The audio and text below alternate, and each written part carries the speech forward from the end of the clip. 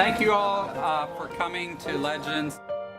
Welcome to LCDQ, the yearly tradition where the design elite descend upon Los Angeles for 3 days to day drink and ignore their clients.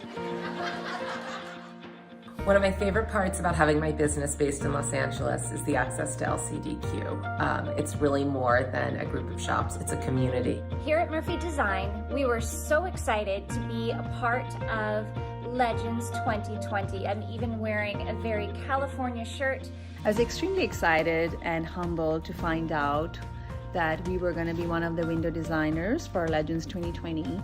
But in light of what has happened in the last couple of months, the way our world has changed, the way we perceive design and how we see our homes. In light of the pandemic, the world has changed, our lives have changed, and of course, how we are viewing design at home has changed.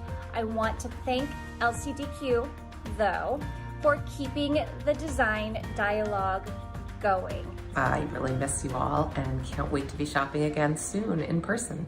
I could not be even more happier and prouder to be part of upcoming Legends 2021. See you there. We cannot wait to be back next year for Legends 2021.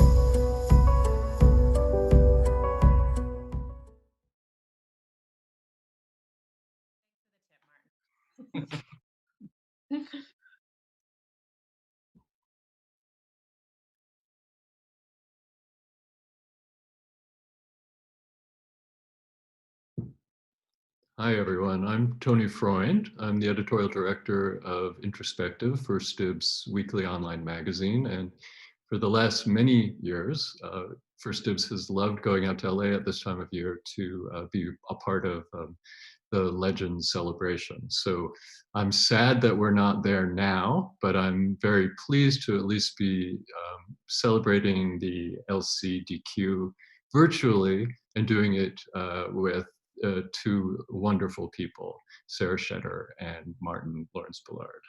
And we're going to start talking in a minute, but I just want to sort of set up what this conversation is about.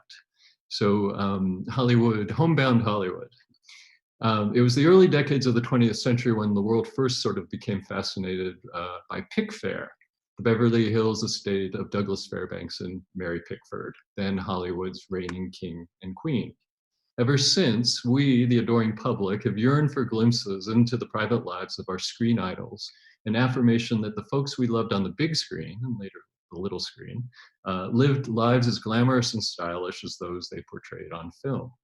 Through the Great Depression, World War II, and into the prosperous post-war era, we have found escape and inspiration through carefully controlled images of celebrities in their homes, done up by the likes of Wallace Neff, A. Quincy Jones, Richard Neutra, and Billy Haynes, who was once an actor himself.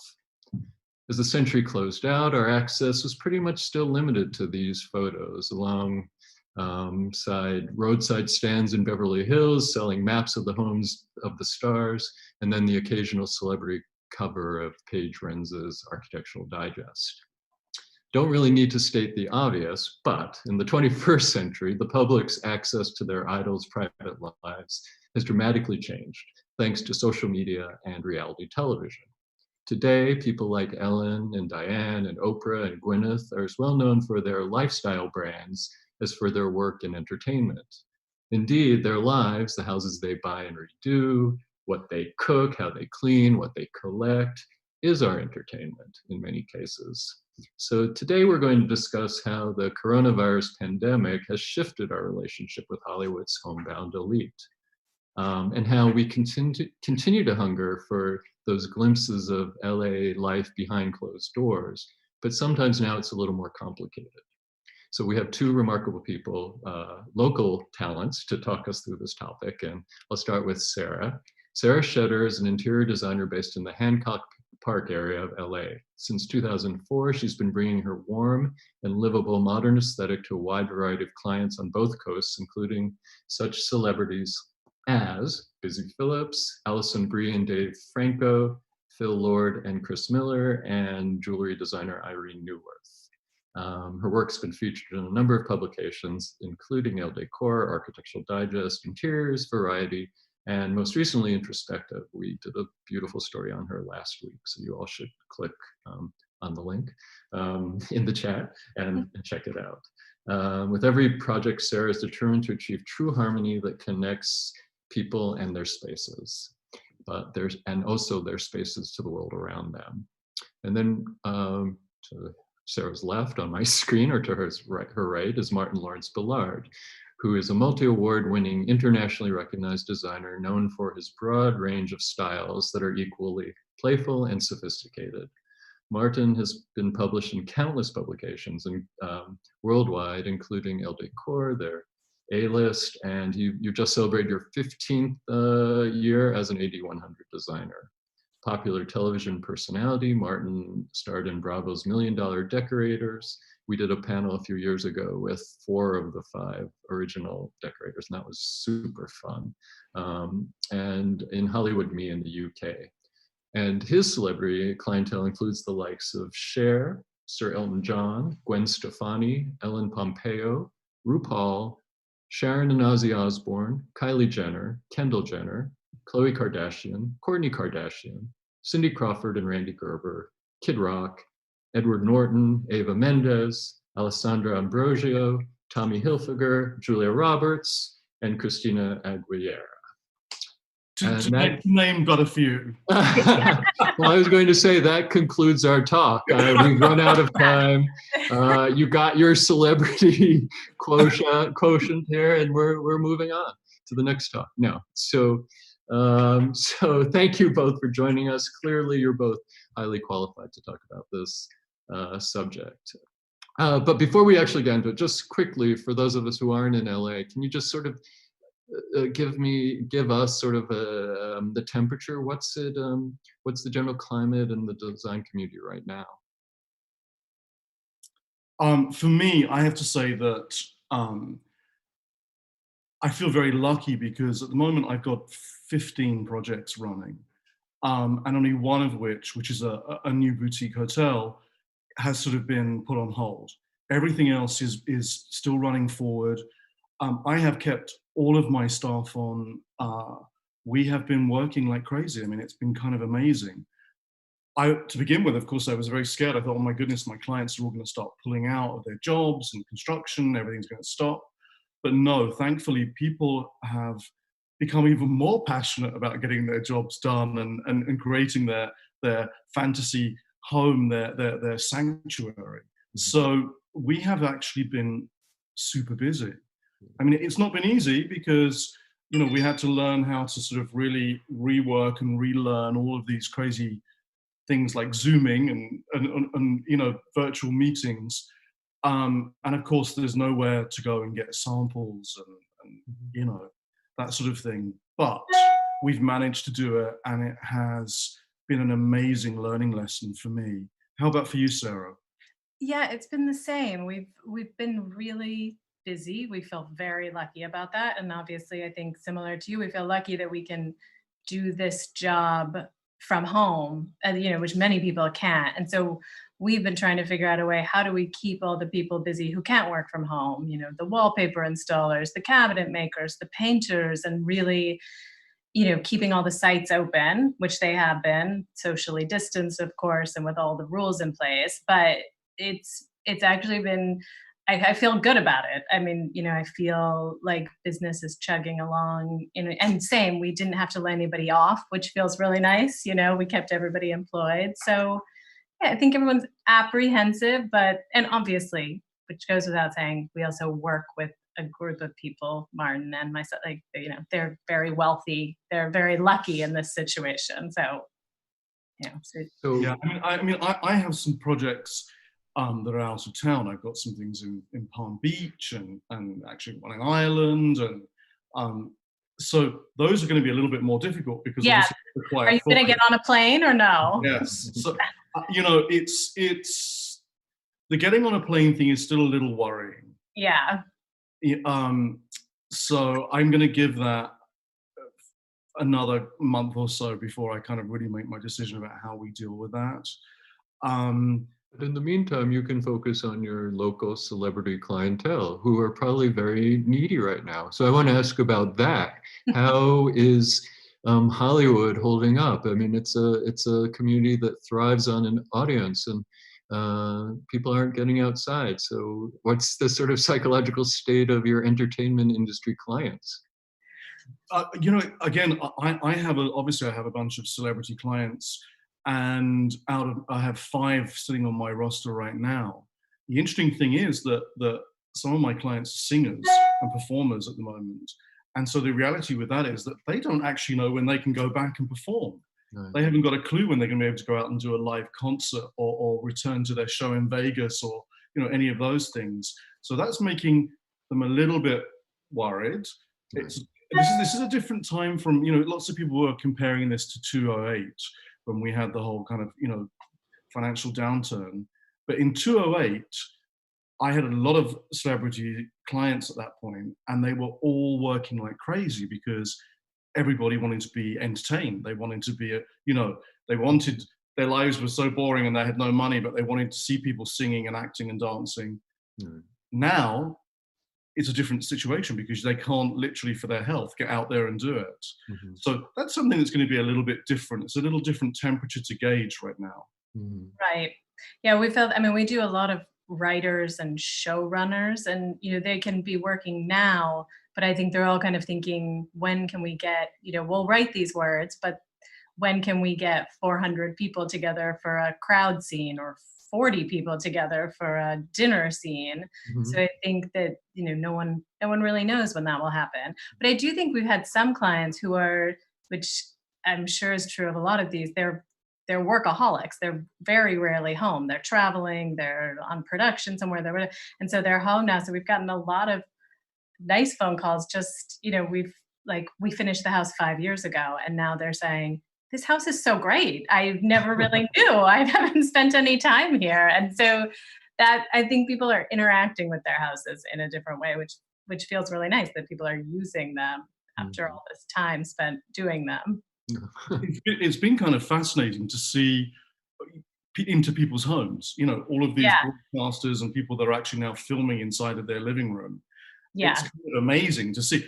Shocking, actually, some of it, because some of these homes have been absolutely hideous. Yeah, you're surprised. Let's name some names, Martin. Let's get this really interesting right off the bat. Whose houses look bad? Yeah, tell us. It's kind of fun though, actually, to turn the TV on, because you can't wait to have another look and see who's got a terrible decor that day. I mean, I've loved being able to sort of stop work for a minute and run in and go and watch things like The Talk or something, and see who they're interviewing that day, to see what the person's backdrop is going to be. Yeah. That's really it's been sort of a fun fly on the wall visual.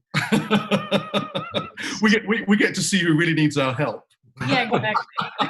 I was going to ask, are you seeing this as a business lead opportunity? Are you sending them emails? Well, I think you should, right?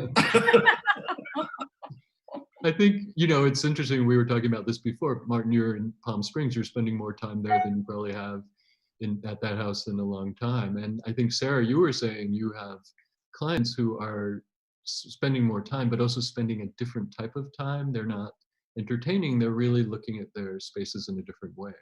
Right. Yeah, I think that's definitely true. I mean, I thought of these clients who we did their house a few years ago. We spent countless hours designing their kitchen for caterers and parties, and I've thought about them a lot. Like, I wonder how they're using the kitchen now that it's just them and they're just using it. But I think people are really interacting with their houses and like I said, living in them, which feels great. They're turning dining rooms into schoolhouses. They're turning, guest houses into their offices. I think it's innovative in a way, and it's exciting to see. I'm looking for like the root cellar to come back, or other things are going to come back to these houses. Even for me, it's been amazing. I've actually been using my kitchen. Right. It's astounding.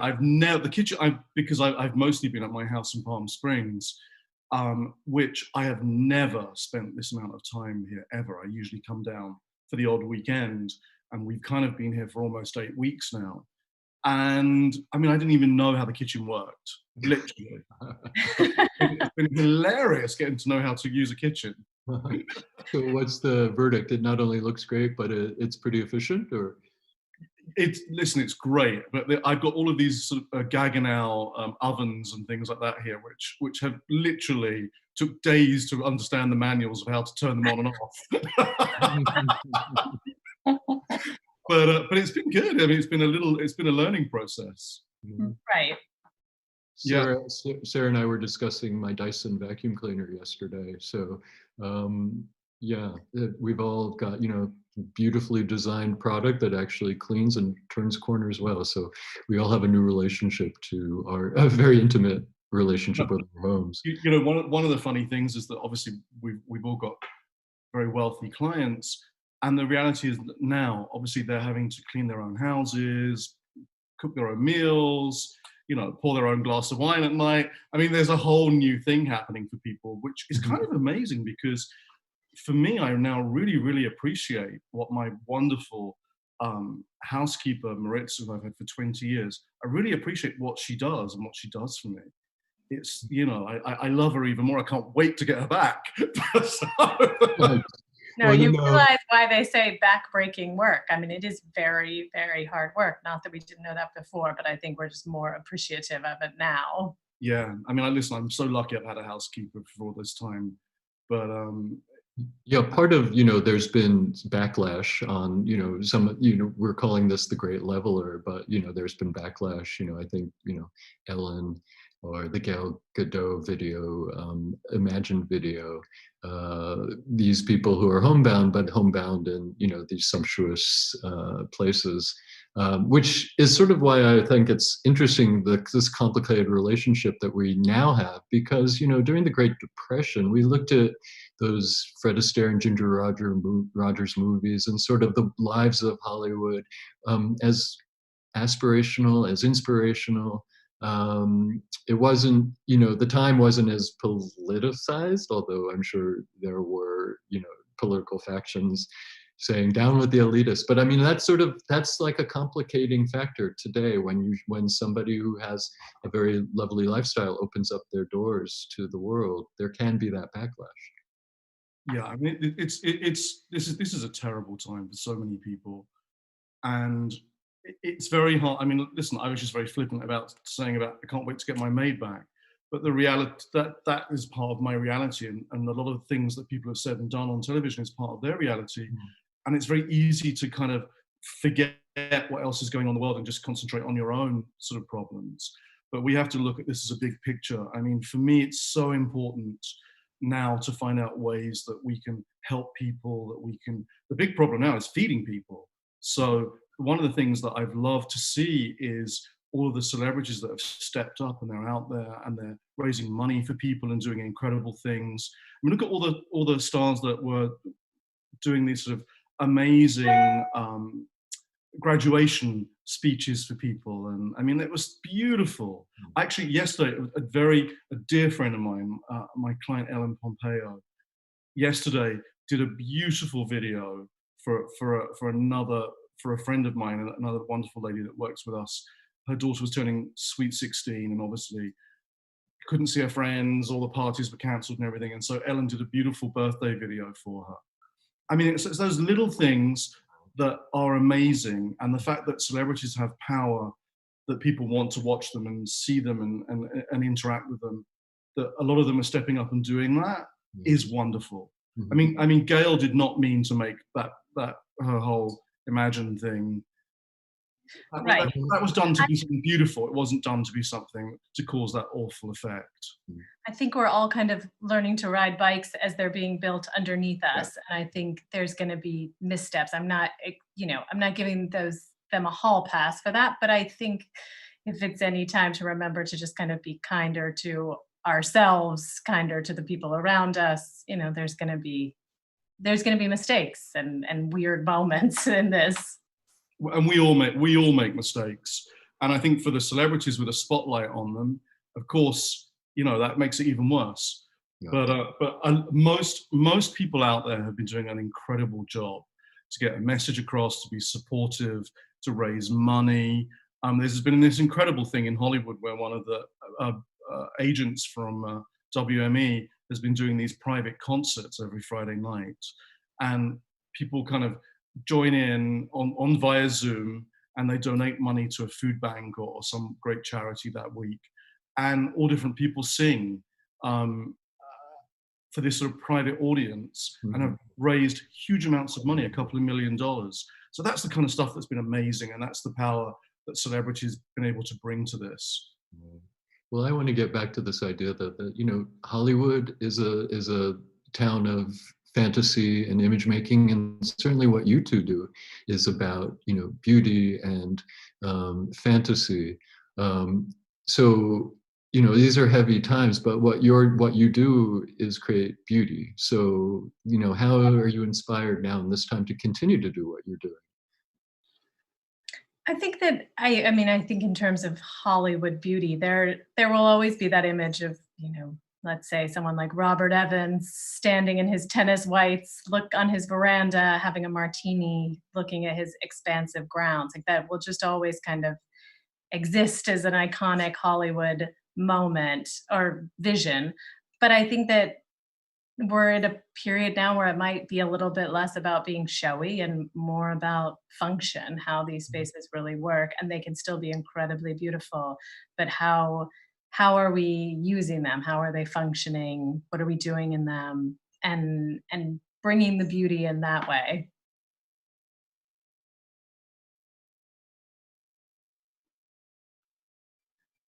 And Martin, what's your sort of inspiration moving forward?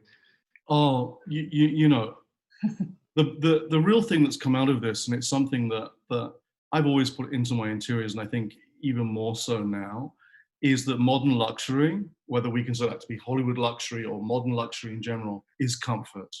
And so it's all about making everything in a home comfortable and inviting. And, you know, home is your sanctuary. As we were saying earlier, you know, particularly for our celebrity clients who can't just run down the road and get a pint of milk, their home has to be their sanctuary. It has to be the place that kind of coddles them and looks after them. And so more than ever now in my interiors, we're going to strive to make things be super comfortable. I keep hearing from people that you know, we didn't realize how uncomfortable our living room was because we only go in there now and again to have a cocktail when we've got friends over for dinner. And now they've been sort of having to use their living room for the last couple of months, and they've realized, my God, the sofa's uncomfortable, the lighting's bad. So this is a time to really kind of grab that experience and change up the look going forward for people, and really understanding that you know, we don't know how long this is going to last, or if it's going to come back, or when something like this is going to happen again. So home now really has to be kind of the anchor for everybody. And for us as decorators, that's amazing because we get to kind of do and create that now even more so. Right. I agree. Yeah, I have to say that we are very lucky, as you know, that we're not in the fashion business right now. I haven't, you know, changed this shirt, and well, actually, I put on a new shirt today specifically for this, but I haven't changed the other shirt, you know, in 9 weeks. But I am looking around this room all the time. There's a blank wall there that definitely needs something that I'm going to buy on for Stibs this afternoon. Well, that's what I want to know, actually, Tony, because obviously there's a lot of businesses struggling. I myself have a shop that obviously we haven't opened. How is First Dibs doing? Have you seen people have been sitting at home shopping? Are they looking for that perfect thing to add to their wall, or that chair for that corner? I think we have seen that people are shopping. We're seeing an increase in traffic to the site, in saves, and we're still seeing a robust business.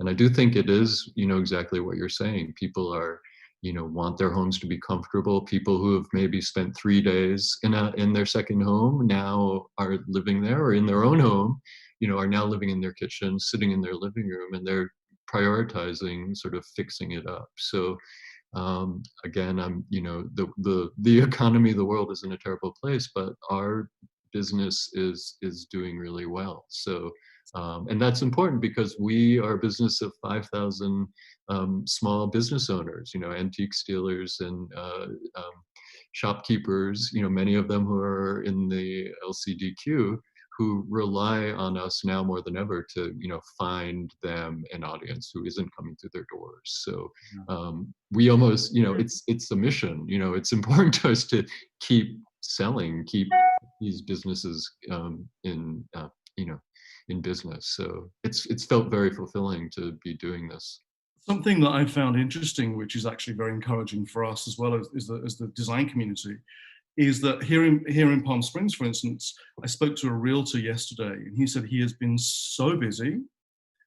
He said people from LA have been desperately looking to buy houses down here so that they can come down and spend the summer, not just renting, to buy.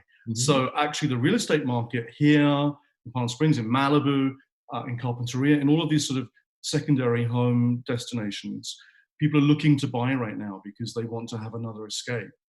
And when they buy a new house, they need to decorate it. So that's kind of good for business all around. Good. I hear it's the same on the East Coast, in the Hamptons and all of that. Yeah, and I think people are looking for places that are kind of compounds in a way. Again, the ultra rich, but they might have one or two houses on them. Maybe somebody can live in the other house. I think it will kind of change real estate a little bit and what people are looking for. Well, I have several more questions, but I'm aware that our time is nearly up, and I have no idea how many people are out there, but for the legions who are there and are asking questions, I want to turn it over to somebody, Tamar, to sort of hand me some questions that I can kind of send to you. And if the technology doesn't provide me with those questions, I'll ask you something else. But in the meantime, I do want to ask you, since we are being hosted today by the LCDQ, kind of what do you miss most about that, and what are you going to do when things open up? Where are you going to head? That's a toughie. I feel like everywhere. It's so hard. I mean, it'll be so nice to just see our friends in the design community and, chat with them about projects. And like Martin said, look at samples, see things in person will be really, really nice to visit all those stores. Yeah, I mean,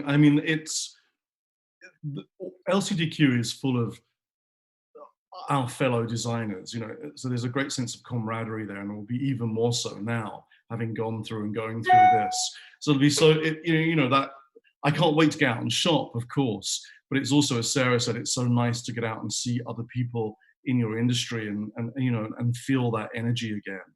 I think that's one of the things that's kind of tough, sitting at home, is that you need to be out to get the inspiration and see new things and feel new things and see energy and feel it, and so that's one of the things that's really missing. And of course the whole LCDQ is such a great heart of design in Los Angeles, and the event is always so fun.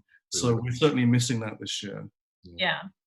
So I want to ask, okay, we have one question that's come in which is about, and you touched on it a little bit. You touched about the people who you like, who you like to see their bad interiors. But who's sort of the most fun to follow, or what celebrity have you seen that you've really loved their style or loved what they're doing on Instagram?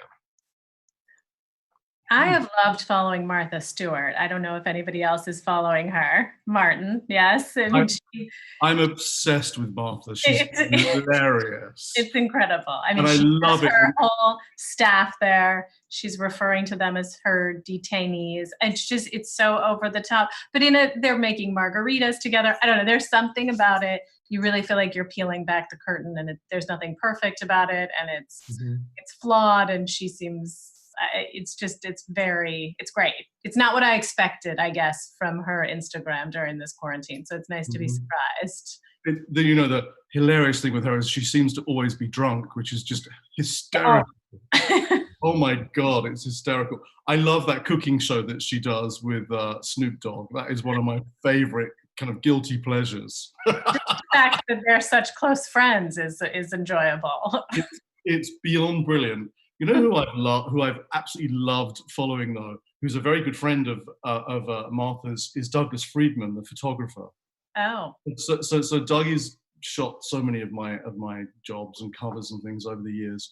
But Doug, he actually did a shoot with me in Mexico, and he got on his plane to go to Texas. He lives in Marfa, and I got on my plane to go to LA, and that was it. Both of us landed, and everything shut down.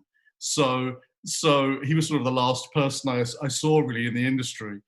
And so Douglas, though, went to Marfa and sat in his house. He's really spent no time in because he's a constant world globetrotter.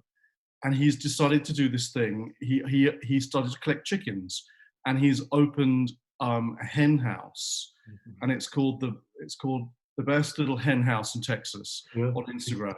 And it's hilarious. In fact, he's named one of the chickens Martha Stewart, which I thought was rather hilarious. And he's got Wendy Goodhen after Wendy Goodman, from the New Yorker magazine. I mean, it's the most hilarious Instagram to follow, and he's done the most beautiful job shooting these chickens as if they're supermodels. These extraordinary portraits. So that's been a fun one. It helps when you can create your own great content. So it does, yeah. But the fun thing is that I was saying that we're missing inspiration, but really now we've got Instagram and things, we're getting so much inspiration. And when you've got people that are creative like Doug, it's so fun to follow that and see that and see people that are doing things that are beautiful, but with a little humor to it, which is of course what we all need. Have you seen anything that you hadn't ever seen before? I know you guys get a lot of access into some great homes, but has social media or TV divvied up anything that's been surprising or wonderful for you to discover? Yeah, I think it's kind of, I mean, I have loved discovering the hideous interiors. They're hysterical. Again, the view. I mean, I love Joy Behar, but she has had the most hideous room that she's been sitting in doing her thing. It's like some dreadful sofa. I mean, it's hysterical. I just love watching these terrible interiors. Yeah, I would say the same. I watched David Brooks the other night, and his, the lighting was terrible. He couldn't get it right. I mean, it's fun to watch people kind of, as we said, like feel their way through this and try to find some footing.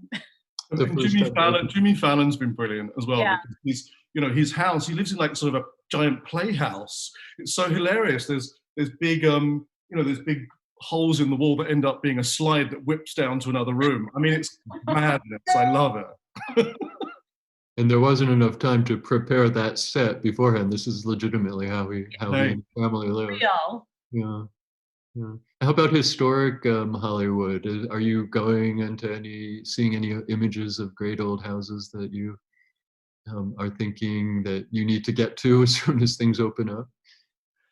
Oh, I mean, there's been some beautiful things that people have posted on Instagram that we've seen, that way. But I think there's lots of things now that are out there that have actually been inspiring me, and that I've kind of made a little list of places that I want to see, and actually more than anything else, it's been inventory that people have been showing from different dealers and people in England, and lots of people have done these sort of wonderful tours of their shops, and you see something. I mean, I was like, oh my god, I have been looking for this brass palm tree lamp for about 5 years, and suddenly I saw it in someone's video the other day. Those kinds of things have been good. It took a pandemic to get you the palm tree lamp. And luckily for you, they are on First Dibs. Yeah, we've been looking at the Gamble House recently for a project, and looking at it a lot online and thinking, and I can't wait to go back there in person. I mean, I've been before, but I think now to go back after studying it so much online will be great. So I think you're right. Like Martin, you make a list of all these places, it will feel like you're going to them for the first time and appreciating them so much. Yeah, I shot a TV show at the Gamble House. Oh, really? So I got to spend a couple of days really nosing around. It's fabulous. It's amazing. Green and Green Arts and Crafts house in Pasadena. Yeah. And of course, famous for starring in Back to the Future. That's right. That's right. So when we next come out for Legends, can we do a tour, the three of us, of the Gamble House? I'd love for you to take me on that. Absolutely. What was that car that he showed up there in? I was going to say the Vibrates. That's not right. Anyway, whatever that mad car is that you have, we need one of those. All right. DeLorean. The DeLorean. Yes. Yeah. So this has been great. I always love talking to you. I love doing this with you now. And I'm so pleased that we could be a part of this wonderful day of programming. So thank you to both of you. Stay well, and we'll talk soon. Thank you, Tony. Lovely to Thank see you, you, Sarah. Tony. Thanks Yes. everyone for joining us.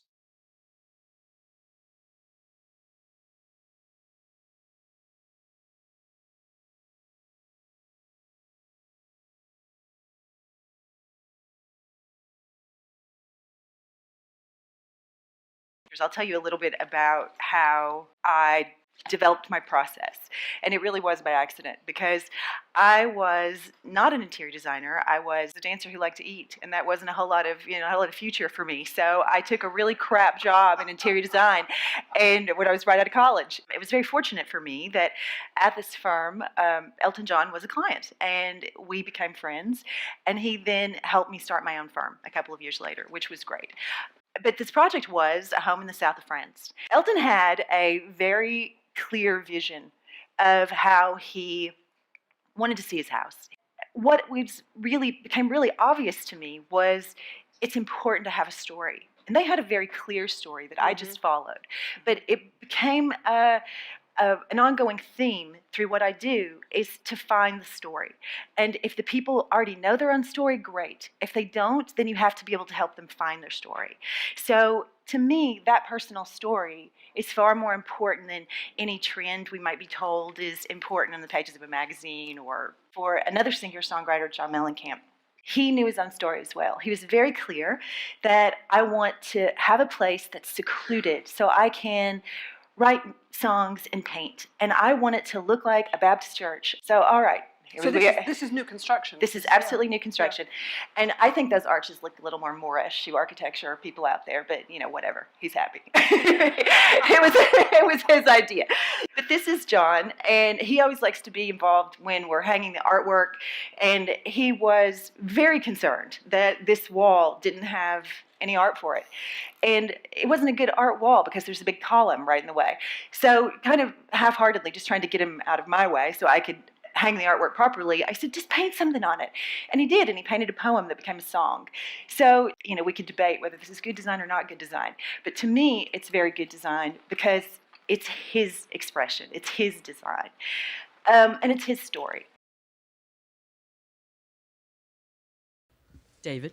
Well, I want to ask Nate a quick question, which is, did you decide consciously not to get any formal design training and sidestep it, or it just didn't occur to you honestly, that was going to be? I started my firm with absolutely no business plan. I was working for an auction house in Chicago, Leslie Heinman Auctioneers, and I was a generalist trying to learn as much as I could about as many different categories as I could. And Leslie had a policy that if you were late to the Monday morning 8 a.m. meeting, you had to pay her $20 in cash that second. And at the time, we were all making $22,000 a year. $20 was like not having lunch for 3 days in a row. So that was like a huge panic. And I thought, I just don't want to work for anybody else. So what can I do? And through the course of working at the auction house, I would constantly, I was the auctioneer as well, I would find a piece that I knew my boss would yell at me if it didn't sell. So I would go to people's apartment, have a glass of wine, and say, if you moved this and put this piece here, then you would have room for that beautiful bookcase that's coming up in my sale on Saturday morning at 11 a.m. And everything would sell.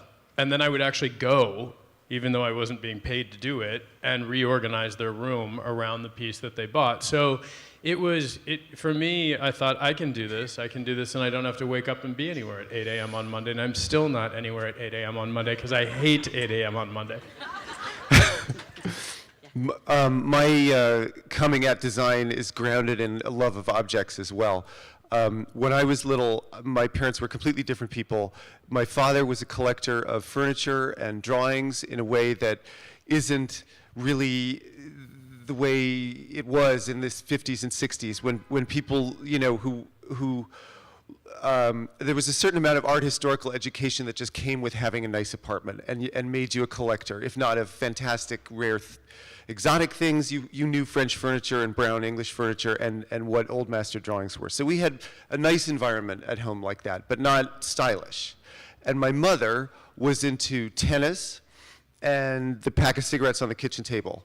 She was completely different things. She was a great woman, very caring, and teaches me lessons in how to be a parent every day still, even though she's not with us anymore. But she really couldn't have cared less about decoration and was, in fact, kind of suspicious about it.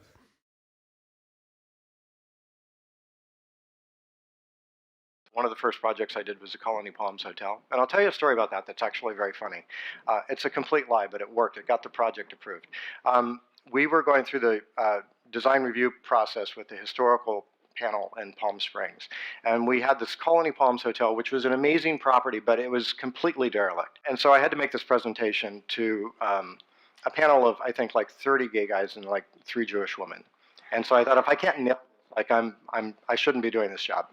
And they were opposed to a lot of the work that we wanted to do, but we had to make them fall in love with the project. And so I explained the whole story with the hotel, which had a very, very good storied past. And I said, one of the things that we uncovered was that there was a really, really famous singer who had an affair with another really famous singer at this hotel. And it's 2 people that you would never, ever see together. And I can't tell you who they are. Long story short, they were dying to know who it was. And I said, well, it was Bing Crosby and Peggy Lee. And everybody was shocked. They're like, my God, we had no idea that they slept together. And I didn't know either.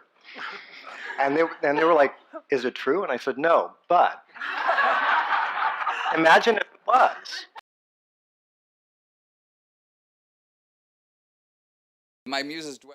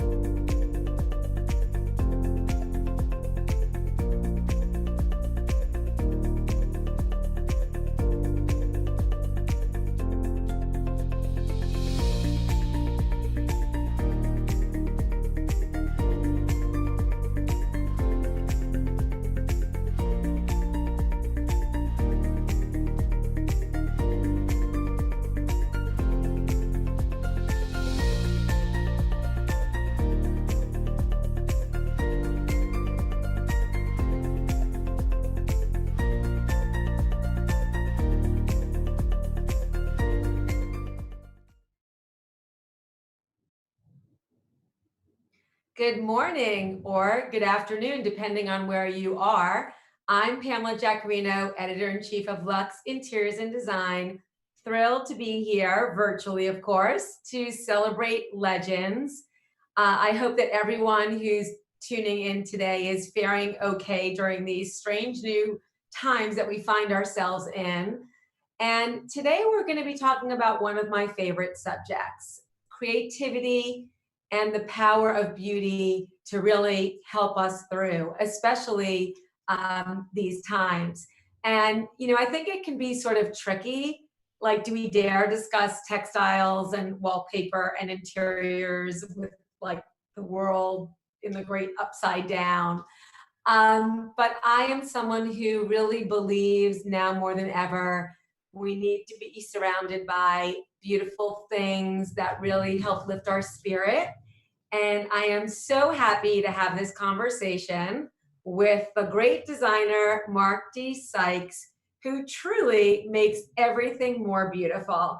Mark, it's really nice to be with you virtually. So welcome. Thank you. And, you know, I wanted to kick it off. I mean, you are someone who is just inspired by so many things. Both of us and so many of us on the industry are just always on a plane and seeing new things and traveling. So I wanted to kick things off and ask, since you've been, you know, sheltering at home, you know, how have you managed to stay inspired? Are you inspired? and where have you turned for that inspiration these days? These past, like, what, 10 weeks? Yeah. Well, thank you for having me. And also, Legends is very important to us as a company because we are on La Cienega, actually. So it's always a wonderful event. So it's nice to participate somehow to help celebrate that wonderful event. I feel like in general, I'm feeling more creative than ever, but I think it's a process. I think when this all first happened, there was this, you know, the fear sits in and anxiety and the unknown. And I think it's a journey that you go on. And then all of a sudden, when you get used to kind of the circumstances and the new reality and the space that you're in, I think that's when creative energy starts to flow. But what I've really noticed is, you know, there's less emails, there's less of a lot going on. So your brain becomes a little bit more relaxed, a little bit more clear. And I think that in all times is when creativity, your mind starts having the space to start thinking about creative things. And, you know, I'm fortunate to live in a place where there's beautiful weather and the opportunity to get outside. And I think there's nothing more inspiring than nature in of itself. But being at home and spending time at home, I've been able to go back to old books and old magazines and just, you know, old memories of things that really, truly have spurred a lot of creativity and ideas. So, you know, I think one of the best things that has come of this is obviously this wonderful sense of like a reality check on what's important. And, you know, also, you know, things that we really should care about. And I believe with all my heart, just like you said in the beginning, that I think beauty is this uniter and it's a healer and it's something. It's not about, you know, how much it costs or what it is. It can be a personal thing, but I do believe it brings a sense of calm in a storm. And for me, it's done that.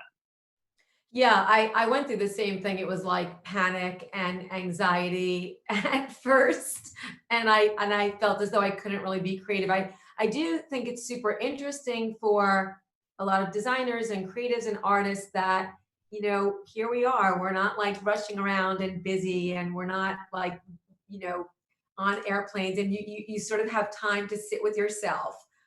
For better or worse, and that does spur on things. And I like you too, have gone through a lot of my design books. So, so Mark, you truly do manage to make everything more beautiful, which is coincidentally the name of your new book. I know we're going to talk about that because I'm very interested. I know it's coming out September 1st, is it? Yes, it is. Solely? Yeah. So we're going to talk about that because I'm interested to hear how you're going to do book signings and all of that. But can we talk a little bit about let's just dive a little bit deeper into like the philosophy of why the pursuit of beauty is so important. I mean, I feel like it's like it has like healing properties. Don't you agree? Yeah, totally. I mean, it's you know, for me personally, the things that I loved as a small child, you know, my memories of things that I was drawn to or things that I'm still drawn to today, they bring me truly a lot of happiness. And I think the one of the most wonderful thing about becoming a designer and this process of becoming a designer is meeting or connecting with people who also feel the same way.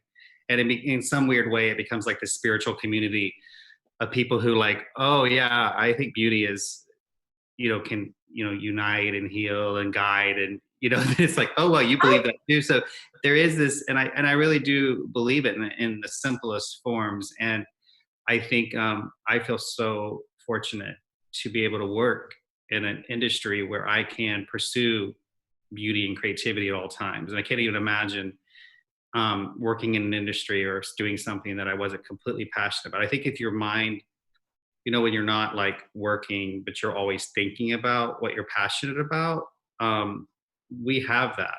And I think that's a really important thing to be able to like rely on, especially in times like this. Yeah. So I do think and the new book kind of goes into this more of a deeper realm of beauty, because beauty is very subjective. It's very personal. Yeah. Like, you know, what I love might be different than what you love, might be different what everyone loves. But to everyone, the things that they're inspired by are very important. So how did you go deeper into the book? In what way? Give us a little sneak peek of what we're gonna see. Well, we've been working on it for a long time, for four years now, and you know, the first book was a huge success. So there's been this kind of pressure on a little bit of like, you know, the new book. But, you know, I always go back to authenticity and what I just truly love. And it's just a continuation of the beautiful story. And the first book was broken up more in color stories. This book is broken up more in styles of homes. Okay. And in these particular styles of home, whether it's country, Mediterranean, cottage, or coastal, excuse me, or traditional, there are these common threads that you see throughout my design work. That's more of the foundation for all of them. So there's a little bit of this, like, you know, if you love something and it works, it can work in any type of environment, any type of color story.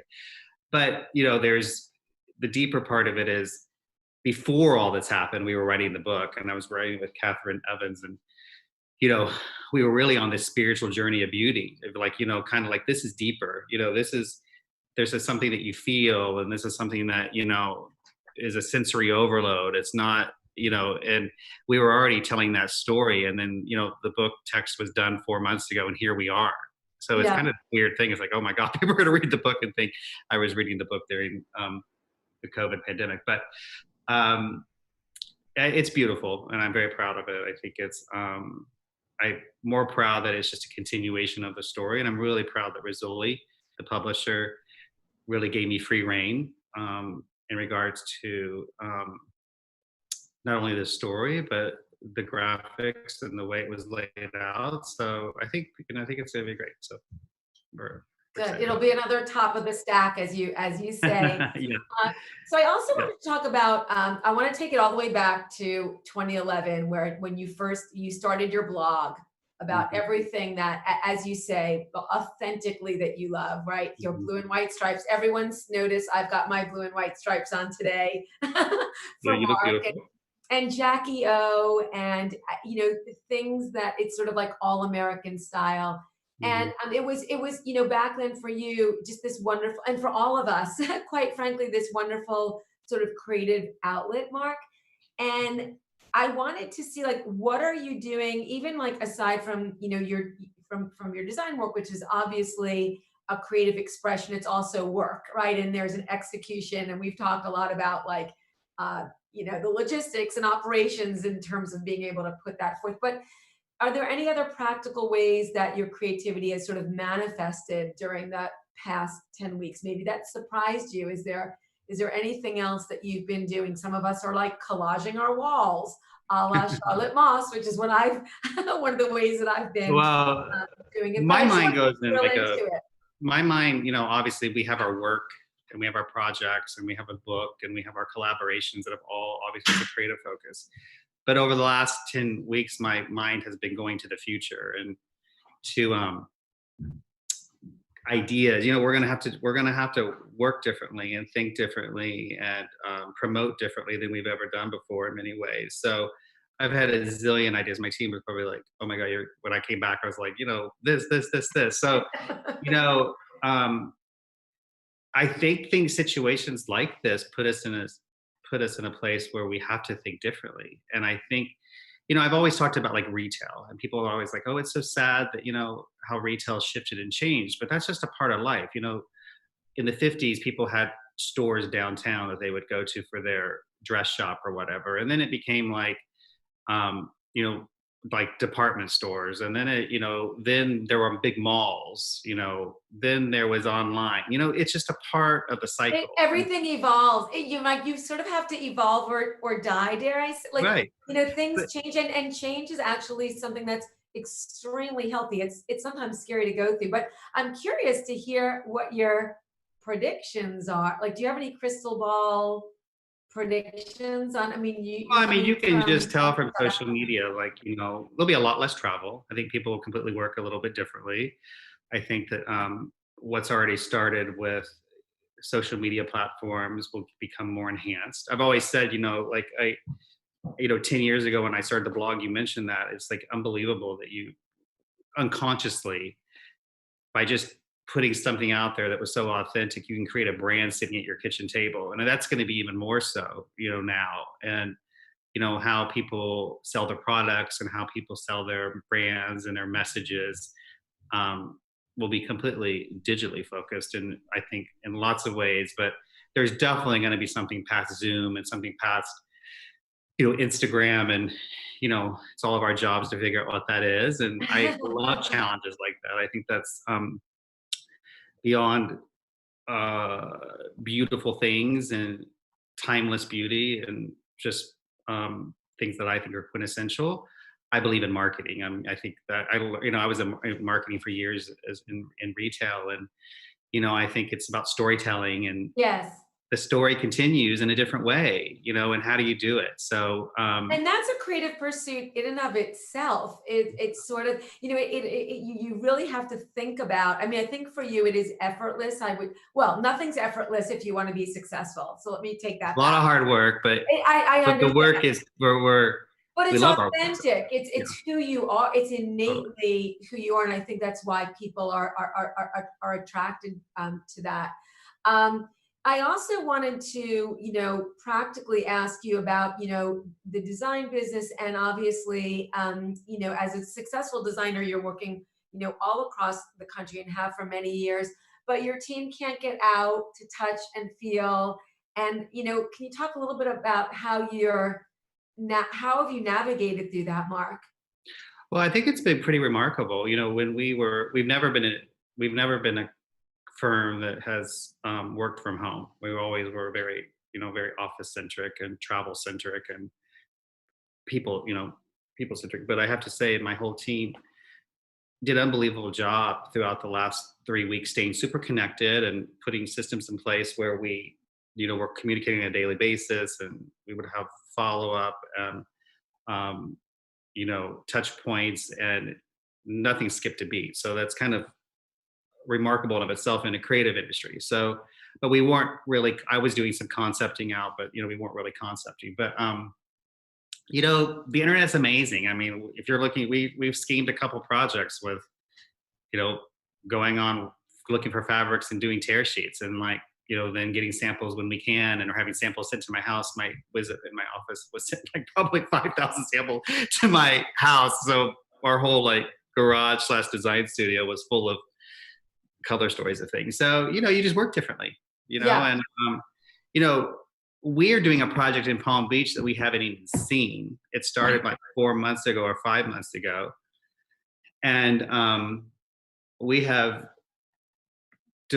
completely done all the proposals, done all the scheming, had FaceTime things, and I think it's going to be one of our most remarkable projects. And we never stepped foot there or left our quarters, and that's kind of unbelievable that we were able to not only finalize architectural plans, not only come up with all the schedules, not only present a whole home, 6,000 square foot home to a client through a digital format, have them approve it, and get everything ordered in that time frame is pretty remarkable. So, it's in some ways it's more efficient. I mean, well, let's hope. I mean, we'll see how it all turns out. But it was a huge unlock for me of an understanding of what you can do different, how you can do it differently. So we've lived through that, and now, granted, the particular client is lovely and wonderful and so appreciative and in many ways easy. But the bottom line is we've never would have ever approached situations similar to that. But we had to. So you learn, and then we're in the business of always being successful and creating. So you figure out how to do it. Yeah, you adapt. I'm curious, you're doing, your projects virtually for clients. Sort of what is your take on the design industry today and sort of where we go from here? And also like design wise, talk about, do you imagine for your clients that sort of priorities will shift? And even in terms of like the interior architecture, everyone's going to be in their homes for a lot longer. Totally. I mean, I feel like for our particular industry, and again, this is after you get over the fear and the anxiety and the stress management of managing the business, there is this kind of moment where you're kind of like, oh, well, for our industry, home, beauty, luxury, quality is going to be all super important to people because they're not going to be spending their money on, or in primary residences. So they're not going to be spending their money on travel as much or clothes as much or entertaining as much or secondary or third residence. They're going to be focusing on their home, and not their house, but their home. And that deeper feeling of what a home is, I think is going to become more important. It's not a place where you just kind of like go sleep, put your clothes up, make a meal. It's the place you're spending all your time. So it's either going to be like people are going to appreciate their home more, or they're going to like want to redo their home because they're like, oh my God, going crazy. So I think ultimately for our industry, it's going to be a good thing. But as anything, we have to kind of address it with empathy and, not take that for granted. But I think it's going to be great. I think there's fear there's still fear, but I think when people get past that, it's going to be. Yeah. So you actually have a new collection, a wonderful new collection coming out with Chaddock. And, can you, on the other side, as someone who's got product and you want to, obviously let designers know about this and sort of push it forward, how that's got to be sort of tricky. Again, you said, you got a great background in, you are a great marketer, you had your background in sort of visual merchandising and all of that. So, have you started to think about, what that is going to look like in terms of getting product out there? And well, we started, every time we collaborate with someone, we always want to think about it differently in regards to marketing. So a long time ago, 6 months ago, 8 months ago, we were already formulating, we had already finalized the assortment and seen all the samples. So we started formalizing the story that we were telling, which started actually at the very beginning when we were sketching and concepting. So, we had already, I'm so thankful that we had already taken all the photography, the samples. Chaddock's amazing, and I've never had an experience where everything turned out so well immediately. So we were able to not only visit samples, tweak samples, set up the complete showroom. Well, first of all, I should say people that are not familiar with, so this line of Chaddock usually is shown at High Point Market, as most furniture collections are. So that did not happen. So, and it's very rare with timelines to be able to photograph everything, to be able to get, materials out to editors early. Yeah. Even in the best of times. So we were able to do all that. So when this happened, we had all of our materials, we had our story, the showroom was completely set up. And so then we were able to start thinking about, okay, how can we, we have a digital catalog, how can we get this out to people? which is not the way High Point does it. So we were equipped with all the stuff to be able to actually do it differently. So we were able to, create a huge email distribution. We were able to invite people to a presentation that we did on Zoom. We were able to get the catalog to everyone. Both of my website and Chadek's website are up with all the product and all the tear sheets. We were able to land some amazing press, and all that kind of was in the works prior to this. So Yeah, good. we believe strongly that this could change the way a lot of people do it, because we're launching a furniture collection digitally that is not the norm for High Point. And so far it's been a huge success. So good. Are you over the Zoom? Or are you loving the Zoom? What's your take on the Zoom? Well, everything's either Zoom or Instagram Live now, so it's a lot, but I mean, it's also a great way to connect. So I think, I wish I would have bought stock in Zoom, and then. But don't you feel like, to me, it's so funny when people's like, we're doing a phone call. I'm like, that's like so last decade. The phone call and the handshake are going to be a thing of the past, and we have a very young team, and they all knew about Zoom immediately. So we were Zooming as a team kind of immediately on a weekly basis, and then individually. So I think it's great. I mean, it feels like you're in the room here. So I think that's great. I don't know what the audience, if they feel the same way, but I think it's great. I do too. I like a limited number of Zooms on the schedule. I think if you get too many in one day, I think I had one too many yesterday, and it was a little over, because seriously, I am like at my heart an introvert. I know people find that hard to believe, because I do love to chat with people, but for introverts, the Zoom is a little bit. Well, I also think when you're Zooming, you're staying focused, and you're really on topic and task. I think a lot of times on conference calls, people can get super distracted and start multitasking, doing other things. But in Zoom, it's surreal. The Zoom is surreal. You gotta actually look decent. So you have to take a shower in the morning. Put on something decent, but at least, it's like you gotta have a party at the top, and what is it, like pajamas? Yeah. I don't need to. You don't need to know what's happening below. I'm embracing my ripped jeans anyway. So, what else have you, any decorating design obsessions, or you always have a muse, Mark, right? And I know you've got your standard muses, but I wonder during COVID, there's big thunder and lightning storm outside my window here. Any muses or any new discoveries in the Mark Sykes world? Well, I love Instagram.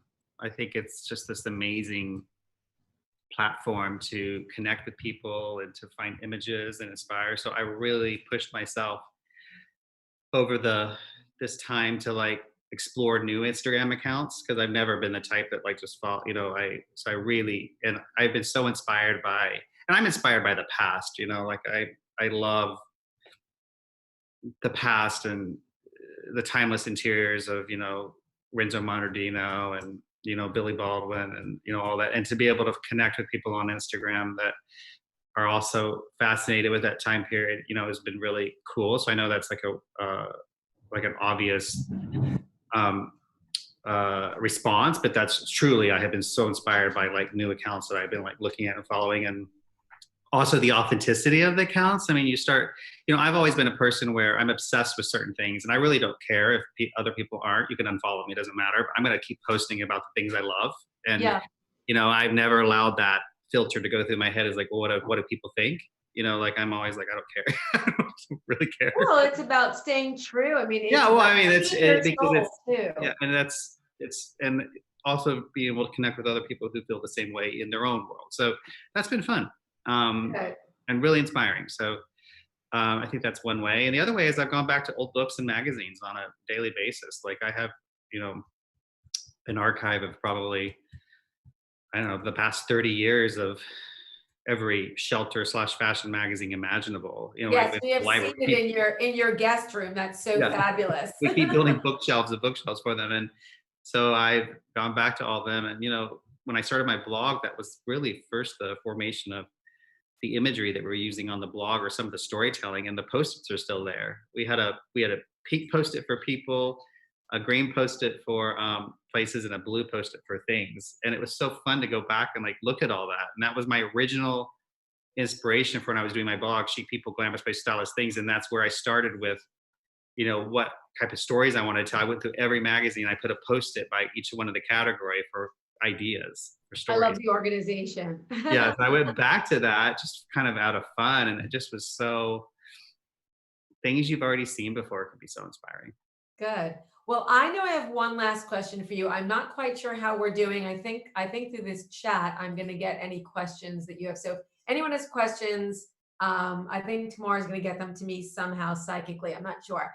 But my last question for you, Mark, before we wrap it up or take questions from the audience is, how are you doing your book tour? Right, your book's coming out, and so many designer books, we want to come and see you and you sign it for us. And so can you Well, we're doing,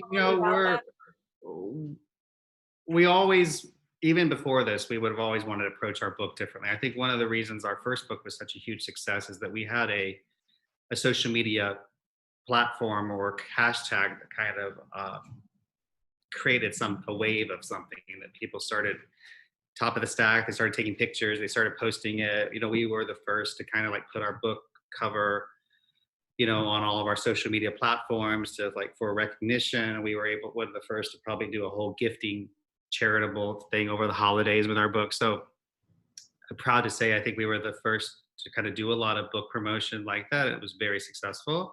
So we wanted to approach this one completely different anyway. So, we have a lot of ideas. We're already doing, buy a pre-order a signed book and we'll ship it to you. It's just unbelievable the numbers that we're getting. So we're actually now contemplating this whole presentation just for these people who have received a book, whether it's Zoom or whatever it might be, but almost creating a little bit of a book club where you're building relationships with these people that are a part of this process. So that's one thing.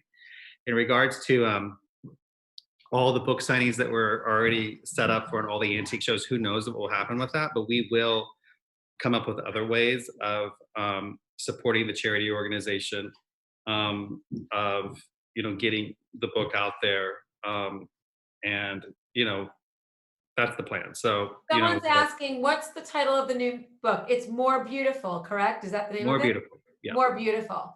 Okay, I have one more question. You're back. It's so funny how, right, we're all watching people on TV and Zoom. I think Martin talked about this. He was funny earlier. He was talking about he's fascinated by people's hideous homes. Newscasters. So I'm just voting LCDQ. Martin, I don't know if you're watching. I think I sent you a message that Martin should host a program, Totally Hideous Homes, and that would be funny. But I'm fascinated by your background, Mark. What is happening behind you? I'm gonna dive into the Mark Sykes fabrics behind you. Is this a design scheme behind you? Yeah, this is we have a design studio that I'm in right now, and they have 4 major walls, and they're usually a concepting project or a house that we're working on all the walls. So this is a project that we're working on in Little Rock, Arkansas, that we've been working on for about a year now, and we're about to be doing a creative presentation. So we always start with a fabric and a color and a palette meeting. So that's what this is. And we have all the tear sheets for the furniture. That's in another part of but it's a pretty large house. So this is the beginning of, or the middle of concepting. So we put things up, and I like to live with it for a period of time where I can take things down, add things, and then it feels like it's in a really good place. And then we have on the behind, not on the wall, but below are all the options. So every room has 2 or 3 different color story options or different fabric options. So that's kind of where we start. So that's what's on the wall there. Well, I love to see the inner workings of your creativity. Yeah, and it's been so nice to see you virtually. Yeah, Mark. you too. I know. Thank you We're so excited for your book to come out. I think it's going to bring us all joy. I'm just saying, I think you should have a virtual book club. That would be really fun once it comes out, and we can maybe all chat about it. I'm just putting that out there.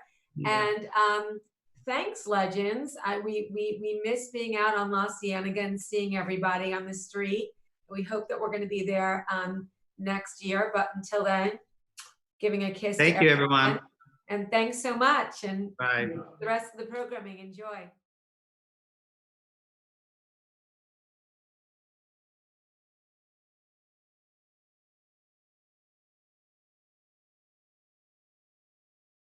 I had somebody say to me once, I like the color burgundy, but not for the shade. I just like the way it sounds. And then all of a sudden, it's our job to become the detectives. And we're anthropologists, we're psychiatrists, we're constantly looking for clues that will help us create an environment that means something to these specific people. And for every project, it's something different.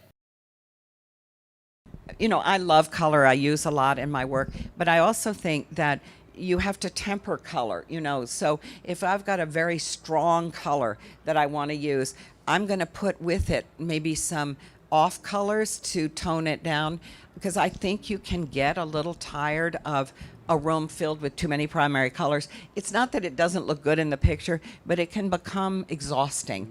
And I'd like to, so color is very important, and you have to understand what your client's colors are. Some people only want beige. Interestingly enough, my mother, who's a blonde, had her colors done back in the 80s, and she's a summer, and she always said, you're a winter. And just recently, a friend of mine had her colors done, and I said, I need this phone number. So I went to this woman's apartment, and she made me look like a nun with white headdress and white robe, and she held up my colors, and I am a true autumn. Who would have known? Raise your hand if you've had your colors done. Even at the Clinique counter, which, by the way, before there was the lady with the white, it was the Clinique counter. I don't think... Go figure, I'm so in autumn. I mean, hello. I don't think you can... I'm so proudly in autumn. I love autumn. I love autumn too, and but welcome. Who would have known? I mean... You'll love it. I don't think you can take this stuff too seriously. I mean, she told me I couldn't wear black anymore, and I was like, half my closet's black. Like, you can't tell me. But it's a lot of fun, and I think you can kind of also see in people what colors they would look good in or surrounded by, and I think color really determines our moods and can affect us every day. The colors that we wake up in and the colors at night that we go to bed in, and I think it's so important for our emotions, and color can establish mood. So.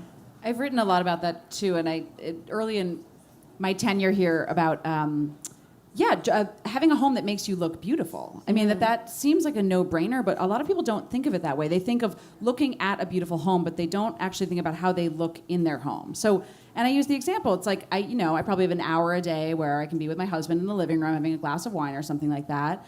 And I want him to look at me, and I'm in this like really awesome aubergine room now, brinjal for those of you that you know the one. You can envision this now, and that is a moment. Like he sees me like that, and hopefully it's burned into his memory. Like he envisions his beautiful young wife years to come, still in her 30s, looking nice in a purple room. But that's a thing, and I remember the colors from my childhood, and I go to people's homes, and you see them in their environment, and it's part of you. And I think to have a conversation with a client, about that, and to remind them that this is as much sort of a part of the environment that they build for themselves as their wardrobe is important and interesting. When Margaret Russell was the editor-in-chief of Elle Decor, I just moved into the house I live in now up in the Hollywood Hills, and she agreed to photograph it. It was really, fantastic honor, and I pulled the house together very quickly for this photo shoot, and at the 11th hour, I thought, you know what? My living room, it just doesn't have enough pizzazz. It's just not fabulous enough. It's not going to photograph well. It doesn't have enough drama. So I'm going to do something really ballsy. I'm going to paint the walls lime green. And the photographer showed up. And I remember him looking around and saying, I can't shoot this room. Everything about the quality of the light in the room and the way the green was reflecting off all the surfaces, it was so bilious. It was so unpleasant. But of course they had to shoot it, and the picture, was published in Elle Decor, and it looks like crap. Anyway, so that's what I was going to show. I really genuinely do love white. In my own home, I used 16 shades of white. So between the furniture, the light, the feel, I designed 100% from feel. It had to be right. When we walked into this house, we had known that this house had a lot of history. It was from 1929, but it had been used as a music studio for many years, and it had been used by Jimi Hendrix, Radiohead, Jay-Z, all these different people, and that room itself was the recording studio. So it had these windows that were absolutely spectacular and received the most beautiful light. This particular room is actually a Donald Kaufman white because I really love the way Donald Kaufman plays with light, with his colors. I mean, I think they're absolutely just spectacular. And so we used a lot of muted tones and colors just because the architecture is original and it's just spectacular. I just wanted to showcase it just so you could really embrace the beauty, the light of the room. One of the most amazing things I think about white is that it can evoke all types of feelings. You can have a stark white that might say, modernism. You could have a warm white that could lend itself more to like a country feel. White, there are over 1,000 paint shades of white. And we use white a lot because I think of people's homes as their diaries, and I was thinking about this on the way here, and maybe because there are white pages in your diary, I don't know. But the walls and the backgrounds are often white because I feel like you should exhale, you should breathe easy when you get home, you should enjoy when you get home, and I really think that certain whites do that. And I also love the way that white allows the furniture pieces to really step up and sort of speak for themselves. And in this room with all the different shapes and the muted colors, I just think that everything stands out beautifully and harmoniously. I don't know that I would have achieved that in this room with any other color. And so this one is walking in the door and feeling really good and open and fresh and happy when you get there. Wanted to ask Erin first, where do you look for color inspiration? My heritage, I always say that blue and white is definitely very much in my heritage. I think my grandmother loved blue and white, created a whole brand around that. It's a great story because my grandmother, Estee, and she started the business in 1946, had incredible intuition. And she was going between blue and green, like a pale green, for her brand, and she couldn't figure out which direction to go in. And she would go to her friends' homes and ask to use their powder rooms, and would walk in and realize most bathrooms were blue and white. So she wanted her product to work beautifully in their powder rooms, which was really interesting, very clever. And because of that, I was always surrounded by blue and white. I feel like I'm always learning about color. Even being in New York and being at the flower market, where do you look for color inspiration? It's funny, you talked about the garden, and all colors in the garden work together. I look at gardens. I travel a lot to all the bazaars, to museums, to shows. I can't think that there's one specific place because all of us as designers have our peepers open at all times. And so that sort of goes into your system and then you process it and it comes out in whichever expression it needs to. And so like when we were collaborating with Erin, we had together decided that blue and white was going to be that expression. But then as we did the textiles, we wanted to infuse more color into it. So it's an organic process, but we were inspired by the florals that Erin loves. And so that's sort of what took us there. So it depends on what project. Color is so personal. It's like, what color do you look good in? What color flatters your skin tone? What color is your dog? What color is your car? How do you think that there are changes, though, in how we live with it or how we'll perceive it? You told a funny story. You're like, can you tell? I told an anecdote. A friend of mine and his wife were recently in Ecuador and on vacation, and they were staying in a house that had windows but no glass in the windows. So all kinds of creatures would come in and go out at night. And one creature that came to visit and stay was a chameleon, and they were basically fascinated by watching this chameleon because they wanted to dispel or confirm the myth that it does change color with its environment.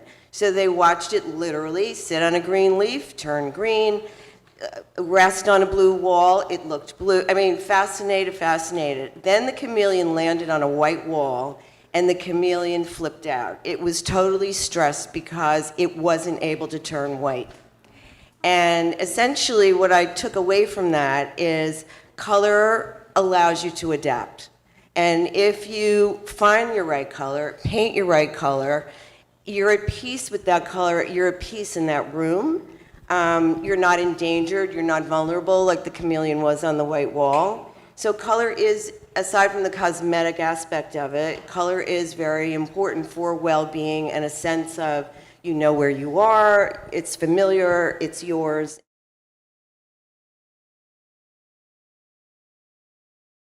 You're very influenced by fashion, aren't you?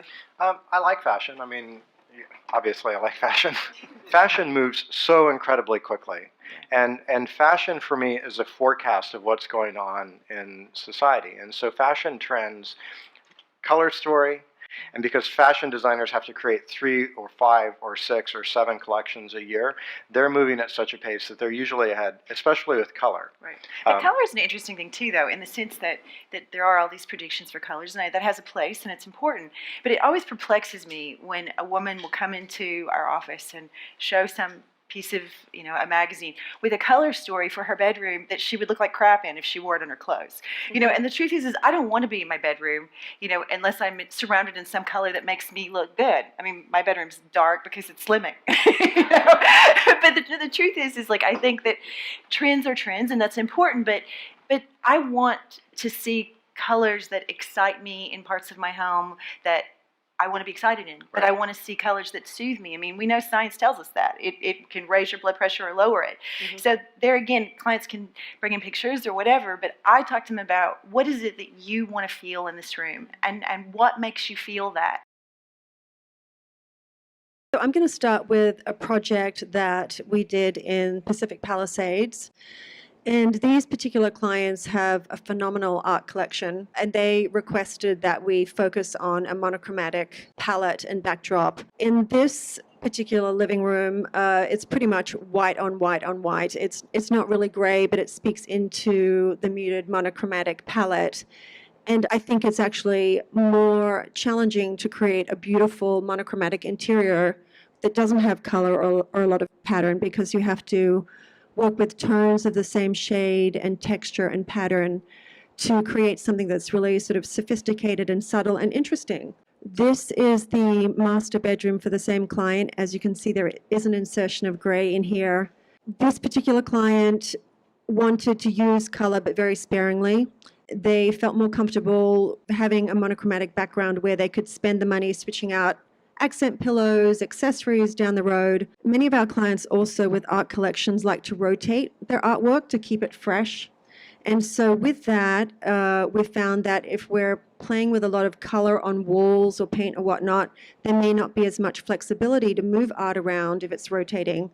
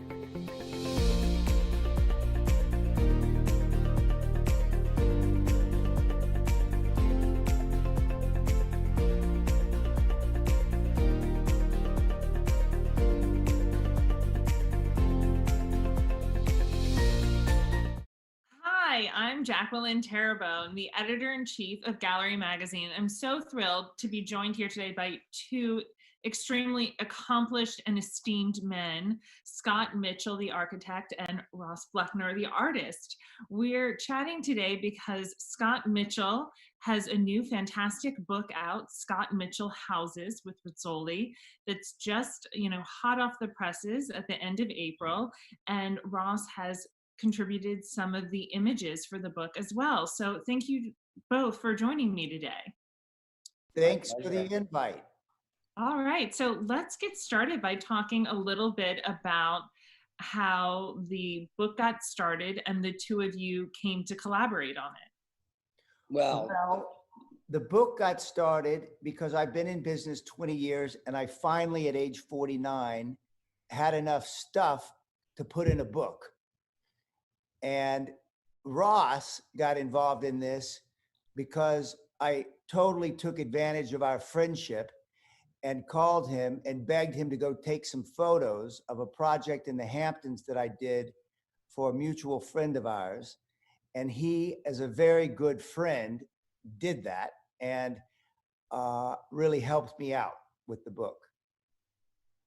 So yeah, I went and took photographs of a project of his, but that was a project that is actually fairly recent, and he's very busy and he's been doing it for a long time, and his work is amazing and it's gotten better.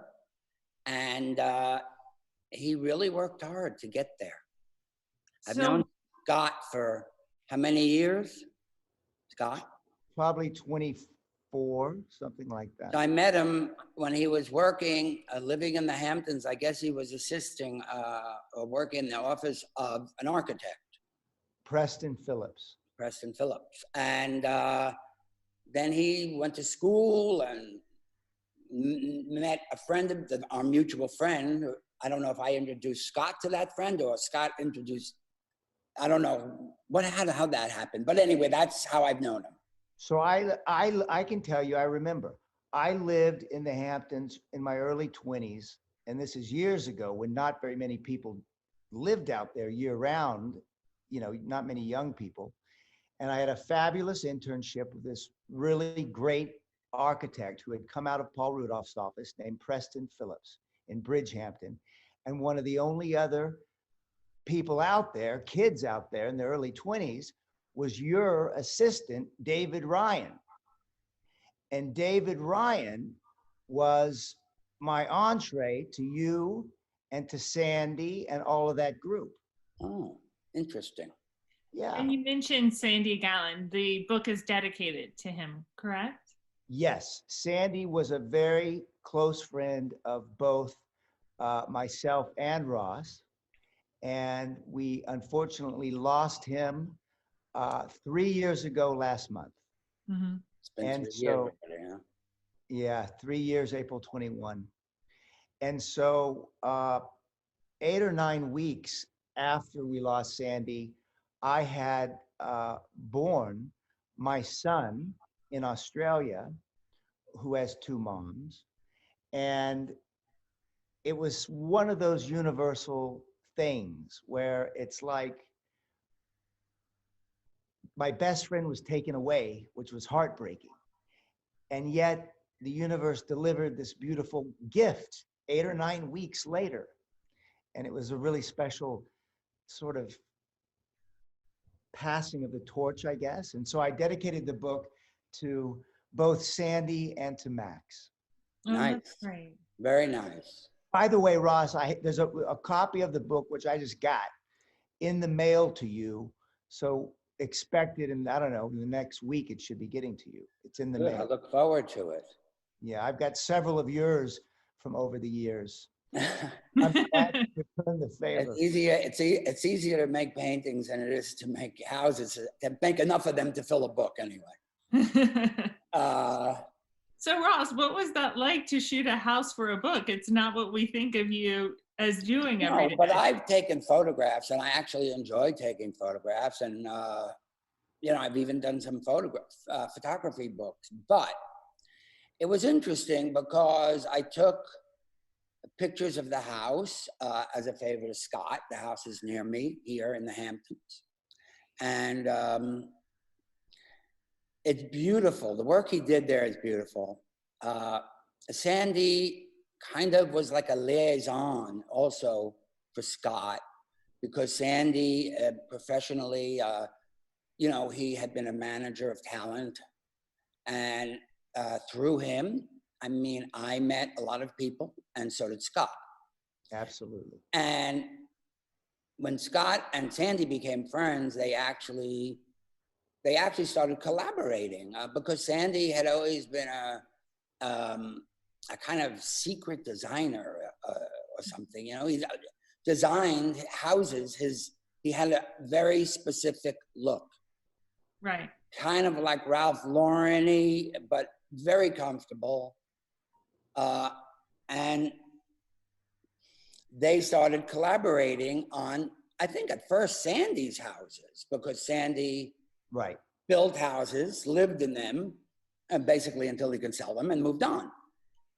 Right. And Scott worked with him, and I guess Scott did the work and Sandy did the bossing around. Yeah. And the nagging. Sandy was like a frustrated decorator. He was the most successful manager in the history of Hollywood and managed everybody, all kinds of names you'd recognize, but his passionate hobby was decorating. And he would do these houses, he'd have these fabulous dinner parties, and then he'd sell the house. And I never understood. And I remember asking him, how can you let this go? Aren't you attached to it? And he told me something very interesting. He said, Scott, the reason I sell these things is because the truth is I have like an addiction to buying beautiful shit. And so if I sell it with everything in it, it just means that I validate my addiction and I can go and start over and go buy a whole nother collection of beautiful things, which that was his passion. What's also nice is that as much as he would like to buy beautiful things, he obviously knew how to detach from his possessions. Right. So he actually was very, even though he was materialistic and he liked stuff, he liked to move on and he liked movement, and he had that kind of, it's almost like a spiritual side of him. Had a detachment from it all too, because it was such a joy just to do the project, you know, so it wasn't the end, it was the process. So he was always involved in a process, whether it was building, furnishing, or selling. Right. Scott, let's talk about some of your process then and what distinguishes your homes from the homes of other architects. Good question. I think I like to say that my work is fundamentally about the emotions and the psychology of the experience. Ross paints a painting, photographers take photographs, and they're a frame that's fixed, and so it's a captured moment. Architecture is this thing that has procession to it. You walk in, you turn around, there's an arrival sequence, you experience it chronologically. And so I think the psychology and the emotions that surround that experience are what really make it. And I think, I always say, you know, a kindergartner should be able to walk out of a piece of architecture and know whether it was good or not. Because it's not about some esoteric understanding of architectural criticism. It's about the way it makes you feel. And if you feel safe and warm, then I think you're on the right track. And if you feel like you've gotten what you wanted, I mean, people who come to architects like Scott usually are pretty they know themselves pretty well, and they know how they like things. So I think that Scott is really good at working with people. And I think that's a critical component of an architect's relationship.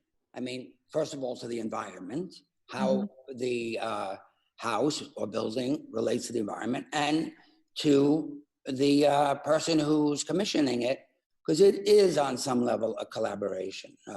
Most people, I would imagine, Scott, really want to work with you or your office collaboratively. They don't want, I mean, I know there are some people who just say, I don't want to know anything, send me the bill and give me the key at the end. But, by the way, I'm still looking for that client. Right. like, here's the check, fill it out, and give me the key at the end. Yeah, if you're out there right now, here he is. Yeah. If Here's the anyone man. out there is watching that could be that person, please call me immediately. It's a good time to do it too, right? A lot of people have a lot of time on their hands. Right. I can start immediately. So anyway, yeah. I mean, I just built a house here, and it's, you know, near where Scott built a house. So I know the architects and how to, you know, it's fun to work with them. Of course, Scott was a little too busy for me. Oh. Ross, I want to know about the painting behind you because it's so gorgeous. Is that new work? Yes. Oh, wow. Ah, I love it. It's for a show that was supposed to open in May 1st in Berlin. Is now rescheduled for September. And it looks like it's going to happen. Yeah, they're picking them up. I mean, I have a lot of paintings here. And they were all supposed to be gone, so my studio is kind of full at the moment. Oh. That abundance of flowers reminds me of the one in the Hamptons that you shot. There's a beautiful photo on the side of a building and just flowers are cascading down it as well. When Sandy had lived there, I mean, it was kind of bittersweet actually, photographing the house because Sandy wasn't there anymore. Yeah. I had that experience too the first time I went after we lost him. It was hard to be there. I mean, the property was beautiful, but Sandy just had a certain kind of way of maintaining things that, you know, I guess the soul for me has to do with the person who actually occupies space. Yeah. Scott gives it the ability to be soulful. Yeah. Right. It's so true, Ross. Huh? That's so I think that's such an important part of architecture. The difference between, you know, that kind of corporate, cold.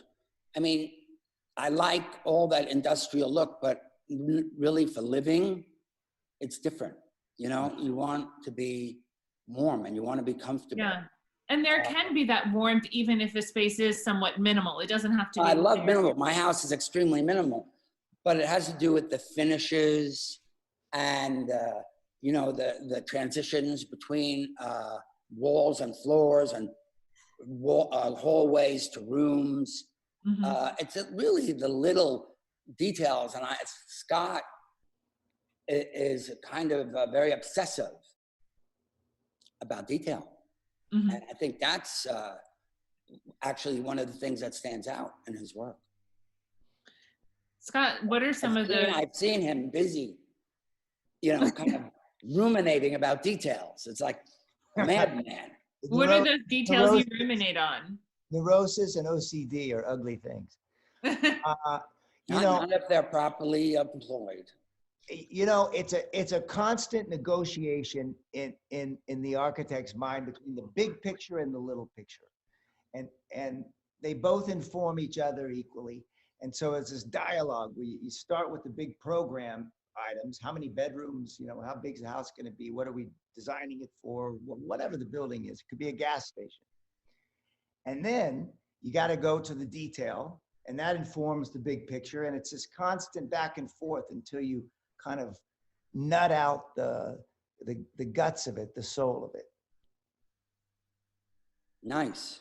Yeah. Do you ever feel like that, Ron? Are you ever big picture, little picture? Is that something that you go about thinking in your work? Absolutely. I mean, you mean literally or metaphorically? Both. Big I pictures have, and little pictures. I love them both. I have to say something, and this is purely coincidental that this subject matter has come up, but I want to say something that's completely relevant here. Ross, I remember this juxtaposition between microcosm and macrocosm. I remember seeing that, and really it made an impact on me as a young guy. And I remember there was a series of paintings you were doing after your dad was sick, and they had to do with cells. Mm-hmm. But then at the same time, that's the microscopic level. But then at the same time, you were doing these universal images that were, clusters of stars and galaxies. And I that really made a poetic impact on me. I'll never forget it. The juxtaposition between the tiny and the huge.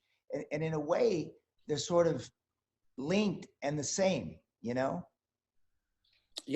I agree. I mean, it's just about looking around really, and consciousness and your eyeballs, and it's about the awe of looking up and the amazement about looking down. Right. Exactly. Both are amazing, including the things that they always said if the AIDS virus wasn't so lethal, it would be beautiful. Mm. Wow.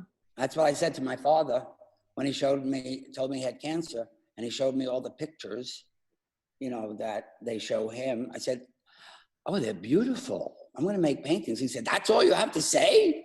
I said, "Well, I'm sorry you have cancer." But anyway, it just has to do with how you look at things, right, and how, you really can look at things and see something when you look. And then the big picture is when you look up and you can't see anything anymore. Yeah. Because, you kind of evaporate into it. And I'm wondering. I don't know if architecture has to do with that. You don't want to evaporate your architecture. I don't know, man. Maybe. It can envelop you. Yeah. More envelop, less evaporate. That's also metaphorical and literal, right? It's true. Yeah. It's true. Everybody comes along and they want to change, right? What's in style or in vogue today, and in 100 years, so often, or 20 years, things go out of fashion, come into fashion. People want to change things, and the joke with the contractors and my clients is, if somebody comes along in 100 years and they're like, "Oh my God, this concrete house is so 2020. Let's get it out of here and do something else," they're going to go bankrupt before they demo it, because there's so much concrete underground to support. So it's kind of like laughable. And what's it like for the two of you when your worlds collide? I know, Scott, you said you don't think about the art that's going on the walls when you create the house, but what's it like when you see one of Ross's paintings later hung by a client? Or Oh no, they're totally linked together to me. Okay. In my mind, you don't have a successful project until the gardens and the interiors and the architecture are all in concert singing the same song. And so Ross has actually done on commission some beautiful pieces for special places in homes that I've done in the past years. Oh, wow. And those rooms, Ross did this 18-foot long, amazing canvas piece, and the room really was created with that piece in mind. And so I think it's fabulous when everything can kind of gel into one experience. I also think it's, Scott's probably would agree that an architect would be fortunate to be able to control all the dynamics that go into a house. Like a lot of clients, have their own work, and maybe it's not exactly, what can you say, right? Yeah. People do what they do. It's their house. Right. Right. Right. Right. But that's what I always say. If I'm working with an architect, I said, in the end, we're not living together.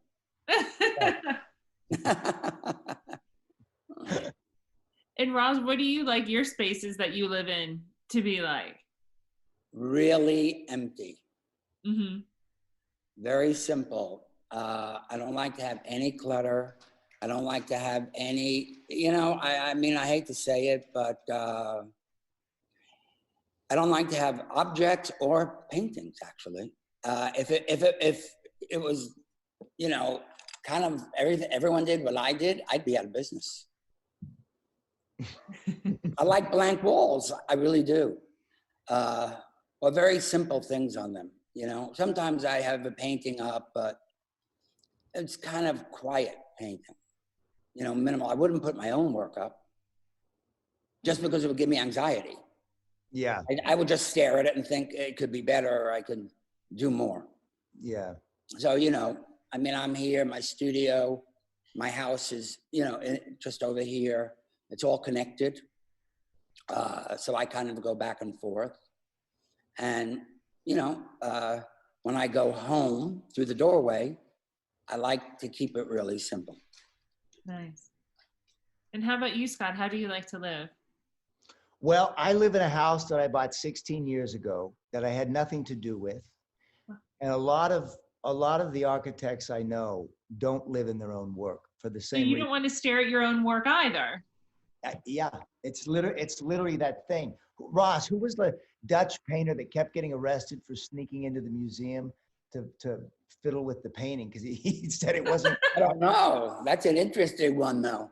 I love that. Yeah, it's a lot of architects don't want to live in their own work because you wake up in the morning and you're looking up at the ceiling and you're like, fuck, I would have done that differently. It drives you crazy. Yeah, it's like when paintings are in my studio, I always say, nothing is ever done really until it leaves here. Because I could have something sitting here for 3 months and I thought it was done. And then one night I walked past it in the corner of my eye. I know how to make it better. Yeah. So, you kind of have to wait for those moments sometime. Yeah. It's kind of tricky. Yeah. But, our architecture is different. I mean, he's actually building a building. What are you working on now, Scott? Yeah. we've got 4 international projects and 8 domestic ones. We're doing a modern farm north of Toronto. We're doing a house out in Barbuda in the far eastern Caribbean. We're doing a boutique hotel on an island in Australia called Phillips Island. Really? That's so nice. Which is very cool. It's where they have these little penguins. They come out of the water at night, out of the ocean, and they walk up the beach, and that's where they live. And then in the morning, they go back out to sea. It's kind of cool. And then some houses. I'm doing a hospital, a private hospital. First time I'm doing a medical building, so that's fun. Interesting. Where is that? Here in LA. It's a private doctor's hospital, a 5-story building. At this point in my career, I jokingly say, look, I'd love to do a birdhouse or a gas station or something just with a different program because, we've been doing a lot of houses for the last 20 years. And so it's fun to have a different program because it challenges your imagination to think about different things, which is fun. It must be really interesting. I mean, yeah, it's like an institutional thing that has very specific requirements that you also have to design beautifully. Yeah, and comfortably. The hospital thing is particularly interesting because hospitals, I'm sure you guys agree, they're the most heinous, horrible buildings and spaces to go in. If you're not sick before you go in, you're going to feel sick when you get in there in that 3,300 Kelvin light temperature. And yes, the OSHPAD, which is the regulatory agency for medical buildings, has got a million rules. Of course, they have to, Look at this COVID thing, bacteria lives on surfaces and they got to be able to clean them. And a lot of that makes perfect sense. But the reality is, I think they can be a lot better. And lighting, we're using this fabulous lighting designer from Orange County who's working with us to do these circadian rhythms with the lighting systems that actually help promote healing. I mean, how much better is that than some light that makes you look green in the hospital? And so we're really excited about pushing the envelope. We've been getting a little bit of pushback from, the conservative folks that are comfortable just sticking with what they've done for 20 or 30 years. But we're trying to push the envelope and trying to make hospitals better, happier places that feel better and make you look better. Well, we want to That's look so better. nice, nice. Yeah. And then Scott, it sounds like you have projects everywhere. How does place fall into the equation for you when you're designing a space, and especially like East Coast versus West Coast, I think is very evident in the book too. Yeah. Yeah. Yeah, for sure. Look, there's a couple of responses to cite. First of all, we're doing a house in Miami right now, and it's humid and you've got hurricanes and wind uplift forces, versus a house we just finished in Seattle where there's no hurricanes, but we've got seismic activity and very stringent energy requirements the city of Seattle has. So, you've got your sort of entitlements related specific issues wherever you work. And then of course the obvious one is, if it's a farm, a rural property in Canada, that's very different from an urban setting. And so you want to kind of be sensitive to the environment and the site where you're working, and try to take advantage of the assets that are there and work with those. Do you have a favorite project? I would say probably a house I finished last year at the moment, but it's always changing. It's like the next one is always your favorite, right? Is the same for you, Ross? Is the next one always the favorite? Or? No. Takes me a while to get to like them sometimes. Oh, you have to warm up to them. Yeah. You go through a lot of emotion. But, the ones you did a long time ago, it's kind of settled down. Right. You could be a little more objective. And Scott, do you still love them years and years later? Are they aging well for you? All right. So I had a funny experience recently. You're getting old when somebody bought a farm I did 21 years ago. Ross, this was Sandy's first farm. Yeah, no, I know. And Clifford Ross, who and his girlfriend Nikki Donan bought it. Really nice girl from LA. And they invited me to come and help them kind of restore it and get it back to it the way it was, and add a studio for him. And to answer your question, it was a little painful because all I can see are the things that I would do differently. Because 21 years ago, your taste evolves and you wouldn't do it exactly the same way. So I look at all the finished carpentry details and I think, oh, what was I thinking? That happens to me a lot too. What was I thinking? Trope. Yeah. So it's been an interesting experience but also fun. It's the people who bought it are really nice people. They're friends of Ross and mine. So you're working on the studio? Yeah. Good. That's nice to hear. Yeah. Yeah. Just keeping it very simple and minimal. Well, your book is a true testament to how beautiful your projects and your work has been, year after year, and they all look fresh and gorgeous. And I'm so happy to join Scott, Ross here today and talk about this tremendous book, and also how art and architecture come together so beautifully. It's inspiring to speak with both of you. So thank you. Congratulations, Scott. Thank you for having me. I haven't seen the book, but I'm really looking forward to it. It's in the mail. You'll get it next week. And thank you for going over there and letting me sucker you into taking those photographs. It wasn't that big a deal, really. It's good to get out of the house sometimes. It was a big deal for me. I'm like the perfect person for this quarantine. I've been practicing it my whole career. Nothing's changed. Not really.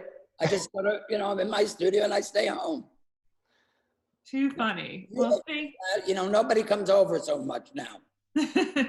Ross, happy birthday. I wish I was there to give you a big COVID-safe kiss. I don't know what you've been seeing. You don't know if it's safe. Bye. Bye. Thank you so much. Bye-bye. Thanks for having us, Jacqueline. Oh, Bye-bye. thank you. Thank you. This is so much fun.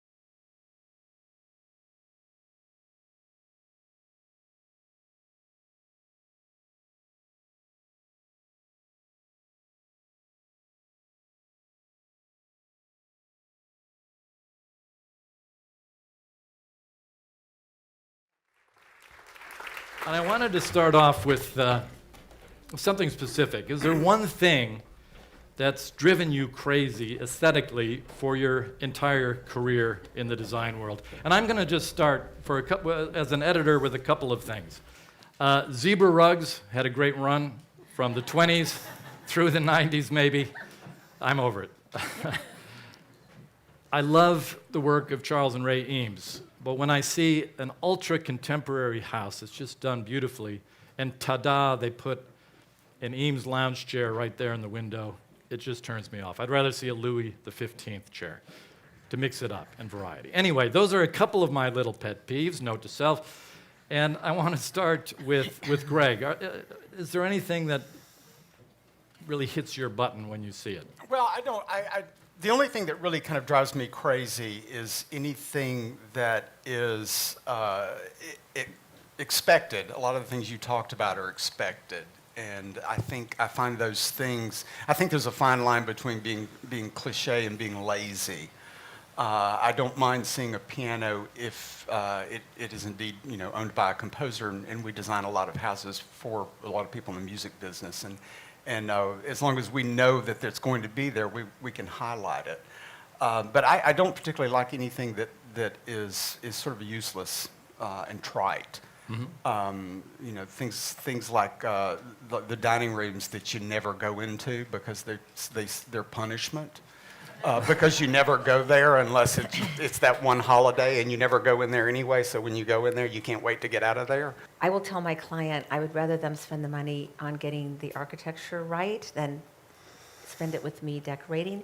So I end up kind of coming back, when I think of what drives me crazy, is if they'll listen to me about how a house should live, mm-hmm. more than a specific thing. Right. I kind of don't think of, I think as interior designers, we have to incorporate so many specific things that might not be us, that I have kind of put that not as something that drives me crazy. Okay, well, we're going to get to some of those specifics, too. Madeline. Please call me. Madeline. I can't stand the wallpaper accent wall, where it's one crazy ass pattern and they put it only on one wall and it makes it look like you couldn't afford paper for the entire room. And even Nikki Hilton, who married a Rothschild, and clearly they must have just gobs of money, and her apartment in New York was featured, and they had a de Gournay wall covering, absolutely beautiful. It's on one wall of the living room. It's like if you can't afford to put de Gournay on all four walls, just paint. But I can't stand that accent wall with that one wall with just visually cacophonous wallpaper. I've got others. Give me one more. Give me one more. Well, I really have a distaste for what I call mosh pit decorating, which, and forgive me, I know I'm so politically indiscreet, but Kelly Worcester really is celebrated for the idea that you can put all of these disparate elements that have no relationship whatsoever in a room, and you're supposed to, you're supposed to applaud because nothing goes together. And it's just a mosh pit of stuff. It doesn't, things actually need to relate, whether it's by scale or, they don't all have to be from the same period, they don't have to be of the same ilk, but there needs to be a cohesion, there needs to be a calm, there needs to be an understanding of period and proportion. And that's to me the bane of my existence now. And it's, I mean, it's ugly as the new pretty. What can I say? Kelly's in the back. She'll have something to say about that later. Now, I'll take her on. yeah. Oh, I'm No sure you problem. will. Are there things that once seemed irredeemable, but that now you incorporate in your work, or you consider incorporating? I mean, when we were in the 70s and looking at a lot of sofas, a lot of wall pieces, a lot of lighting, that we thought, oh my God, this is the worst period of design in the history of man. And now you're seeing it coming back and looking at it in a different way. And the 80s is the same way. Greg, are there things that you once abhorred that you... Well, you know, I tend to avoid trends like the plague. And so if something's like the hottest new thing, I usually don't know what it is. And so, you know, throughout our career, we've always kind of stuck with true, tried, and classic things. And I think that's why, you know, because I seek to do a house that is inheritable, that continues throughout time. I had a client of mine from Chicago at his house probably 25 years ago, and we also did the interiors on the house, and he called me the other day to talk about something. And he said, you know, I wanted to tell you, I had some people just come by our house, and they said, when did you decorate this house? And when did you do this house? They said, about 25 years ago. They said, it looks brand new. It looks fresh. It doesn't look staid. And so I always, you know, I don't know what the latest thing is. I just always, I like to keep my head into true materials and classic things and things that will always be beautiful. Well, does our idea of what that is change, though? Suzanne, Yes, it has changed. Otherwise we'd be all doing Right. 1925, Right. Jean-Michel Well, Frank or something. What I found was so interesting, I every year go to the Paris Flea Market, my favorite place, and many of yours. And I started seeing not a big change, probably, you know, it might have been 7 or 8 years ago, but especially recently where I was going to look for all the antiques and found objects. And all these little vignettes and booths were modern, and Danish and Swedish modern, but I found myself being really attracted because whenever I've gone shopping to Europe, I never really have an agenda. I always go for inspiration, and I will just buy in a random way. And I kept realizing, without really consciously, like I'd say, well, I'm going to buy this, and it would be 1960s, 1970s. And then the last time I went, it was 1980s. I go, 1980s? I mean, this is like kind of like it was surprising to me because I wasn't consciously like thinking about the period of time. And what I love about what the way they showed it was they mixed it with what I always have, that foundation of the classic traditional pieces. And there's no one, and they mix it up.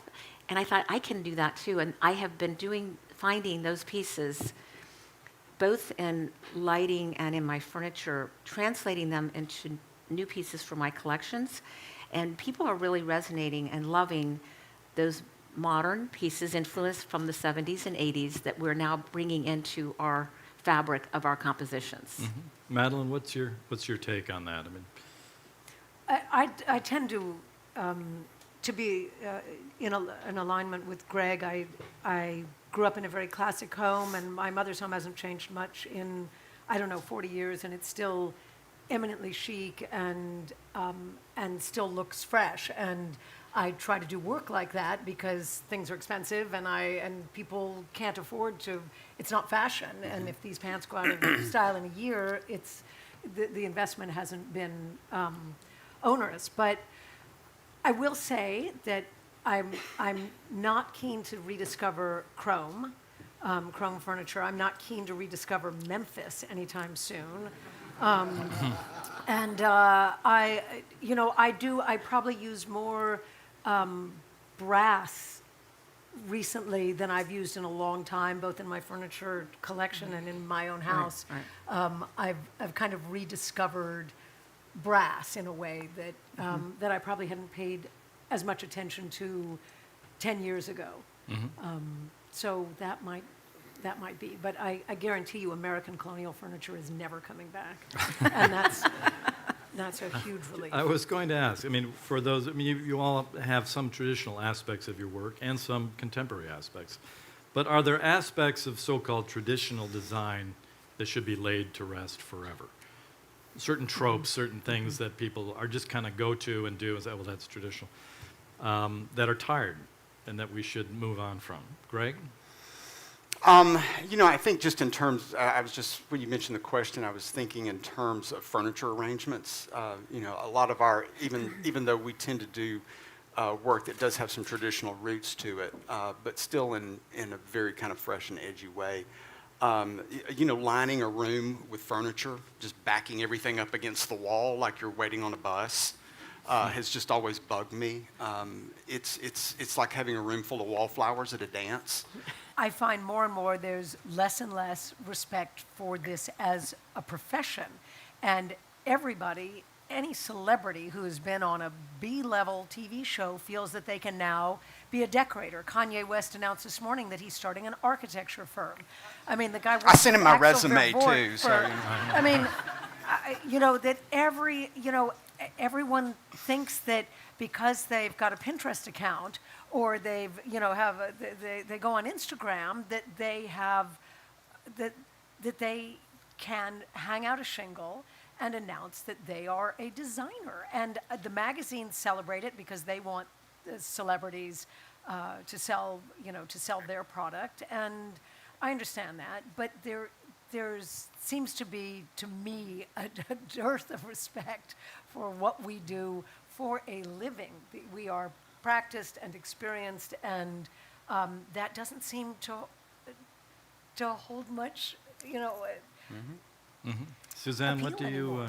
Well, what I think has happened for all of us is it's, you know, as I've seen all the design connected more, and like you said, even I guess all the news too, which I try to not watch. As I saw fashion and interiors come more together, and as you know, a lot of the fashion people are wanting to be in our world or are in our world. When you look at fashion and fashion shows, and even we just saw the Met Gala, you know, it is like over the top, kind of like insane, but then you might take something from it. And I think that for all of us in interiors, I think that's kind of what's happened editorially. You know, the nice projects, you just kind of flip through. When you see something that's kind of stops you, then then it kind of like, but does it inspire us to maybe then think a little differently? And I think we have to take that approach with all the trends and with all the editorial, because I don't think it's really changed recently. And I think that it makes it kind of where we have to kind of, maybe we aren't going to incorporate it the same way, but I do find it inspiring in my creativity.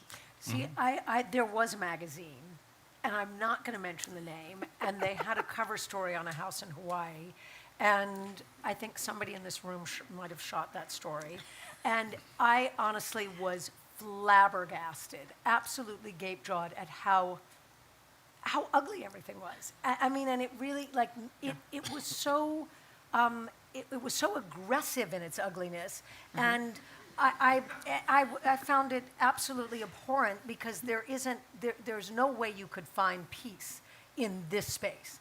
And it's celebrated, that to me, it's ugly is the new pretty. It's celebrated for its outrageousness. Yeah. Right. And that's all it is. It's all about outrageous. It's all about. And it's all about a shot. It's well, all it's about about an image. it's about misbehaving. That is it. It's about misbehaving, and Yes. we, I think, I can, especially, and I will. yeah, well, you know, I think we, you know, and I don't want to be one of those old guys going back in my day. Who wants to listen to that? But you know, there's probably 100 years of experience sitting in these three chairs, and I think it's our job. You count me 120. Well, you know, I think it's our job to not pay attention to any of that noise. Beauty is transcendent. It doesn't have to do with trends or whatever's going on in the world. But I don't think you can not pay attention to it. Yes, you can. I don't know. I think it's. It's sort of like the news. You just don't watch I it. think some of it is. I think some of it is very. I don't know. I kind of like some of what's happening. I think it's. Does it sometimes challenge you? I think what it does is it's keeping things like what it's bringing. A lot of. I think what's happening with all the editorial. A lot of our clients really love design, and they do feel more connected to design today than they ever, and maybe we all may think it's a negative, but I said if people hire designers, it's because they love design. If they don't like design, they are not hiring any of us. They're just going to some furniture store and picking some furniture. So I kind of see all this kind of playfulness with the editorial as kind of interesting, and yes, I might not be able to translate it into my work exactly, but it does give us a chance to have interior design as style, and there are ways to bring it in and still have a foundation of tradition. And I have been bringing in, a lot of my clients are young, and I see them in their 40s. They want that style, but they don't want it so traditional, but they want the foundation of tradition. But we have to be thinking differently about decorating. And it's happening everywhere, so I think it's kind of an exciting time. You're very open-minded. Well, let's switch to let's. We needed a little optimism. Yeah. Well, let's talk about clients a little bit. Now, what is the worst thing a client can say to you at your first meeting, Suzanne? We want it fast and cheap. Oh, Yeah. touche. Greg? I know exactly what I want. I just need you to draw it.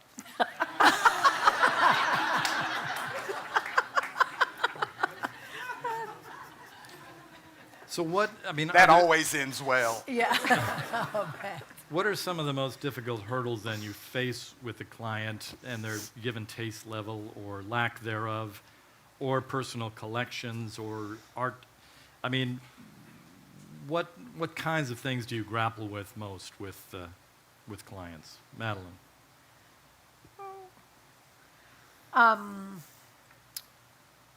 Well, that they hire you, but they put more stock in their friends' opinions than yours. That tends to be a rather treacherous road. Bad art is really a killer for me, because you can have the most inspired designs in the world, and if they put, I'd rather there be no art than bad art, and too many family photographs. Really bad. Suzanne? So What tell are me- the thorniest things that you have to deal with clients in terms of... I think one of the hardest things we're dealing with, like you mentioned earlier, is we have a great meeting with our clients, and then they go home that night and they are up till 2 in the morning on all the other websites. And the next day they send me all the pictures of things they have found that might be similar to what we've shown them, but then they kind of want to buy them themselves, and it's a really difficult time for us. And then you're wanting to be generous because we might be using their existing furniture from their house that they have. And so it's a really tough place to be. You mentioned that about the shopping online, because really what we are getting paid for is the edit, because they can look at 20 things and they cannot pick one. But they don't, it makes it And they seem... don't know the difference. And they think it's easy, but they want you to pick it, but then they want to buy it, and they're diminishing, like you said. The world of this exposure, the positives, they're more into design. The negative is they diminish what we do. Yes. Greg, are there... First of all, I try not to go into any meeting with any sort of arrogance that I'm a tastemaker, and, if your tastes don't match mine, I'm sorry, you need to look elsewhere. Ooh, I should take a note on that. Yeah. Does anyone have a pencil? Because that limits me. That limits me, and I might, and someone has called me because they recognize something. And it's always the whole process is always a journey. And if I go in with that sort of attitude, then I might be limiting my journey. There was a client I had and still have. I'm doing multiple projects with him. He wanted to renovate this 1920s Tudor house, and he told me he's in film industry, and so he thinks cinematically, which is very themey. And he wanted to decorate this house like Downton Abbey. I mean, it looked like something that's in Downton Abbey, and I just sort of rolled my eyes at him. But once it was finished, it was so him, and it was so perfect, and I appreciated his passion and authenticity that he did this. It was nothing like I would have done or wanted to live in or anything. But if I had turned my nose up at that in some sort of arrogance, I would have missed that whole journey and getting to enjoy that with him. In terms of business, and for the audience here or people who may be starting out, what have you learned in your own business career that one should never do? That you've either learned through experience or watching a friend go up in flames or whatever. Madeline? Well, you should never start a project without a signed contract, and you should never play banker. You should never front funds for clients. And I still do both of those things. You should never do that. Okay. Never. You three have been, I could talk all afternoon, and but Me I too. want to thank you for being here. Let's give them a big hand.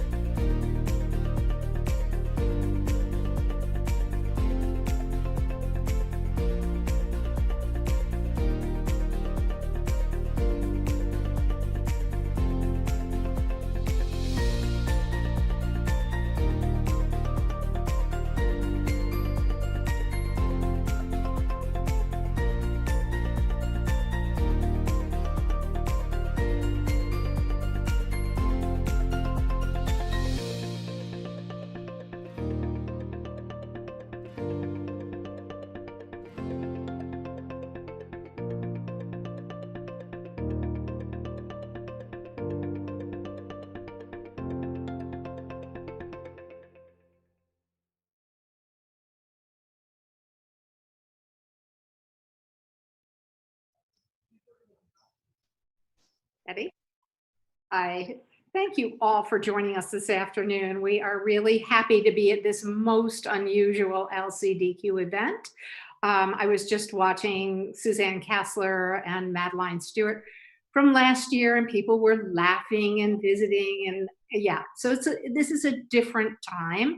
So we're going to try and make this entertaining for you, as well as informative. So I am indeed honored to be part of this panel with my very, very distinguished guests. And they've been invited specifically because they've contributed wonderful imagery to my new book called The Perfect Kitchen. And I just wanted to say a couple things about the book before I go on. I call it informed inspiration. This is clearly not a how-to. It's about style and details and emotion and memories. And as we know, the kitchen will always be about food and about cooking, but now I think it's the telephone room and the media center and the homeschool, and most of all, it's a community center. It's a pivotal part of the house. So our very distinguished guests will talk about the kitchens of theirs that are in the book, and sort of incorporate those ideas. And then we have a Q&A after that. So our guests are Tom Kligerman of Ike Kligerman Barkley in New York, Beth Webb of Beth Webb Interiors in Atlanta. I'm sure you all know these people anyway. Robert Stillen of New York and East Hampton, and Michelle Trout. And I just looked this up to be sure because I keep calling it Laguna Beach. You're not. You're from Pacific Palisades in California. So we've got a representation regionally. We have architects and designers. And so I'm going to lead off with Tom. If you'd like to tell me a little bit about the kitchen that is in the book. And yesterday we had a great conversation about this. So there you go, Tom. So the kitchen that is in the book is a kitchen in a house in the Adirondacks. And it was an interesting project because the original house was built in about 1895 or something like that. And we were called to not only to renovate it, but also to extend it. And in the end, the addition was about 3 times the size of the original house. Everything in the house was designed to look like it had been there since 1890, pretty much including the kitchen. It's a house that's very dark. It's lots of walnut, lots of oak, leather and nail heads and things like that. So the kitchen, had to fit in. I'm just wondering, are we going to see an image of it? I'm just seeing us. Okay, I'll keep going. So the kitchen reflects that palette. One of the things the owners wanted us to do was to make it, feel like the house was not brand new. And it's interesting. It's in an area where it was hard to find a good builder, and the builders, and I hope they're not listening, they were fine, but they really had trouble getting walls straight and floors level and stuff like that. And the owner thought that was great because it just made the whole thing feel like it was part, it was actually there when the original house was built. So when we see the picture come up, I think I see. That's funny. I'm seeing a genie. Yeah, me too.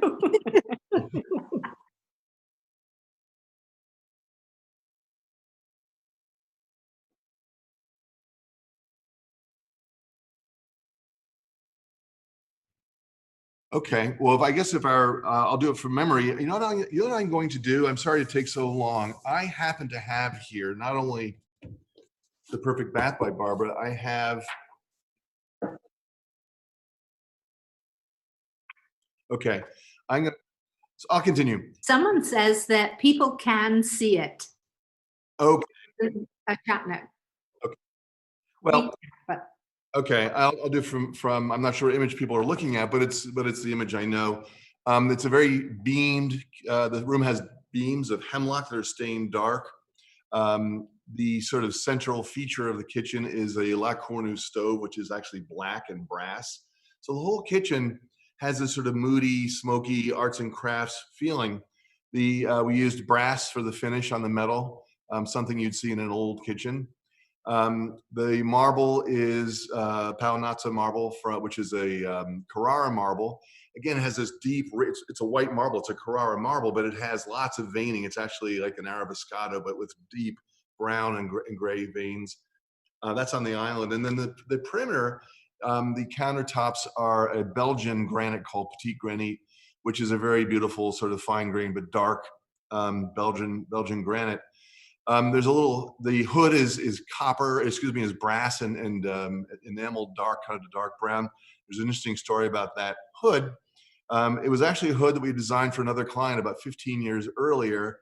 It ended up not getting used, and it sat in a warehouse in Queens. We recycled this, so even our design had a little of our own history. The house was very historical, but this, this hood had a little history too. In fact, when the guy from our office went to pick it up in Queens, he rented a white van, drove out to Queens, put it in the back, and he was driving through the tunnel, and he was pulled over by Homeland Security, wondering what he was doing. And they searched, and they found this hood, made it up to the site. But as Barbara said, the kitchen is sort of the community center. Frank Lloyd Wright said the hearth is the heart of the home, but in a way, the kitchen is really the heart of the home. It's where everybody gathers, and whether you're doing a 5,000 square foot house, a 2,500 square foot apartment, or a 30,000 square foot house, everybody ends up in the kitchen. It's where people feel comfortable. It's where you have your close friends. It's where you have your family. So as in most houses, this room has really become the most important room in the house. By the way, the cabinetry is butternut, which is a nice sort of deep brown wood. It's actually in the walnut family. It's not as dark as black walnut, but it's a dark sort of rich brown that kind of completes that deep palette. The thing that I mostly loved about this image was the complete richness of it all the way around. The dark cabinetry and this crazy marble. And the other thing that I loved is it has a rotisserie in it, which feels like somebody went out and shot a deer or something and you put it on the rotisserie. But nonetheless, it is quite a stellar, and there's such a depth there that we really loved. It's actually in a part of the country, Barb, where you simply open the kitchen door and a deer runs into the kitchen. And you grab him, and then you can. And I just put it on the spit. Very good. If you catch the deer, you can have dinner. Yes, dear. Beth. Yes. There you have two images that I'd like to talk about today. The first is a rather large, it feels white and lovely kitchen, and you can talk about that. But there's something very special in the second kitchen of yours that I'd like you to talk about too. I know that's your favorite, Barbara. I The know. first kitchen, yes, it is light and bright, and it's I loved it that you used it as sort of the opener to the book. And who doesn't love a white kitchen? I mean, we do a lot of different kitchens, we do a lot of different colored kitchens, but this was a really fresh and inviting big white kitchen with your regulator taking center stage. The family who lives in the house, the house is actually on St. Simon's Island, Georgia. And it's a very active family of 6. They have 4 children in high school. She's an OBGYN, he's a plastic surgeon. And it sits on a beautiful lake, and it has a huge outdoor seating area and outdoor kitchen right outside the door of that enormous kitchen island. But they have a nanny and they have a cook because both parents are very, very, very busy, understandably. And the kitchen was really made to be that workhorse of a house. In the house, they have an indoor basketball court. They have a huge game room for the kids and big media room. And they built the house we did it with T.S. Adams Architects in Atlanta, Georgia. But they wanted the house to be that sanctuary and that place to sort of keep the kids, high school age kids, home. And they succeeded in doing that. Both parents cooked, the kids are very active. And so the whole impetus was just make that house and make everything in it as functional as it could be. There's her office that's directly off the kitchen, and then there's an enormous pantry behind it. And an enormous laundry room too. They had 4 washers and dryers in the laundry room off that kitchen. Oh my God. So to say that it's a workhorse of a house is an understatement. They designed those 2 panels behind the sink, either side of the range, to be storage. So that slab actually slides as a pocket door, and it has oil storage on one side and then the spices on the other. But, all in all, it feels as fresh and inviting. It's open air. You can open the doors, breakfast rooms off it, and the family rooms off that. So it is, a wonderful, fresh, and inviting family kitchen. The second one is in a tiny house in the Low Country. The footprint's minuscule. And you'll see in the photos, it feels like a garden room, but it's actually really the kitchen. And I call it the one butt kitchen because you literally can only kind of get one person in there. And that window is a pass through to the screened in porch above the where you see that wonderful, wonderful backsplash detail out of soapstone. We did an integrated soapstone sink, and it's deep and it's large for something so small, but it's sort of the scale and the volume. And this kitchen was designed by Peter Block Architects in Atlanta, Georgia. But it's warm and it's inviting with the gorgeous soapstone and the beautiful window that just opens to that screen porch. Uh-oh, Barbara, you're on mute. What I particularly love is the ginormous backsplash. It is totally unexpected because I thought it was actually a flower room or something like that. But here it is, a kitchen. And I thought it was simply a brilliant idea and one that I didn't see anywhere else. So kudos. Thank you. It's a Robert, Robert, yours are clearly New York kitchens, I believe. One looks like it's from a loft, and the other was a part of the reason I chose it was that the color was pretty amazing. So, there's a conversation about color here that is interesting, I would think. Sure. Does it matter which one I start with? I don't know the answer to that because somebody else has this one. Are you asking me, or I could either? I just need to know which one. Green one. Okay, green one, sure. Yeah. Okay.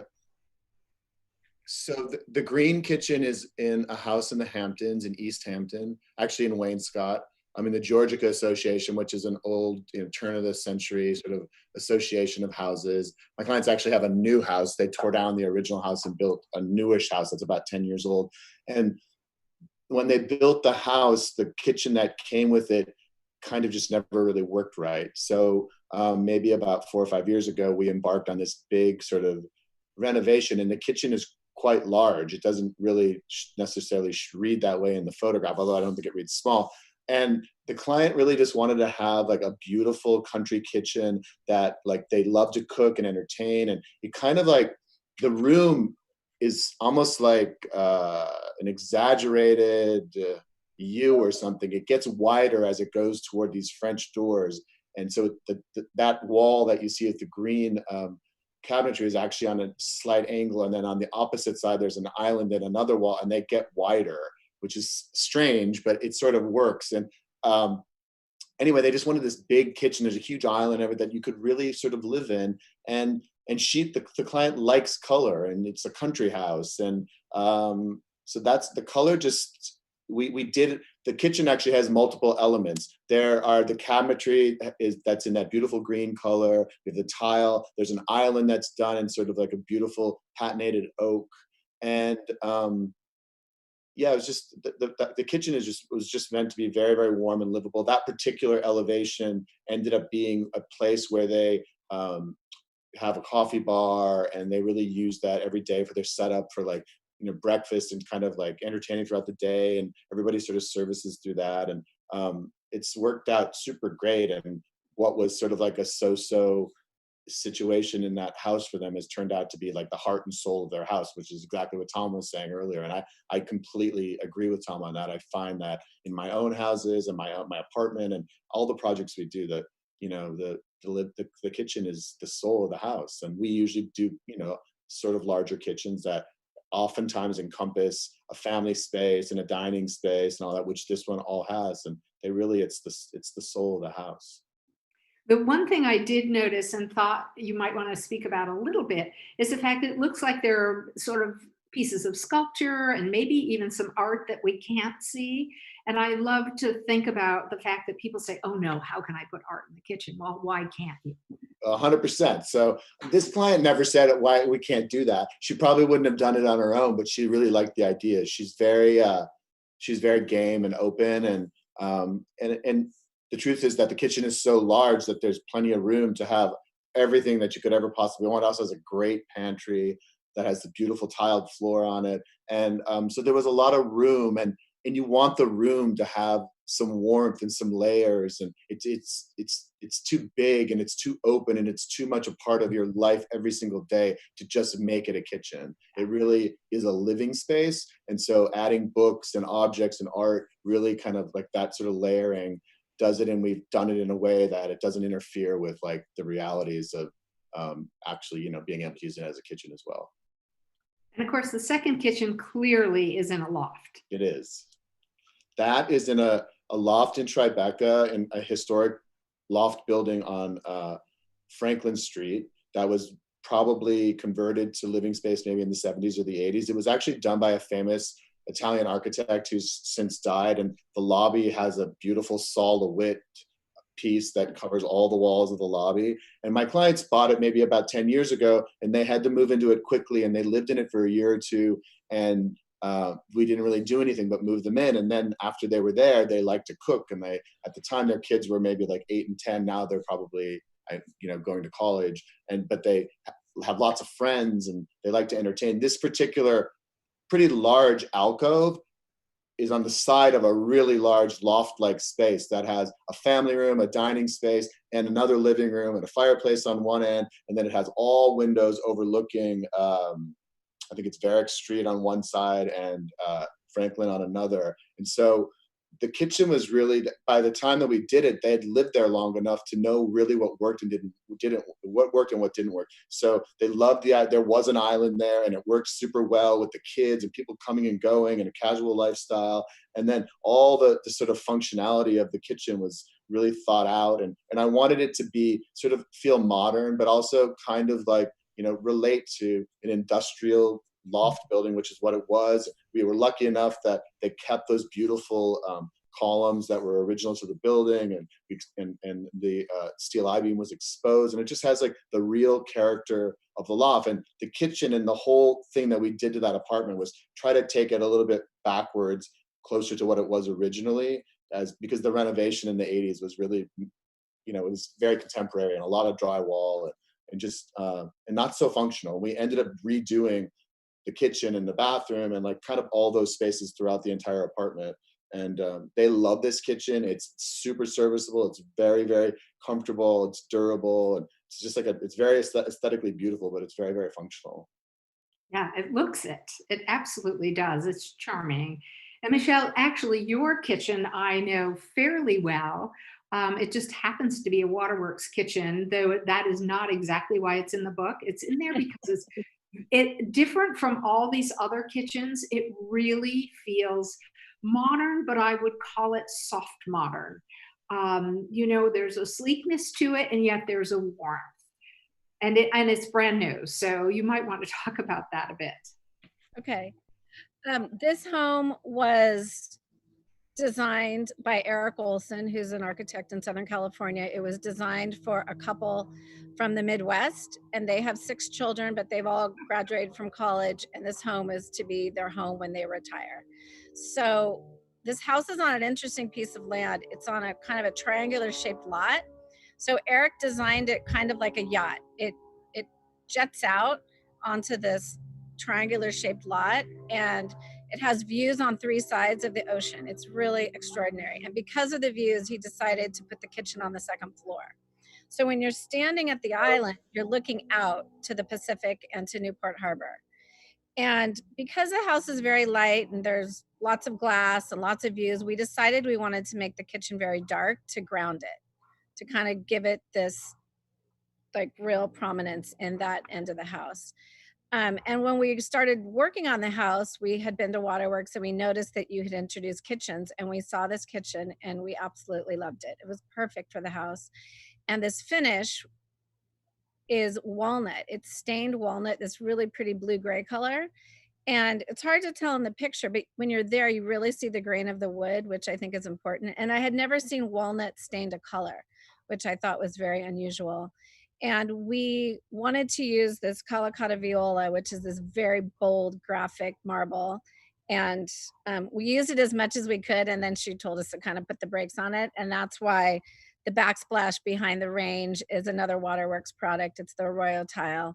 And I think it all looks really nice together. And then all the Waterworks faucets, the regulator faucet, we love that. We love the bold look of that. And then the hardware on this particular cabinetry is really cool because it's integrated into the drawers. And I think it makes another bold statement, which I had never seen. And I really liked it a lot.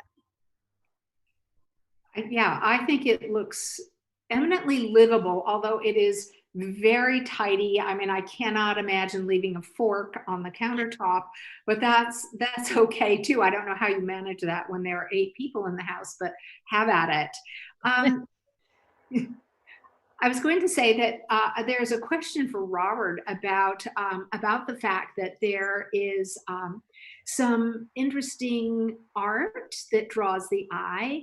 And what the question is does anybody really worry about what's going to happen if you're preparing food, or is it just, it's nothing so precious that it really matters?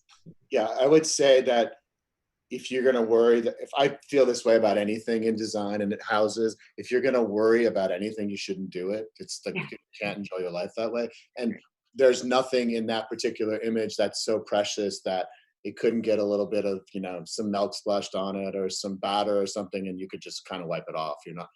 These are all like vintage, mostly French paintings that we bought in the flea market and places like that, and we just put nice frames on them. Some of them have glass on them and they're protected anyway. And so, yeah, just enjoy it. Just live with it. So I'm going to ask a bigger, broader question that anyone might answer. As part of this, often clients want to visit kitchen showrooms. How do you manage through that? They'll see one of this and one of that, and they put it all together, and it looks like a big hodgepodge. And so, how do you control all of that? All right, Call on somebody. Tom, you got it. Yeah, I don't know. I think that's probably a question that goes to anything you design. I think one of the things that we as designers do is listen to what our clients want, or listen to what the site's calling for, listen to the other rooms in the house and how does the kitchen blend in. And you get a lot of signals. You get all kinds of signals when that happens. The owner brings images that seem disparate. And so one of your jobs is to sort of cut through all the noise and sort of find the common thread. And that goes for a kitchen, that goes for visiting a showroom.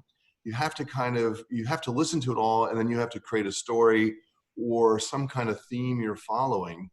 And the more you can follow that, and the more you can select things that reinforce your idea and the client's desires, the better I think the kitchen will be. But you do have to, one of your jobs as an architect or an interior designer or anybody in the design world, an artist, is learning how to edit.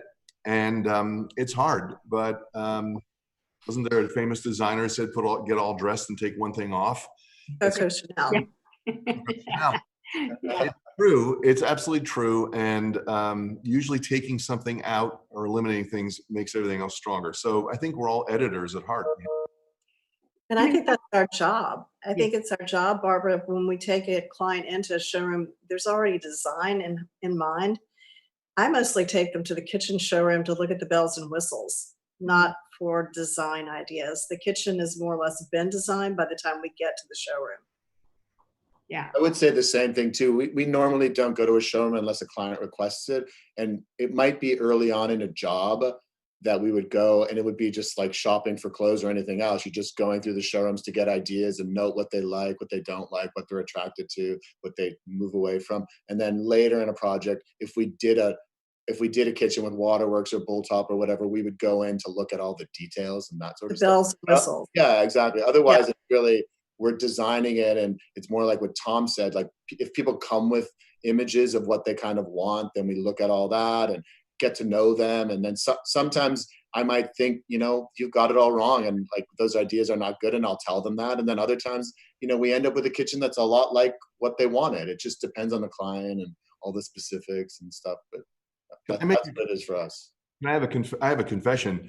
We rarely go to showrooms either. I was trying to protect our friends at Waterworks who make kitchens. But we rarely go buy kitchen cabinetry from a showroom. We do go because you can see the latest cooktop or the latest refrigerator and that kind of thing, and the things that go in the drawers. But typically, we design our own kitchens. The exception is you mentioned, Robert mentioned Bulltop. If we're doing a really modern house and you want an Italian kitchen, that we'll probably buy. But for the most part, we design them ourselves, and we get ideas. I hope there's no one in the kitchen industry listening to this, although they're probably maybe they'll learn from this. But I think it's to get ideas on the functionality things, less necessarily buying a cabinet. Yeah, I think also for us, I mean, if I happen to think that Waterworks does a really nice job with kitchens, and there's a couple of other really nice companies, and sometimes we do go that route for different reasons. We would actually I would be more likely to go, or my team is more likely to go to the showroom to review things, look at samples and all that kind of stuff than our clients actually would go so much. They might go once. We might go. Ultimately, you are the driver. Yes. And I find the clients are so interested in the ergonomics. I mean, again, it's about the functionality so much. They're pretty trusting on the design forefront, but the ergonomics are so imperative in making a kitchen, really work. If a kitchen doesn't work, it's useless. That's so interesting, because as we designed our kitchen, we were designing it thinking about aging in place. And that's an interesting thing. I mean, I would never admit that I'm 105, but that's okay. But on the other hand, it was, how do the poles work? How does the faucet work? How easy is it to turn on the stove? Do I have to bend over to turn on the oven? Yes, I do. And now I'm so mad. It wasn't necessary. So I think, thinking about technical things is really important. I actually don't very much care about appliances. I only care about the visuals. So that's the other part. So one question, I don't know how much time we really have, but I'm curious about a kitchen that you've been to that's just left this lasting impression on you. Michelle, what do you think? Oh my gosh. A friend of mine built a villa outside of Versailles in France, and he put the kitchen in the basement, and it was gigantic, the kitchen, and the whole perimeter of this room and the island was a turquoise Le Cornu kitchen. Oh my God. The island, the hood, the cabinets all the way around, and it was, I'll never forget it. It was gigantic and it was beautiful. Did you feel like you were in the bottom of a swimming pool? Yeah. Maybe. Incredible. I don't know. Somebody asked me that question, and I only remember parts. So I was in a kitchen in France, and I remembered this simply gorgeous floor that I always thought I would have someday, but there it remains. It is not coming with me, for sure. And I have just one more question. And so, Beth, you can start. So what do you think is the biggest mistake that people can make when thinking about and planning for a kitchen that you just pull them out of the hole? Well, functionality, of course, is key. I mean, as I said, you're not going to use it and you're not going to be happy there if it doesn't work. And I've had clients take out, I have a client right now taking out an AGA, literally out of their extraordinarily beautiful new kitchen. It was her husband's choice to put in the AGA, and he was English and he loved it, and she hates it. So, after a major renovation, they're pulling the AGA out and she's putting something more functional in. So, I'm quite persnickety when it comes to the appliance package and sort of how the client looks at that and how they really understand that product. We just got through doing our kitchen in Atlanta, and because of sort of the restraints of our property, we have a convection stovetop. I had to call the supplier over 3 times to walk me through it because it was a little bit problematic. So now that I've gotten used to it, I'm fine with it. But I do sort of look at those details of the kitchen design as being imperative. And then, of course, the bells and whistles. I care about those bells and whistles. I care what's in that drawer. I care how we've been cooking 3 meals a day down here in South Carolina, and I want to redo the kitchen. So, it's not that I didn't design it. My husband, who can't boil water, did, but he was thoughtful about it and he did a great job. And he had every bell and whistle in that kitchen, but we need that extra dishwasher. We need that. I want to redo the whole pantry and sort of, again, it's the workability of that space that I deem the most important part of kitchen design. Yes, it needs to be beautiful, but it needs to function. Yeah. I do ask my clients, are you a fake cook or a real cook? When we start the project. Yes, I'm a fake cook, by the way. 3 meals a day. No. I really only do 1 meal a day, but every day I think this is my 12th week, sort of isolated. It's like, oh my God, just get me a pizza, please. Well, people are certainly figuring out what's wrong with their kitchen during all of this. Yes, exactly. So do I have enough time here? That what I wanted to ask is, how do you make a kitchen really personal? You look at some of these beautiful kitchens, and I went through all these gazillion pictures to find ones that I thought looked great in the book, and all of them are so pristine. But how do you make a kitchen personal? Tom, what do you think? I guess, again, part of it boils down to getting to know your client well. And listening to things they say and the things that they don't say. You kind of you have to sort of read between the lines, and doing your best to mirror who you think they are. This question's a good one. Are you a real cook, or do you just want to show off a kitchen? And people do both. By the way, one of the things we haven't talked about is this trend I see lately of having a show kitchen and a working kitchen. I don't know if you others find that. So a lot of times they do have a show kitchen, and that's who they want everybody to believe they are, or that's where they want to make some toast, but the real action happens in another room. But I think you have to listen to your client, and I think you become kind of a channeler or a diviner, and you pull the stuff together. And I think the interesting thing to do is to take what you think they like and to kind of push them a little bit and to make it more them than they already are almost. Because in some ways, even if they're real working cooks, it's still it's still a little bit of theater. It's still a show place. It's still a place they want to feel comfortable. So I think it boils down to, like all these things in a house or an apartment, is getting to know your client. Yeah. And the hardest part is, and I talk about this all the time to our sales consultants, is learning how to listen. That's a really hard thing to do. Usually, oh my God, I'm jumping ahead. No, stop. What do you really have to say? Well, it's true in a funny way. If you listen, it's not just listening to the client, it's listening to the area you're building, it's thinking about the history of the area. It's thinking, in some ways, it's an oversimplification. These things sort of design themselves. You're there just to pull the pieces together as an editor or a writer. Right. So that is the most important thing, is kind of keeping your ear to the ground. Yeah. So Robert, last words. Sure. I think just to that, well, 2 things.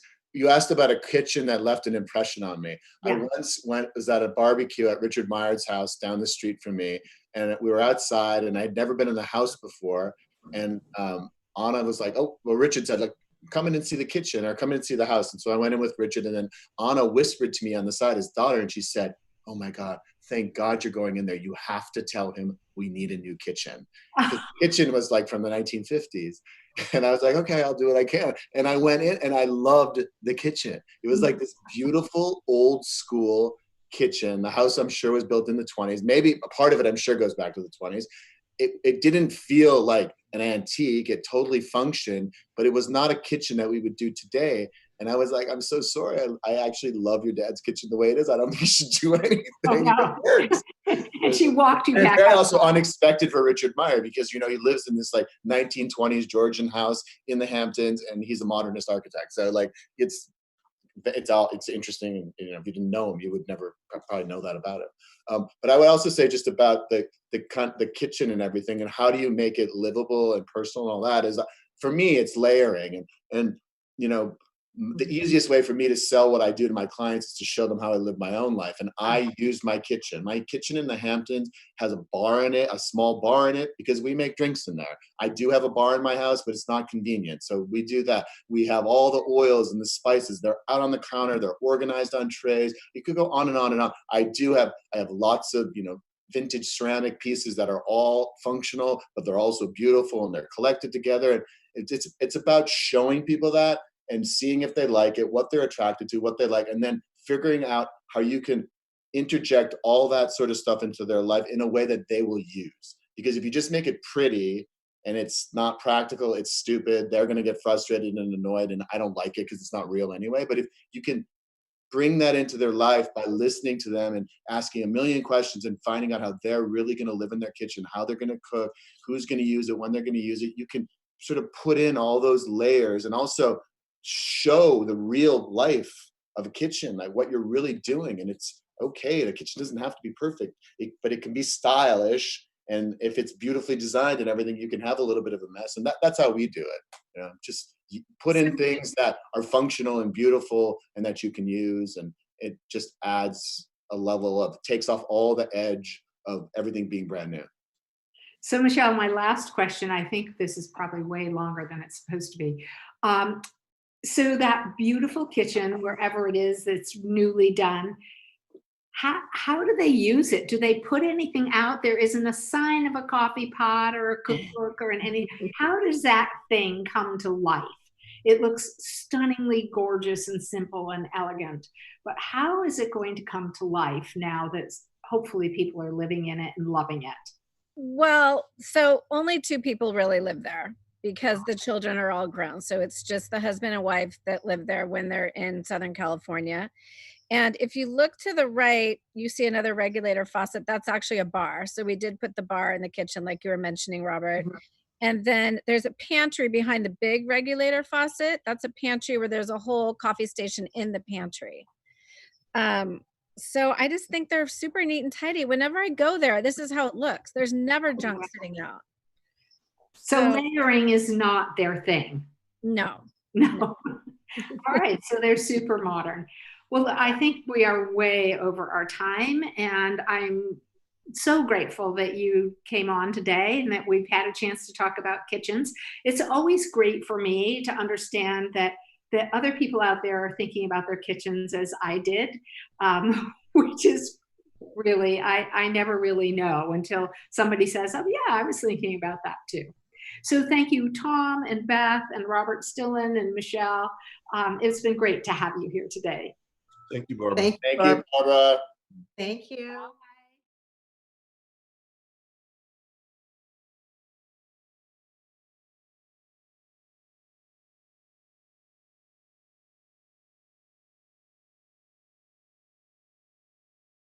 Well, I've got a feeling that rooms imbue themselves. They tell you things. Rooms have terrific voices, and they tell you what to do. And even in a brand new space, it'll say, don't put me there, don't hang a picture here. You have to listen to the room. It's more important than the client or me, really. It's one of the things that, when students come up and ask me, or young people that want to do design, and they say, well, what school should I go to, or what should I do after I finish my course, or can I come and intern with you? I always say, listen, to me, the most important thing you can ever do as a designer, and this is at any age, whether you're 12 or 70, is travel.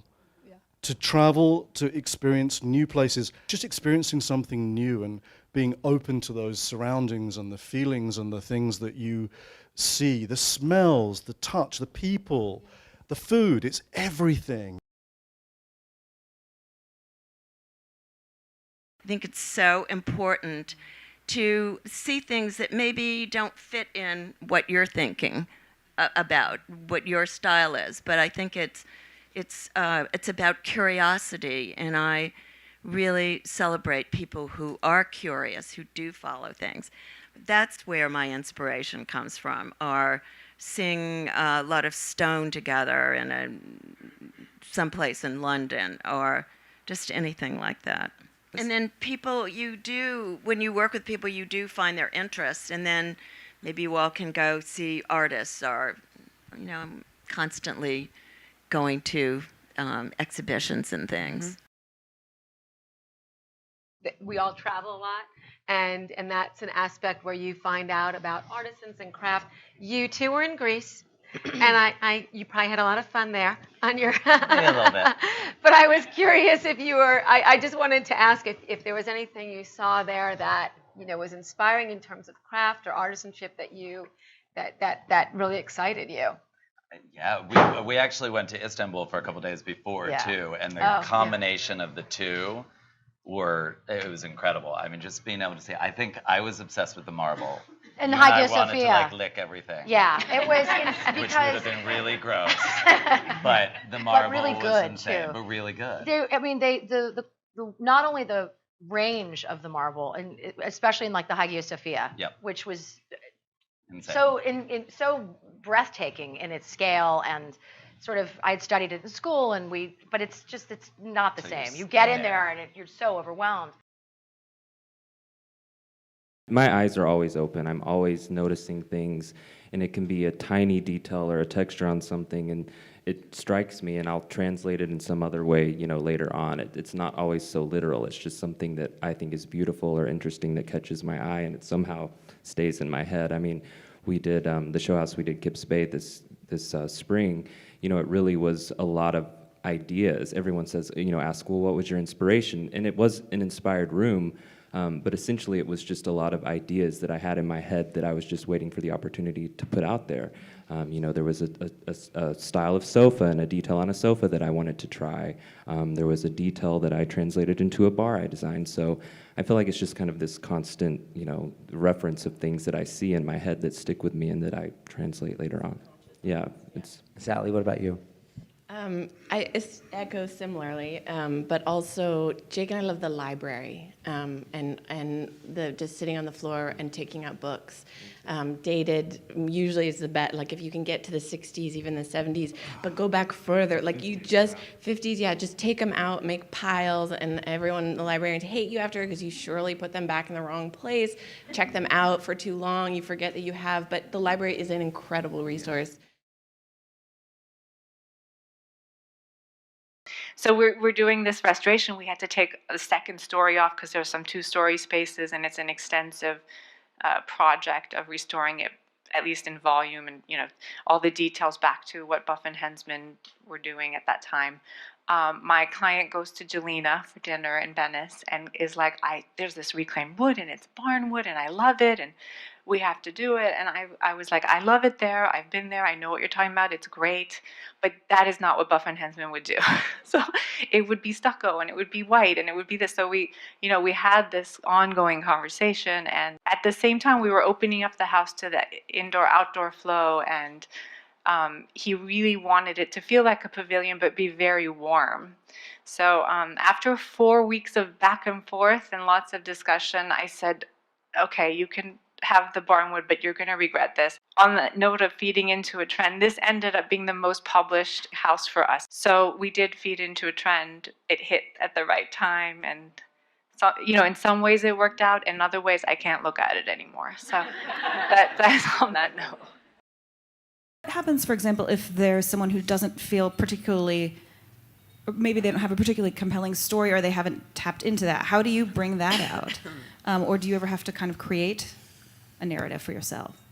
Well, again, I think that we all have it within us. It's just untapping it. And I think that, oftentimes, people say, well, I don't know what I like. And that's so not true. And I think that sometimes it's just, do you go through their closet? Do you go through their collection? Even their handbag, anything that is You're just... going through their handbags? I am, darling. But yeah, it's that people, I think we're so quick, and again, it's this Western way, this linear thinking that, I think that some clients that they want to control the process, and they don't understand that, sometimes to get that information, you have to go a little bit wide. I know that obviously clients have their own set of rules, things they're looking for. What are they asking for today, and how do you take what they want and turn it into something that is timeless? I think part of it is that you want it. For me, I want it to feel like it's effortless. It doesn't feel like that. It looks like that it was collected over a period of time. It doesn't feel like that you went and bought everything all at one time and installed it all at once. And I think the best projects, to my mind, are those that take place that are sort of evolved over a period of time with the client's directive. I mean, people have certain things that they like and that they bring to the table, and that they have their wish list. And I always try to accommodate that in a way that feels like it's happened over a period of time, but it's happened sort of holistically, and it just doesn't feel staged or contrived. Really, when it comes down to it, the accessories, the art, the books, the record collection, the Hawaiian shirt collection, whatever it is, tell the story of the person who's there. To me, what I feel that we have to do in my office is, one, make the people look sexier than they are, sometimes richer than they are, sometimes thinner than they are, sometimes fatter than they are. Keep going. So, how do you do this? You build them up with all these tricks of color, of size, of scale. But the actual finishing touches is the one that when people walk in and they happen to notice your 5,000 LP collection and they're into it, that is a whole new friendship in one go. But what I learned first at Macmillan, which I just hadn't thought of before, was obviously you have to start with the floor and furniture plan and then fill it in. But that was something that, having not been trained at design school, I learned when I was at Macmillan. And what I love about Macmillan being a full-service interior design firm is that we have interior architects who also teach us, and it's very much of a teaching environment, which I think my mother is amazing at. Yeah, you should see how the lessons are received.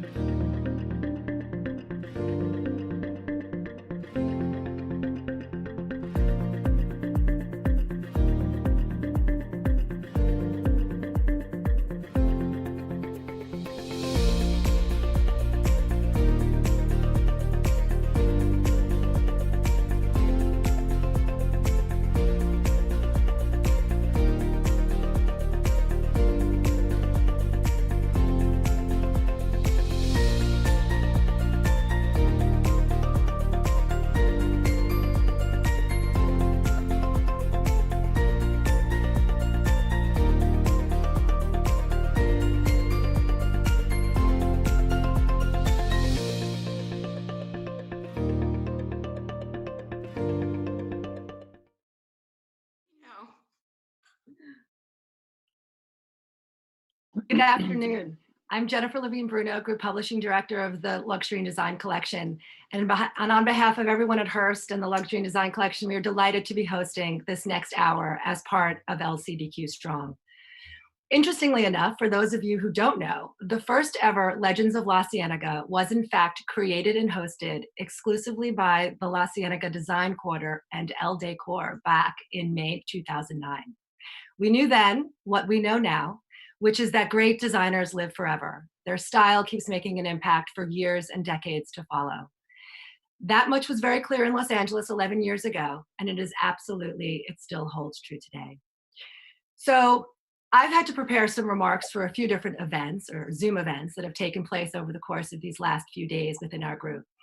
And as I've been thinking through it all, I couldn't help but think that there is so much sameness right now, too much. And what we're all really proud of in this group is that each of our editors-in-chief truly takes the time to take a step back and to ask themselves, how am I different? And the answer to this becomes so brilliantly apparent in each of our print issues and all of the content we're putting out on our websites and across our social media platforms. So, you know, this design community is an extraordinary network of artisans and creative talents and business people who work in an ecosystem to bring beauty and function to our environments. We're absolutely seeing the strength and depth of this community during this pandemic, and our media brands stand at the nexus of this community. We're so proud of the role we play in bringing the many parts of this world together, and we know our work is more important than ever. And speaking of roles we're proud of, some of you are aware of one of the great developments from our group that we launched early on during our work from home days, which is our own Luxury and Design Collection COVID-19 Relief Initiative. It's called Design Unites, and it's benefiting Habitat for Humanity in New York City. If you haven't already, I urge you to check it out at #DesignUnites and also the live auction on Charity Buzz. The three editors on this panel and their editorial teams have been supporting this campaign on our websites and across all our social handles. And I'm especially grateful to so many of our advertising partners and industry friends who have provided and bid on these auction lots. And I'm really happy to share that as of today, we have raised nearly $65,000 for Habitat New York City, and we're going to keep on going. So I think you'll really enjoy the energy and the insights from the three editors you're about to hear from.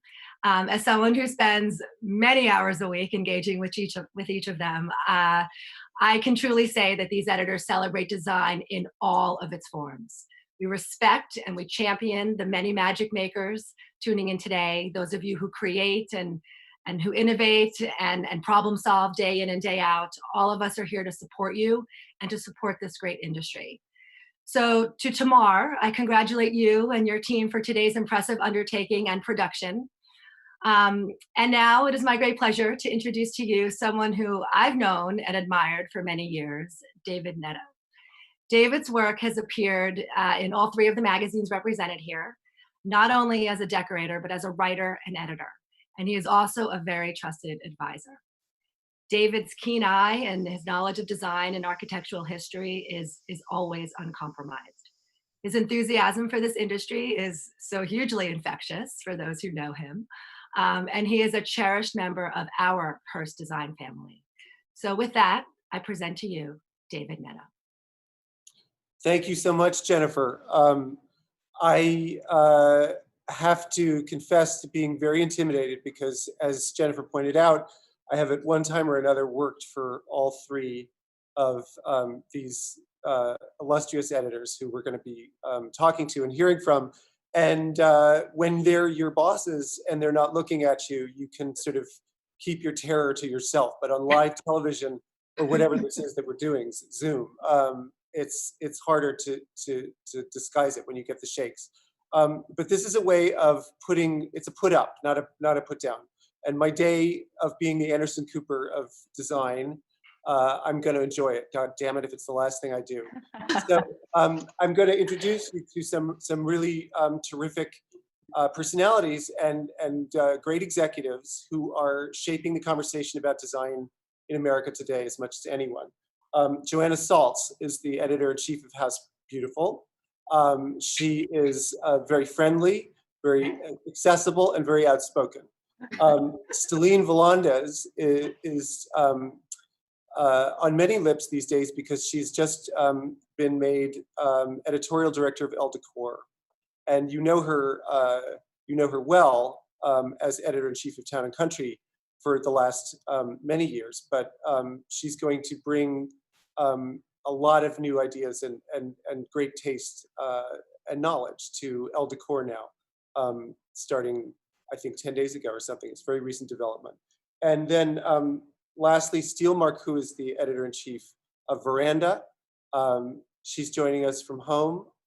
We're all home except me. I'm in an office.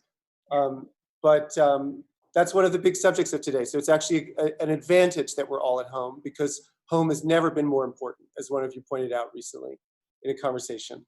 I'm going to start by directing a few questions to one of you specifically, because I know this very well, this Zoom syndrome of people all starting to talk at the same time. But then it'll get kicked around, and I encourage it to turn into a conversation. Storytelling is a thing that you all do. Editor-in-chief is a very interesting job, because it isn't one job. It's, as Mario Buotta once said about decorating, you have to be a psychiatrist to have the relationship with the client, you have to be an artist to do the design, and you have to be a lawyer to get paid. And editor-in-chief may have several more bullet points than that underneath it. But still, storytelling is always an important part of your job. How has the current environment changed the way you go about that? And I would say specifically, looking towards the next 6 months, the second half of this year, because it's always, magazines are sort of locked and loaded 2 to 3 months in advance. So some of the storytelling that you're showing now is probably pre-COVID, but how is it changing for you? Yeah, I mean, it's interesting, because I think that, to your point, storytelling is actually more important now than ever. And frankly, as is often the case in challenging times, we have a great opportunity to leverage our authority as storytellers. One specific, very kind of print magazine relevant example is that, we're not, to your point, up until about now, we had content in the can. We are shooting, but we're shooting on a much reduced and slower schedule. So we're having to choose very carefully what we actually shoot and what we use pickup imagery for, and that sort of thing. And so we feel like, where in the past we would have just defaulted to creating these beautiful product vignette shots, now we have an opportunity to maybe give those new products, more context. And that's something that we really excel in. So we're showing new product, but we're, perhaps including an illustration, a little bit more text, some more in-depth interviews, some more, for us, historical information about where these ideas and trends have come from. And I think, again, it's just an opportunity for us to leverage our greatest skill, which is as storytellers. So I actually see a lot of opportunity for that. I actually think what's interesting about the question is that storytelling, even during this time, how we approach it has changed, because this whole time that we've been home has had its own phases. Yeah. And when we first all were thrust into this situation, I think there was panic, and we were just telling all the stories, whatever story we could think of to tell. We felt this urge to be entertainers. We felt an urge to, we didn't know what was going to happen to the print. So we also thought, let's sort of just really amp up everything. I think now we're in a different phase. I think the story, I think of it like, at the beginning, everyone was Tiger King, right? It was like chaos and just like everything. Now we've Are you talking specifically about live IG stories? You know I am. Just throw it at the wall. In a way, but I think also now we know that our print magazines are still being published. So we have the opportunity to tell those stories still. Our websites, our traffic is up more than ever. So we know that content is being received and it's desired. So So now I think we're shifting towards that sort of daily or hourly storytelling that we do on social media is shifting back a little bit more to a place where we're much more directed and strategic. And, you know, it's sort of like we're in the unorthodox. Because you're calmer. We're calmer. We're calmer, and we also know what we're dealing with. And I want to ask you about, sorry to interrupt you. See, I'm doing the Zoom thing that I dreaded. I'm doing it myself. I love that. I want to ask you about the role of an archive in the life of a magazine now. I know Town and Country has an incredible archive, and it's the oldest of the three magazines we're talking about today.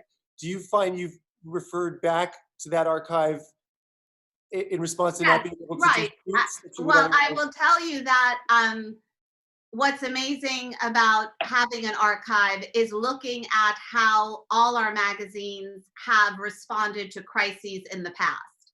So certainly with Town and Country, I can go back to 1918 and look at how it dealt with the Spanish flu. But Elle Decor also, you have a 3-decade history. So you can look back and see, after 9/11, how did it respond? After the 2008 recession, how did it respond? I think history is a guide for all of us. And I think that history also is so powerful as far as storytelling because it gives us a path to how we got through it.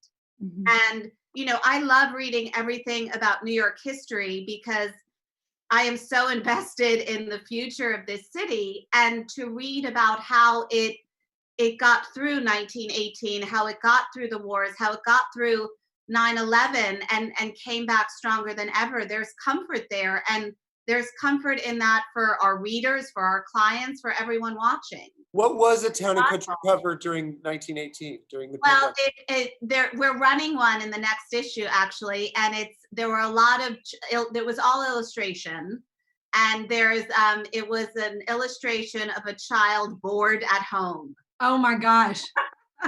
Oh my gosh. Boy, did they know. Sorry? I said, boy, did they know about that. Boy, no did they Netflix, no, video games. That was the real hard time. It's a YouTube. Or YouTube. It's a child on a sofa with like a mandolin next to her. Oh, I love it. Oh my God. Goodness. Joanna Saltz, talk to us. Hi. Hi. I just I can't top that. Following Celine, I'm quickly finding following Celine is very challenging. So that's a good anecdote. I know.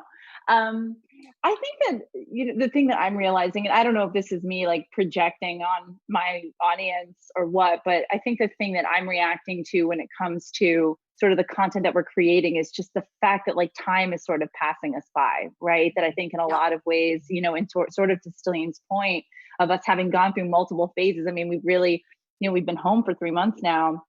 Or 2 months. I mean, what is time really is what is it? What even is it in this world? But the fact that all of this stuff is passing us by, and kids graduating high school, not getting to do all of these fun things and parties and events that we had, and being at LCDQ, things that we should have been doing.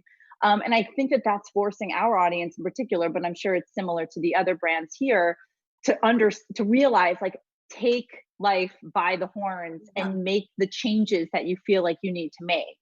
And so for us, from a storytelling perspective, I've really sort of tried to force the tactic of, not just showing the beautiful things, as House Beautiful has always done, but also really helping people get that, like help them make those dreams a reality. On housebeautiful.com, we've been doing a lot of content on real estate, because we just also think not only from the design perspective, but that people are going to want to move, to change, to look at what's around them and understand, is this right for us? This is not right for us. Whatever it is, take the leap. But really it has come down to service. It really has been, we are in a time now where people need help, and help at every level. And, how can House Beautiful sort of take them into that next phase?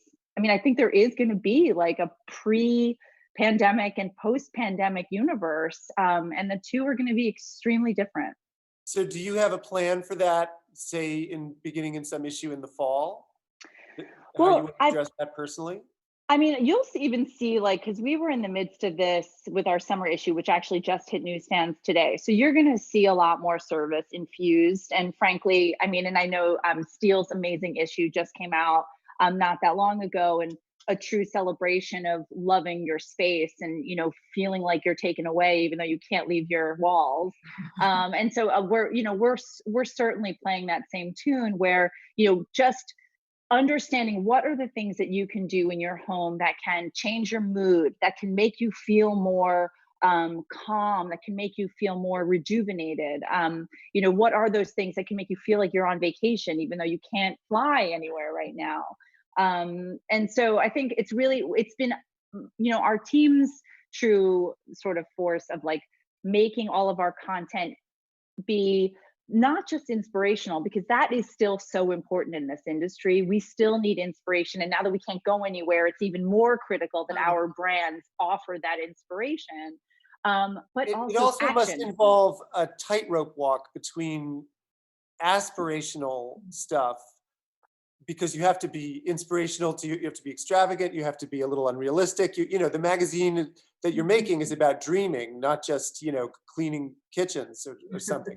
And then at the same time, in these times, like, are you judging me, David? Is that what this is? I am no way. No, never.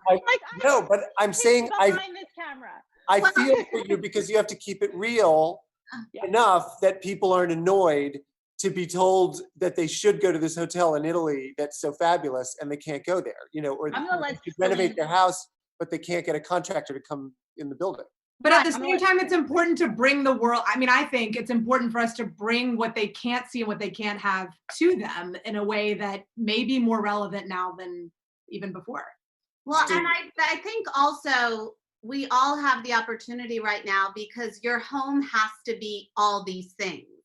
So I think the idea of service, your house is at your service more than it ever has been before, you know, and it is now your favorite restaurant. It is your movie theater. It is your hotel. You know, your backyard pool is now the Hotel du Cap, you know, so what are you doing in your space, and what can we tell you to do? For sure. To be there. I just you now can try and mimic, but it also is about how to bring in things that create a fantasy and that make your home all things it can be, because right now it has to be.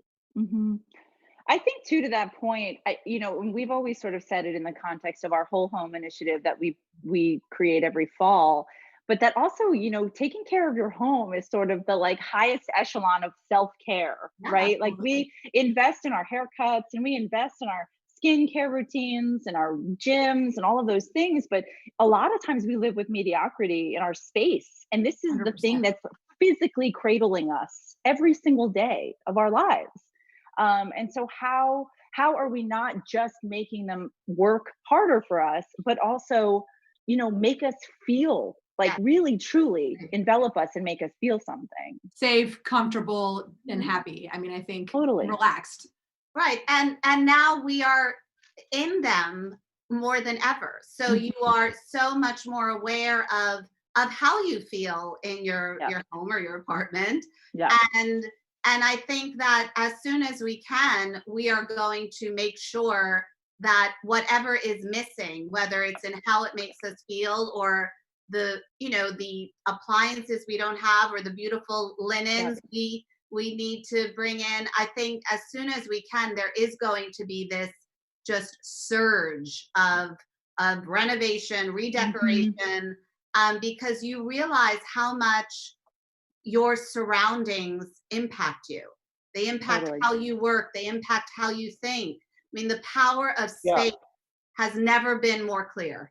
At the risk of being a little annoying, like, you know, I alluded to with the Marie Antoinette problem, it's going to also make a lot of people very interested in having second homes that didn't have them before. Yes, it's already done that. It's already done that. If you're in a position financially Yeah. to act on that. You might not have thought of that as a priority before March, but I know many, many people who do feel that way now. Or You know, first homes. First homes. I feel like I know people who are living in apartments in Brooklyn and Manhattan who are like, let's go, let's buy a house. Finally, let's bite the bullet and do it. Like, we've got, you know, time is passing us by. This is what I was saying. Like, let's just go and buy the house we've always wanted to buy. I mean, I do feel like that's really happening. Right. It's never seemed like more of an investment. Totally. I do want to say though, to that point, and I'm just bringing up the quote because I want to make sure I quote it like perfectly. You know, Hadley Keller, who's our senior editor at House Beautiful, had done an interview sort of talking about design in this time, and she spoke to a designer named Adam Rolston. He's a partner at INC, and what he said that really struck me. Oh wait, did I lose you? Hold on, sorry, my computer froze. Oh, there we are. Okay. Technology. So what he said that really spoke to me was, he said, I think it's a critical time to be a designer. We're going to help make the physical world an easier and better place to be. And in a way, when this is over, frankly, designers will sort of be the frontline workers of that recovery. And I think that that's an extraordinary statement, but also a truth, you know, that we really are, all of us here and all of, I imagine the audience that's watching us are going to be sort of charged with the weight of having to help this entire community of global citizens sort of move forward into the next stage. There's a phrase that we have been tossing around that sort of, it's our responsibility, and frankly, to Joe's point, the responsibility of the audience probably who's here today, to help people figure out how they want to live. You know, it's not just home, apartment, second home, country, city. How do you want to live? And the design community, in a way, I think has a greater responsibility and is at the forefront of that in a way that perhaps they never have been or haven't been in a long time. And I think that's really exciting. And again, I think it's just a huge opportunity to leverage that great authority that the design community has. So this is all very optimistic and encouraging. I feel better myself hearing you talk about this. But a lot of what we're experiencing is also about real pain, especially when you think of you know, the economic pain that small businesses, merchants of antiques, and you know, people who can't deliver associated with our industry are going through. I hear about that, and I find the coverage actually has been quite definitive in the business of home about that since this started. But I want to ask each of you personally, what's the most difficult experience, COVID-specific experience to running, you know, your magazine that you've actually had to manage? We'll start with Stellene. Okay. I will tell you that not being on the 27th floor of Hearst Tower is an enormous loss for me. You know, we talk a lot about how in certain movies or in certain novels, the house is a character. It has such a powerful pull on how people in the novel or the movie behave. And the 27th floor for Elle Decor and for Town and Country, they share that space. And that floor is as much a piece of content in every issue those magazines create as anything.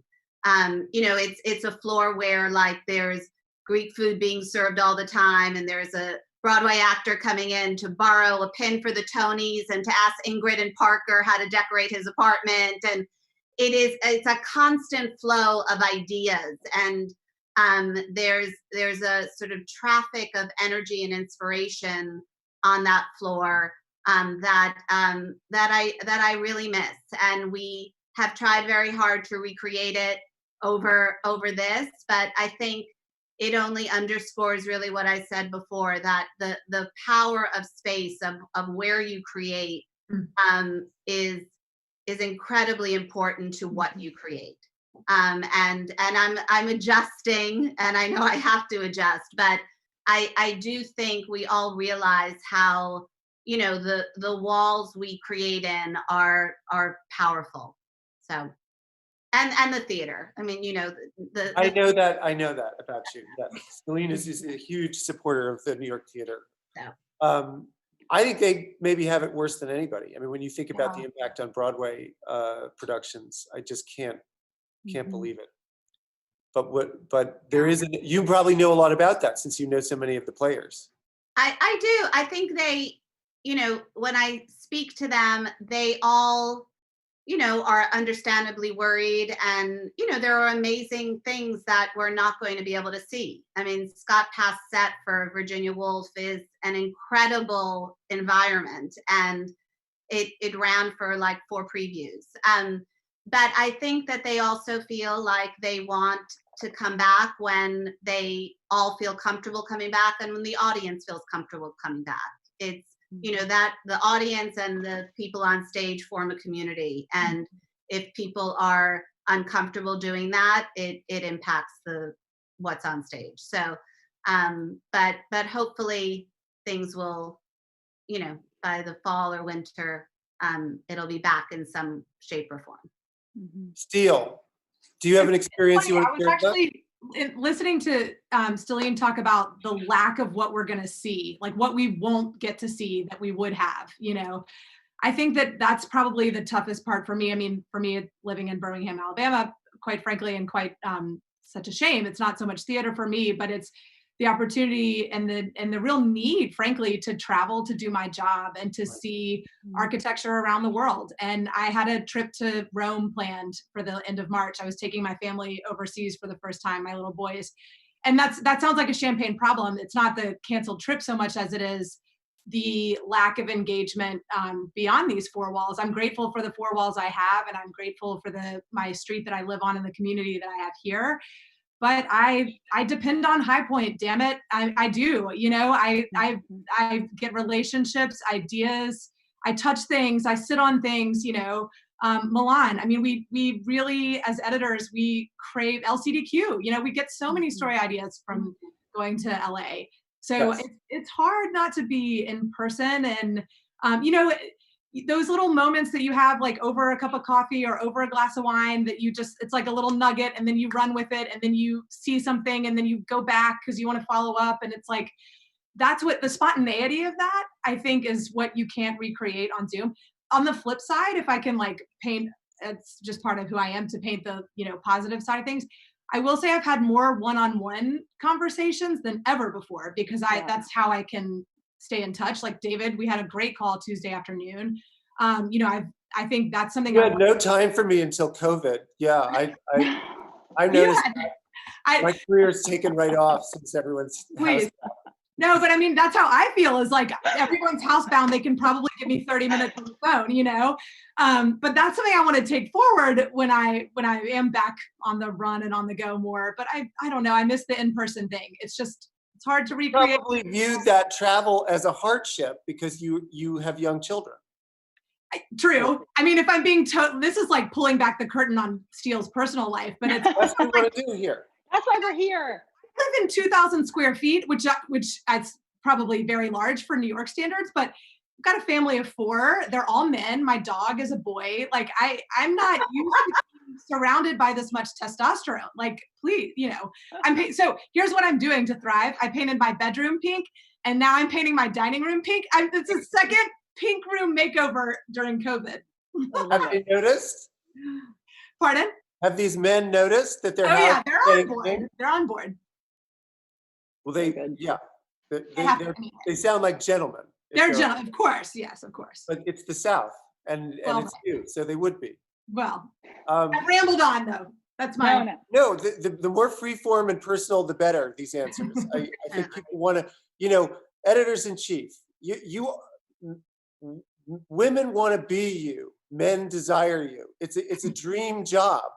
It's a huge sort of mythic career, and probably because another side effect of this circumstance, is that people get to have what seems like an intimate conversation with you through the computer right now, and you should tell them what in more structured circumstances just wouldn't. It's not that you might not be willing to share it, but it wouldn't come out the same way because you'd be behind a podium or something. Is that the dog? That's the dog. Sorry. Um, my daughter is like sneaking in and out behind us. I can see her. So just ignore, just do not look. I put chairs blocking this room so no one could get in. Like she had to leap over furniture to get in. When I was watching Chris Cuomo in his basement, which was a similar camera angle to you, his wife kept coming in at the top of the stairs and putting down a tray of food when he was sick down there. And I was like, I don't know if that's such a great idea. What's she doing up there? She's going to get sick. And then she did get sick. And then she did get sick. So crazy. I'm going to jump in though and talk about the thing I feel sad about. I'm gonna turn this into a therapy session. So I hope all of the people watching. I mean, first of all, like, let's talk about real hardship. Like the things that we get to do all day are like, we're very, very lucky to be in this industry. And I know that there are challenging moments in this industry, but there are definitely people out there who are championing. And so all of that said, obviously, I mean, I'm sad that we don't get to I don't get to meet people. You know, at the end of the day, like I'm new to this industry. I've been in this job for a year and a half with change. Last year I turned our editor's letter into a roundtable discussion with designers. As many of you know, I go around the country and I get to sit with people and chat with them and hear their ideas, and they get to hear my point of view, and I get to meet them. And it's so funny, even now thinking back, I had a roundtable sort of in early March that was supposed to be in Atlanta. And admittedly, and it was fantastic, truly fantastic talent on that panel. I mean, you guys know the Atlanta community, such extraordinary designers there. And I couldn't fly. And I felt almost embarrassed telling them that I was going to have to do it remotely. And now thinking back of where we are and what has happened over the last few months, I have one tomorrow within another group of extraordinary talent, and it's all via Zoom, and it'll be great. It'll be amazing, and the people are fantastic, and the Atlanta one turned out fantastic, and no one will be the wiser. But it is hard to not meet people and see. I mean, also I'm tired of looking at my wrinkles. I need that to stop. But I'm sad to not get out there and spend time with events and all of those things. Like I'm not particularly extroverted. I do love to connect with humans. And do you go on your own shoots? I don't generally. I mean, I have an amazing team of people, Robert Ruffino, who and amazing, great creative people, Mark Davila, and I have a really good team. So I don't need to. But this roundtable every month was a really special moment for me to sort of sit and talk and connect and listen, and not to be able to do that. I mean, I agree with Steele that all of these events, the LCDQs and everything, are also such a touchstone for inspiration, but also for connection. It's like we are, in a lot of ways, we are our brands, and us being able to be out there and talking to people is how we sort of manifest that in just something as simple as conversation. So, and I want to something again that Stellene said about what we didn't get to see. I want to make sure that art and creation is still happening, right. And a lot of what funds it and what makes it possible to happen is by the public sort of going to see it. And if I legitimately worry about that. If there aren't art gallery openings, will artists keep making art? Please, they will, because they have that calling or whatever. But if something can't be seen, will it be made? That's like a question that actually does keep me up at night a little bit. And if something can't be seen to then be written about, will it have the life in public consciousness? Correct. The culture that it deserved. Yeah. Art is what helps us understand these moments, I think, more than anything else. It brings us, and it gives us connection and community too. Mm-hmm. So speaking of things not being seen that should be seen, how should a designer go about getting their work published now if they can't photograph it? This is probably something everybody in the audience who's trying to be published is a decorator, and I include myself in this, experience of this frustration. Do you have an answer to that question? Okay. I should have named someone. Let's give that to Stellene, she had a first thought, sure. And you're going to have to figure this out at El Decor a lot, because you walked in at the precise moment of paralysis. Yes. Well, listen, I think that we all have, do shoot all the time, right? So there is an inventory. But I think what also in pitching us projects now, I think that you either need to have that photographed and present it to us photographed, or you have to understand that there might be a delay we will be shooting again, at some point. I mean, there are ways we can shoot now. Is it ideal? Absolutely not. So if you present something and you really want the magazine to photograph it, with a specific photographer, I think being understanding that we will have to wait to do that. I think even in acknowledging that in your pitch is very, very helpful, because I think the other thing we're all beginning to realize is how dependent we are on each other, and how connected we all are to each other. And I think that goes, for this design community, for the publishing community, for our advertising partners, and for all of us. Even as editors in chief, the sort of sharing of problems and solutions, we have never talked more with each other. So I think that acknowledging that there is a beautiful project, there are not professional photos, but I understand it might not have, you might not be able to photograph this and, for it to appear until a winter issue. And anything that is photographed now, there is an advantage. You have an advantage, or if there's something or if you have something and you've been waiting to put it in a book, but now's a great time to share that with all of us, for sure.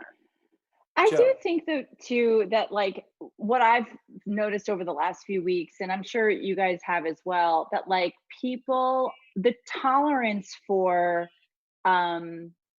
things that feel a little bit rumpled and lived in is much, much higher than it ever was. Like there's something about, like there's a bristle to uber perfection in this moment. It doesn't feel real. It doesn't feel authentic, and it feels somehow disconnected from what the rest of us are going through.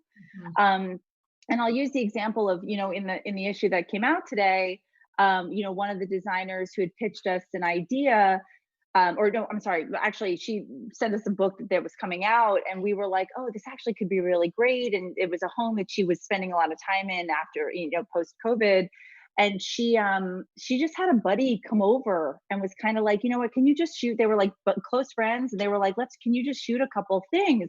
And honestly, like the purity of the photos and the realness that it brought to the issue is so extraordinary. And so I would say that, like, I think the harsh reality that a lot of us at Hearst, I'll say on this panel, but also beyond this panel, have learned over the last few months is it doesn't take a village to do a photo shoot. In a lot of ways, we've had lots of people on these sets. I mean, we've heard anecdotal stories of, of some of our sister or brother magazines having like cover shoots with celebrities, and it's like the celebrity and their photographer buddy, and they get shipped a case of clothes and they put it on or whatever, and then they've got a cover shoot. Like we all are sort of learning how to sort of be nimble in this day and age. And I think that thankfully, the kinds of things that we're creating, they require some people, but they don't require a legion. And so I do think that we'll be back much sooner rather than later in creating these things. I also have to say too, like House Beautiful launched this like open house initiative on our Instagram live every day at noon, where we look at designers' homes, it's just them and a camera, and it is just them and literally a cell phone. And they're like, don't look at the laundry over here. This is, look at the living room. And like that realness also lends like connection. It lends friendliness, warmth. There's so much great stuff that you can get from that realistic approach, and I think there's some real value to that. So my takeaway as a designer listening to this is still pitch. Oh, yeah. Absolutely. Expect a more forgiving Absolutely. attitude about homemade photography, non-professional photography, and look towards the future when this is not the way it is today. In fact, the one thing I would add, because I agree so much with what Joe and Celine both just said, but the one thing I would add is, I love being asked, hey, what are you guys looking for? What sort of issues are you thinking about? Is there a part of the country? Is there even a room? Like, I had a designer get in touch with me, and he was first of all, also flattery is helpful. He was very complimentary of a past story, which was nice. And said, what are you working on? What's going on? And then I was like, I actually need this. And he was like, well, let me look. And, anyway, we just got it. We had a great dialogue. Same point that I made earlier, like, hop on the phone, see if you can get somebody. You probably can get somebody for 20 minutes right now. You probably can get on the phone with somebody for 20 minutes and just see, living rooms, dining rooms. What are we talking here? Country house, city apartment? Like, what do you need? International? Like, I don't know. I love having those conversations. And that one conversation that I had with the designer who reached out ended up reshaping our entire September issue. We pulled something from inventory that we were planning for a later issue. We moved it forward into September. A couple things we had for September, we are going to hold now. But it worked. I'm so glad he got in touch. It really worked. Well, and some of the things we talked about that we missed, right? The trade shows, the appointments, the showrooms, those were moments where those conversations often happened. Absolutely. So, I think what we're all realizing now is that there is an effort required in staying a part of the conversation. As editors-in-chief, we think about it all the time. How does Elle Decor, how does Veranda, how does House Beautiful stay a part of the conversation when we are all sort of sequestered at home and not do events? So I think the same goes for the conversations between editors and designers and decorators, and staying a part of that conversation is vital right now. Yeah. I think we're going to remember so many of the conversations and the relationships that we had during this time. So true. I think too, to that point, and even what I was saying before about, being sad not to be out there and talking, like, I'm sad to not be out there talking, but I also I'm sad that they're not talking, right. Those exchanges of ideas, a lot of times I would sit down in this round table and some designers would be like, I don't ever get the chance to talk to anybody but my clients, my clients and my vendors, and that's it. I never get to sit and shoot the sorry, I won't curse, my kids are around, with some other designers. And that's so important too. You hear it in the vernacular now, right? You hear people reach out to a friend, talk to a friend, right. Check and see how they're doing. But there is that creative, the thing I do have to say though, and I just want to get this in, we are an industry of problem solvers. At our core, we are handed something that we have to fix, and we have to find a creative solution for it. And I do feel whether we're editors or we're designers or we're in the industry, but we are all creative thinkers. And I think that we are made for moments like this. We are made for the challenges. Everything that we're presented, whether it's an awkward corner or a weird pillow or a funky spread that we have to fill in a magazine, everything we do every single day is a problem and finding the right solution for it. And that's why all I feel in my heart really is just hope, for the future. Hope, and how do you feel about what you're saying in a completely macro way? Because it's often said that the entire print magazine industry is something in need of a fix, and everyone's sort of looking at it every way they can. Do you think that the industry is going to emerge stronger or weaker after this experience? First of all, that's my favorite question to answer. So thank you for asking it. I feel grateful every single day that I work in the home industry in print, because I do feel and some of you may have heard me say this before, interiors look no better than they do on the pages of a magazine, period, end of story. That is where they thrive. And You can show your stuff on Instagram and you can show your stuff on TikTok, which I've seen some designers like holler to the TikTokers out there because my daughter is making me crazy with it. You can show your stuff at literally anywhere else, but the place it looks best is in print.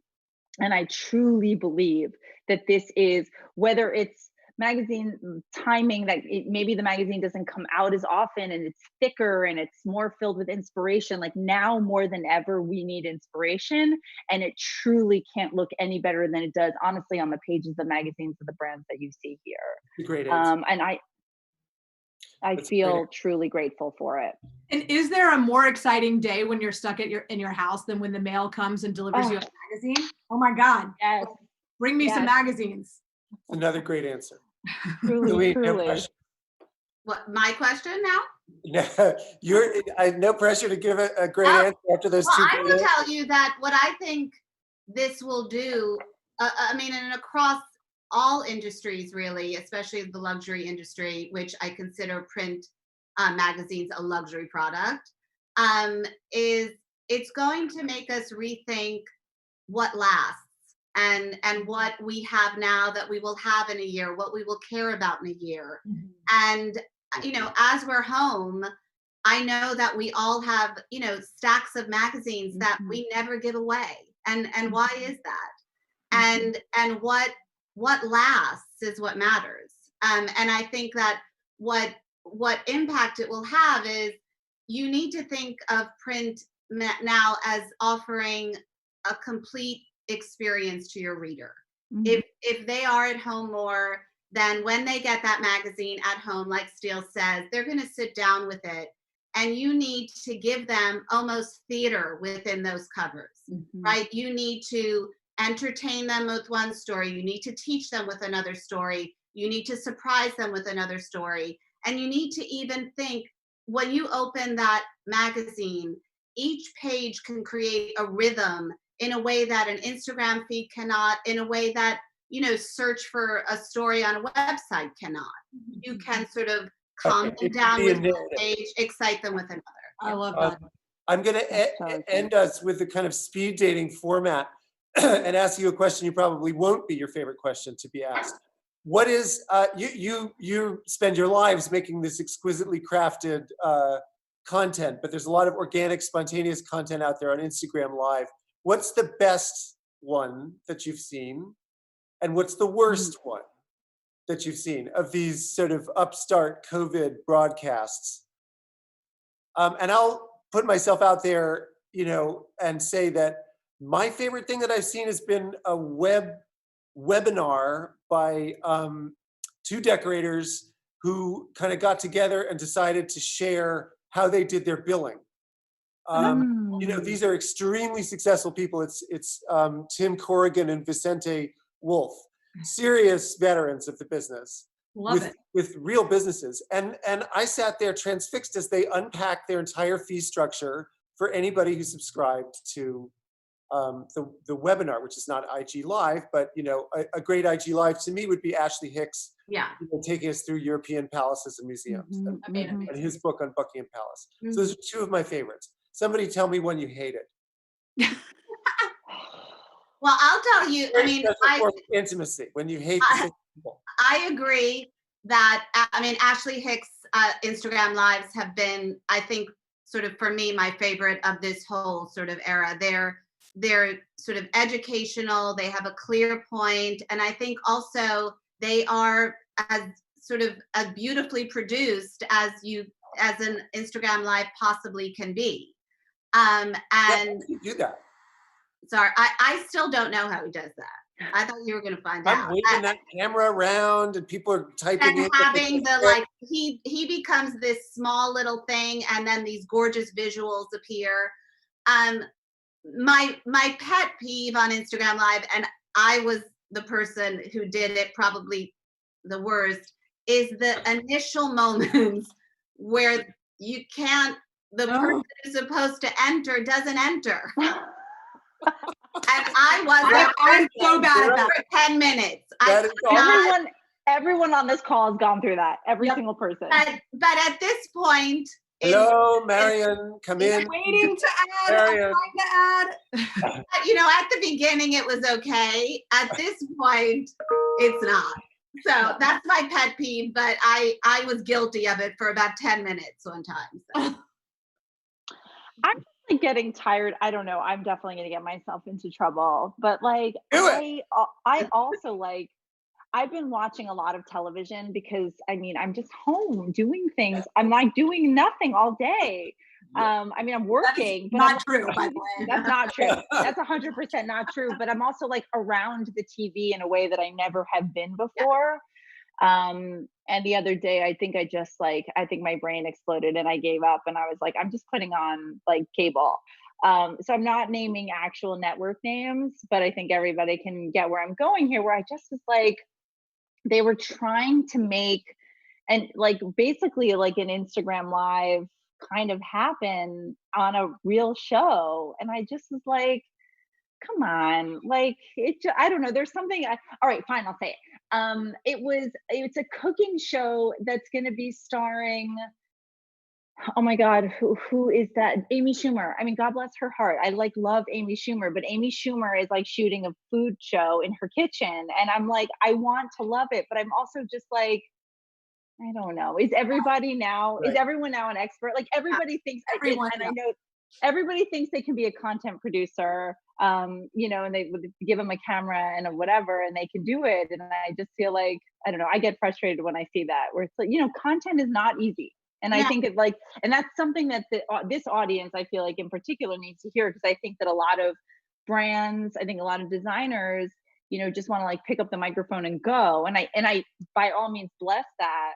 But I think content takes, you have to pay attention to audience and think about what's on the receiving end of that. Especially at this point, you know, at the beginning of this crisis, I think basically anything went, right?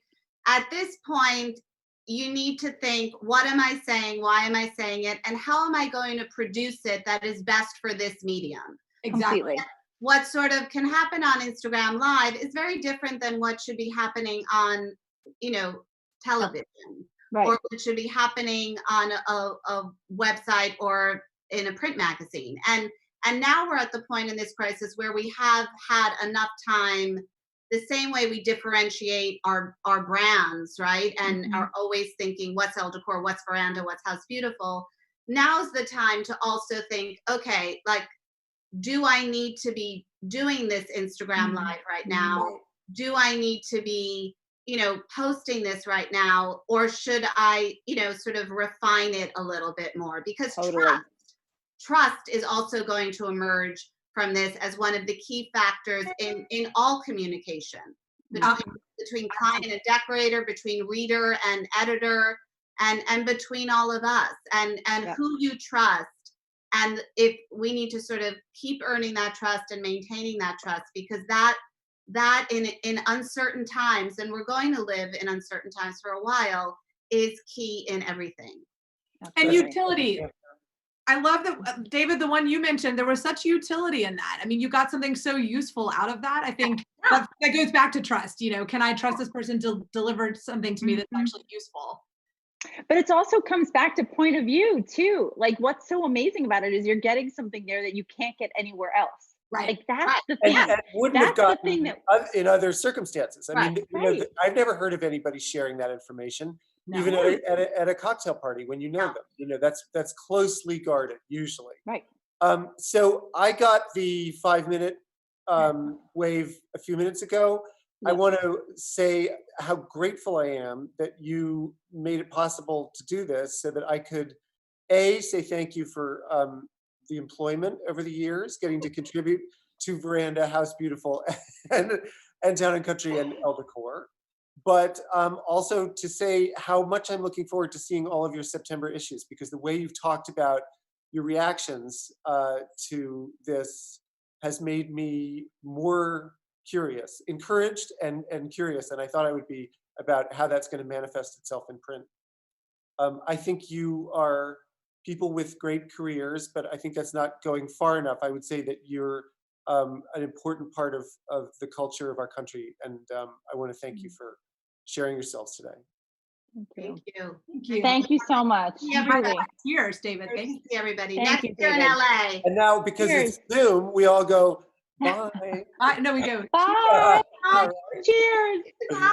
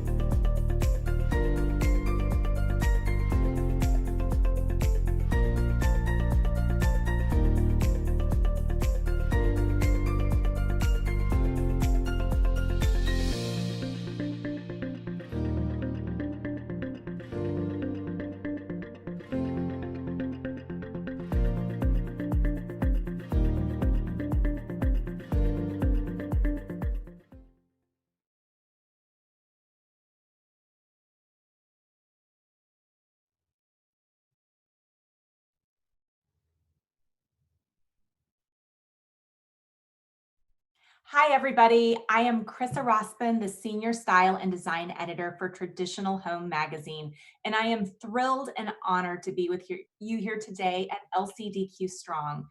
LCDQ has always provided so much aspiration as I design my own home and inspiration as I create editorial features for traditional home.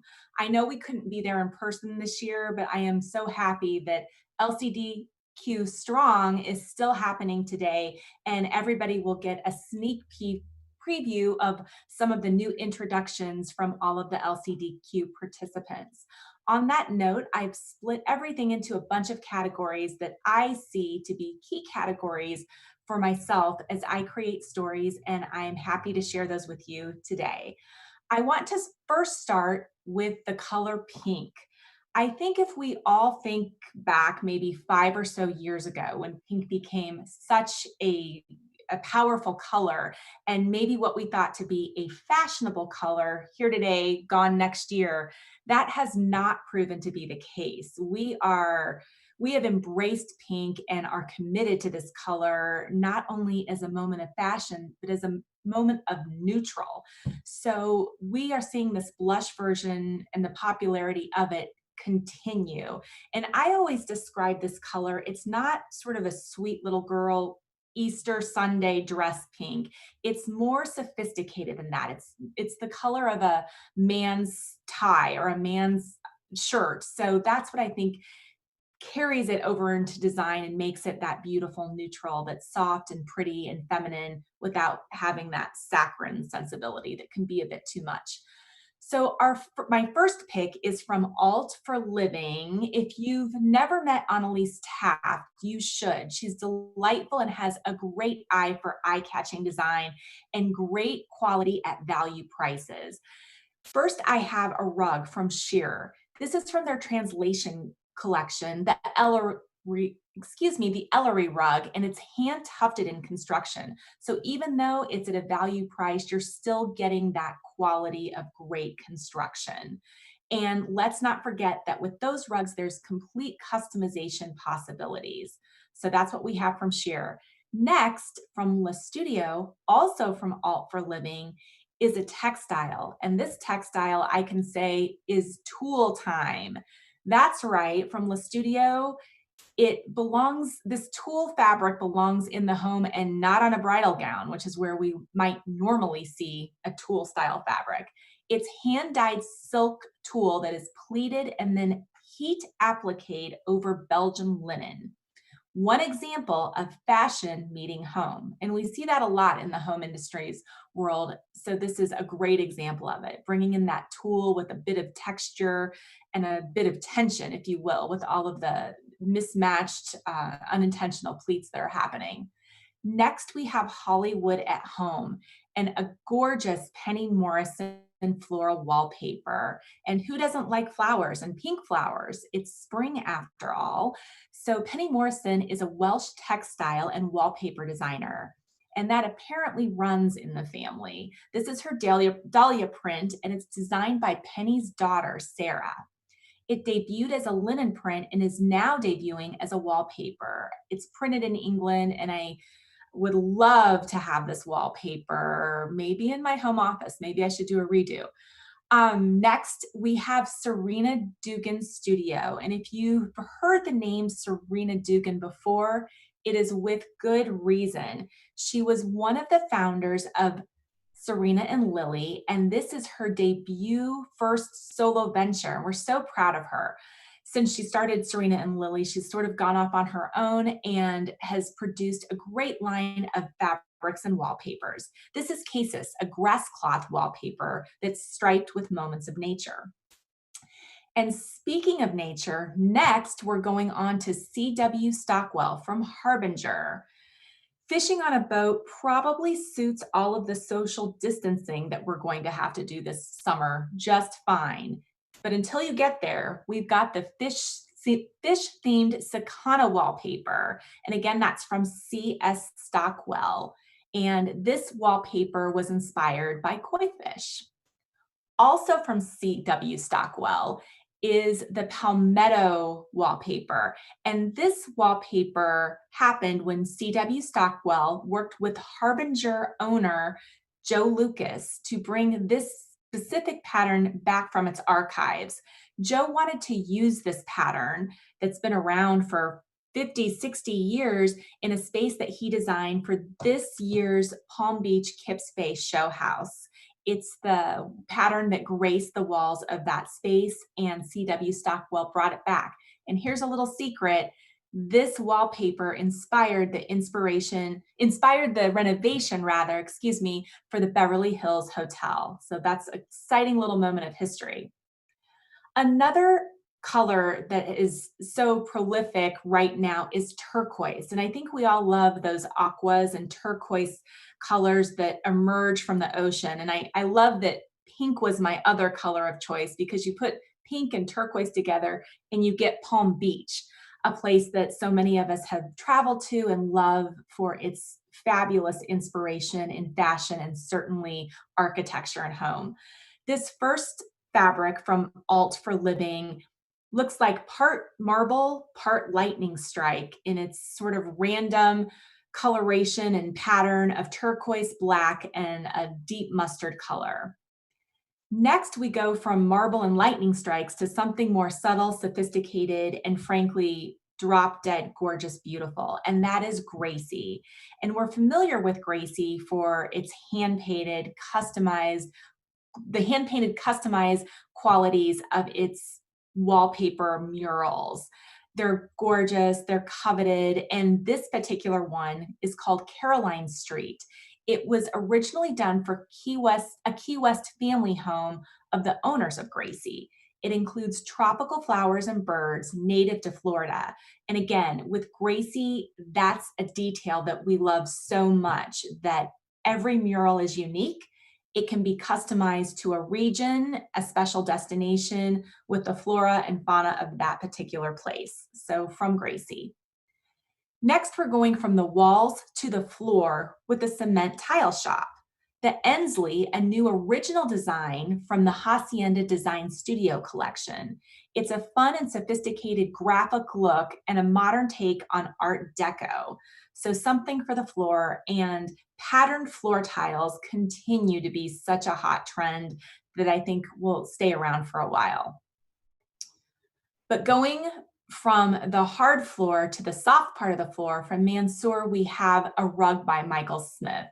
And who hasn't been left in awe of a clear starry night? That's what this particular rug emulates and looks to be. It's hand-knotted silk and oxidized wool, and it's from the Michael W. Smith collection. It captures the beauty, clarity, and infinite possibilities of the celestial sphere.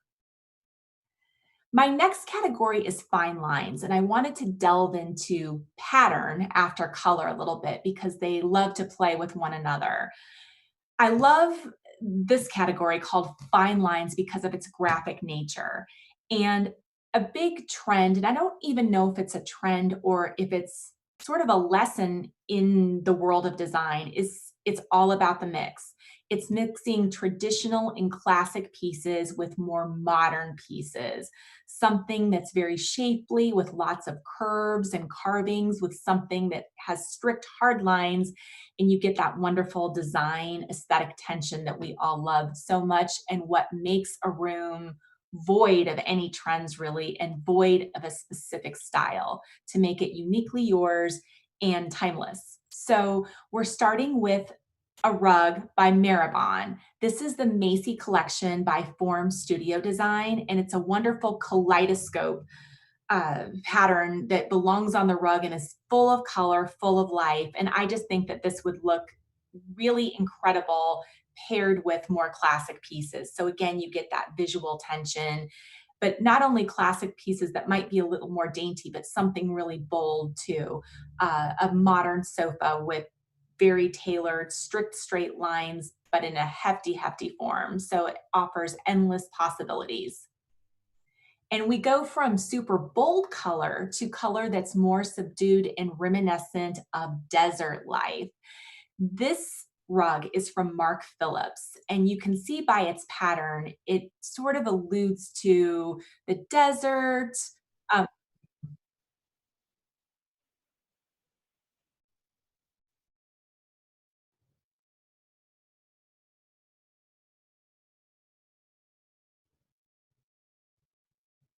okay. Oh, you know what? I switched something. Okay. You know what? Let me, we can go back and do lighting. Okay, let's move to lighting. Okay, lighting is, I say it's my favorite category, but I say that about so many categories in the design world. But lighting is a particular favorite, not only because of its functionality, because it emits such beautiful light, but also because of its sculptural forms. Lighting has become has grown so much in the past 2 decades to be sort of basic add-ons for the purpose of just introducing and contributing light to true sculpture. Each chandelier, pendant, a flush mount, a sconce, they're looked to now almost as a piece of artwork. Each is individual. The finishes are beautiful. The finishes are unique and just so sculptural. So on that note, let's start with Circa Lighting. Circa is known for their family of top designers who all have lighting collections with them. Their interiors are graced even further by but by their imaginations and what they do for Circa. So first we have Thomas O'Brien's collection, and this is a new piece called the Alpha Convertible Sconce. And it was inspired, this is an interesting point, by a French geometric doorknob that was vintage. It can be installed upright, but I like it the way it's shown, which is sort of hanging. It looks like a loop. It looks like a tassel that you might hang on a doorknob, in fact. So that's what we love about that. Paul Ferrante, sconces, this is his Eclipse sconce, and sconces have just taken off as a category and have grown so much. People like them in pairs. They like them to line an entire hallway.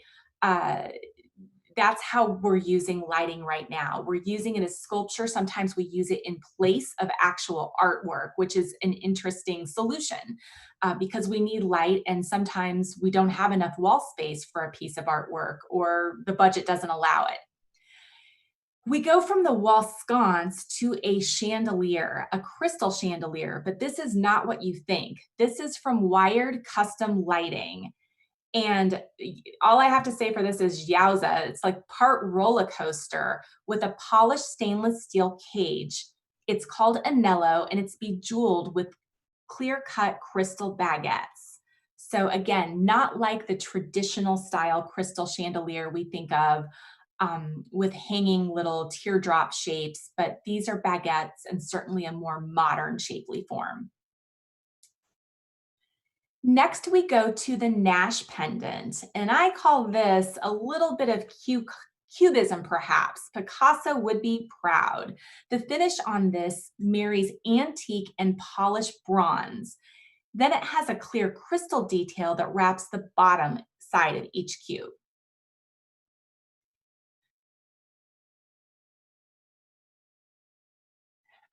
From Remains Lighting, we have more simple forms. We start with a sconce, the Eloise sconce, with a crystal chandelier, a glass cylinder shade.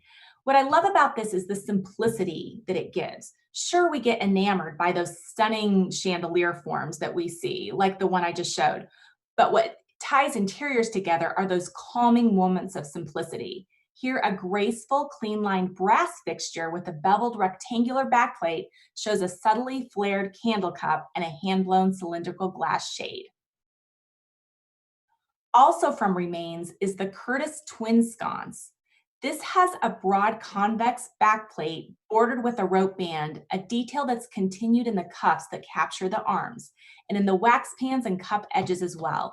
And I can't emphasize enough the need and the necessity for simple lighting, because that's what's going to, again, create that visual tension against your yowza moments that hang from the chandelier and on wall sconces, and just more simple pieces like this that don't fight for attention. They just enhance the other beautiful pieces that are already there. And finally, in lighting, let's talk light switches. We sort of have become accustomed to the simple plastic light switch that sometimes gets covered in a wallpaper to match the room or a color to match the room.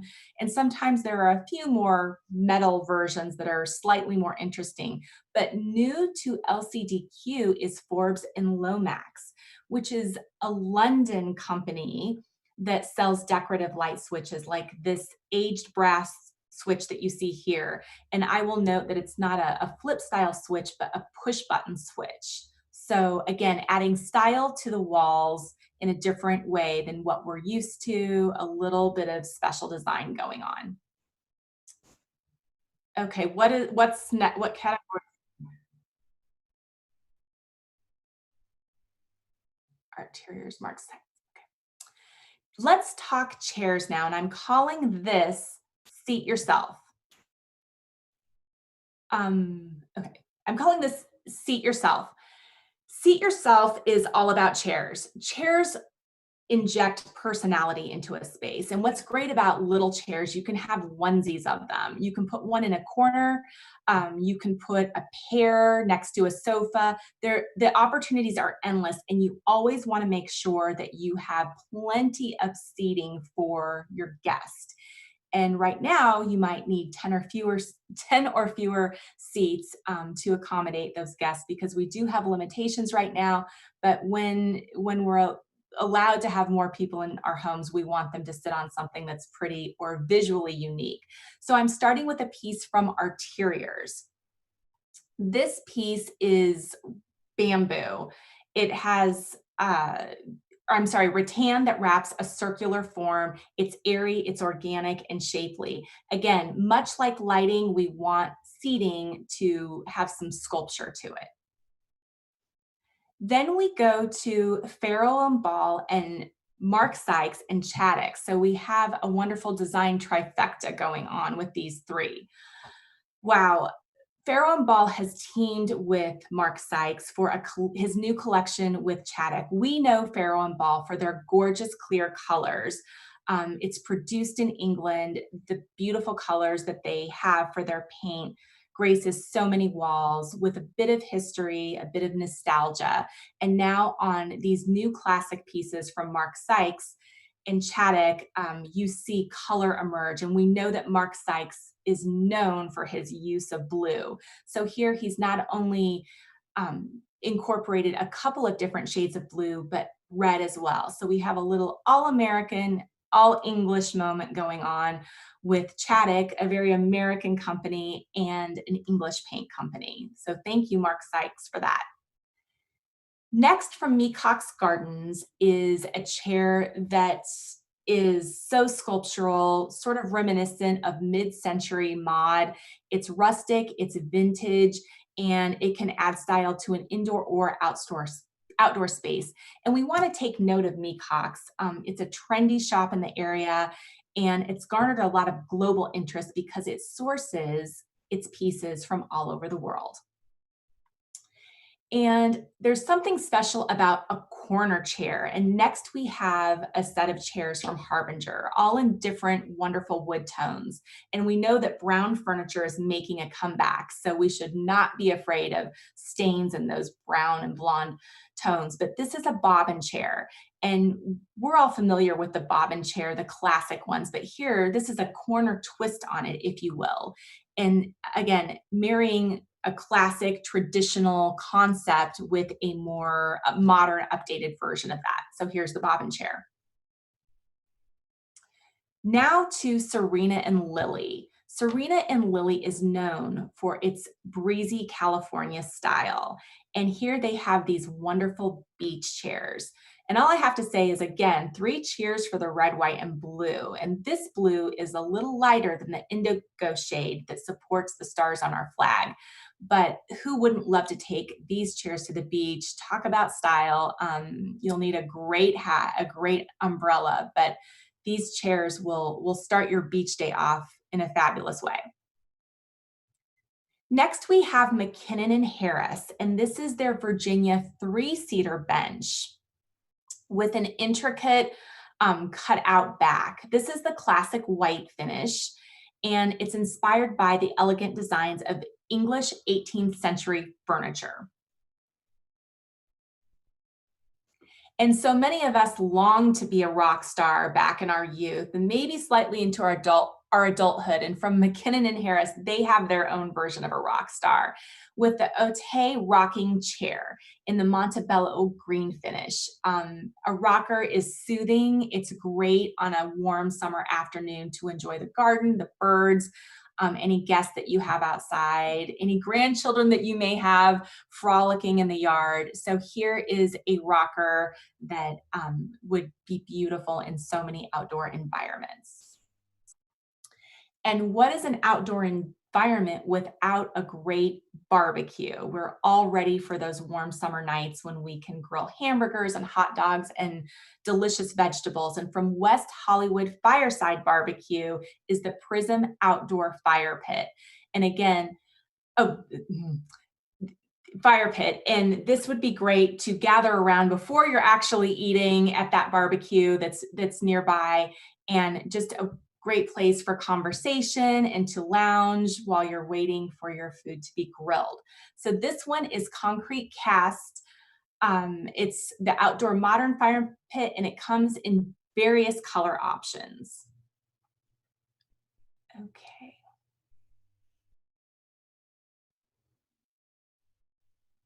Mark. Yep. Okay. Okay, the Mark Phillips sumac rug. Okay, I'm sorry, can you say which one again? Okay. The one that looks like the mountains. Okay. All right, so now we're back to fine lines again, and the Mark Phillips Colorado rug from the Sierra collection emulates mountains and that desert feel. The colors are subtle, they're taken from nature, both of the sand and of the sky. And the mountain shapes are very subtle. They're triangular, graphic, again, subtle allusions to nature, which is what we want. Nature doesn't sort of hit us over the head. It sort of tickles us with great breezes and beautiful sunshine and softness. So that's what this rug does from Mark Phillips. Next, we have Alt for Living, and this is another rug that we've seen in pink before, but now we show it in aqua. And why I'm showing this particular rug again is because when we're talking about fine lines and geometrics, what this rug does is it shows that geometrics don't have to be hard edged. They can be soft and natural and organic. And the lines of this, it's sort of a grid pattern that's a little fuzzy and it has structure to it, but it's not so harsh and limiting and doesn't line things up so perfectly. And what we know about design is there's beauty in a little bit of imperfection, and this rug from Alt for Living demonstrates that. Next, from Hollywood at Home, we have a sort of double product going on here. First, we have a chair that sort of plays around in a checkerboard fabric in a pebble color. That's what they call it. It's a lot of fun, and it's against a really organic, abstract pattern that has the yin-yang effect with a blue wallpaper. And again, showing that sort of all over pattern with something that's more crisp and clean and clear cut and solid. It provides that visual tension that makes a room unique and gives the eye an opportunity to rest. Okay. Yep. Finally, the windows.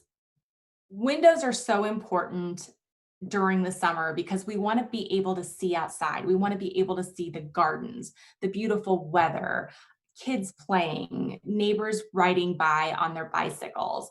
And so summer, even when we're inside, we want to be able to see what it's doing outside. Victoria Hagen, we know Victoria's work. It's classic, it's timeless. she has these moments with light that's made her designs successful, and they've graced the pages of every magazine available, and we love her for her work. And now she's teamed with the Shade Store that's located right around the corner from the LCDQ district. And Victoria, what she's done with her fabrics, again, it emulates the beautiful classical interiors that she creates for every one of her clients. So we're going to start with a picture of Victoria, and here is her title line of linens, linen and cotton blends that she has done in drapery panels that would hang so beautifully on the sides of French doors, of windows, again, that frame the outside. They will filter the light on a sunny day that's a little bit too bright, but it will filter that light in beautifully and provide a little protection for furnishings, but adding a softness to the architecture for sure. So we have the detail shot so we can see the beautiful stripes on this linen, a two-tone, very subtle, neutral color. And we shouldn't be afraid of horizontal stripes when it comes to the windows. Next, we have the Cienega stripe fabric, and it was named after the lighthouse that watches over Victoria's family home in Nantucket, and that's where she grew up. So here you see it in the corner of a room, lots of panels framing an environment that holds a chair. And how lovely would it be to sit in that chair and read a book on a beautiful summer day, or even when it's summer and a little bit cloudy outside, it still, again, filters that light in so beautifully. Next, we move to the harbor stripe. And again, this is what I mean when I talk about horizontal stripes. They are not so good in the fashion world, but we do love them on a window. This is called the harbor stripe. And here it just really elongates and widens at the same time this breakfast area room. How beautiful would this be against a bank of windows? So we love that. And the wonderful little stripe detail that looks very much like a piece of ribbon. And this ribbon happens to be in linen. It's great for both traditional and modern interiors. And again, what Victoria does so beautifully is create those rooms and spaces that are trend resistant. They don't speak to a certain era. They don't speak to a certain genre of design. They're just classic and timeless, and they work for so long. And that's what we want our interiors to do. We want them to accomplish that feel of being put together over time and still having it all work, not creating design that looks like it was thrown together yesterday out of a showroom and is specific to a certain period of time. Finally, we have Lutron, and I wanted to talk about Lutron right after the Shade Store because they've teamed up together, and Lutron is the leader in automated lighting and shade control. So it only makes sense that they would team with the Shade Store and Victoria's new collection. So now you can get shades, drapery fabrics, and the electronic controls to open and close your window treatments from the Shade Store. That concludes my presentation of my favorite picks from this year's LCDQ introductions. Thank you for joining me. I hope that you have the opportunity to not only check out the new introductions, but all of these lines, because whether or not it's a new introduction or something that's been in their collection for a few markets, I promise you, these companies are all leaders in design. They continue to delight us with the most innovative product, wonderful construction, great manufacturing, and we know that when they show up in interiors, and those interiors show up on our magazine pages because they've been executed so gorgeously by the leading designers across America. So thank you. I thank LCDQ Strong for having me be a part of this special day, and I hope to see you soon, and I hope that you pick up a copy of Traditional Home on the newsstands now. Thank you.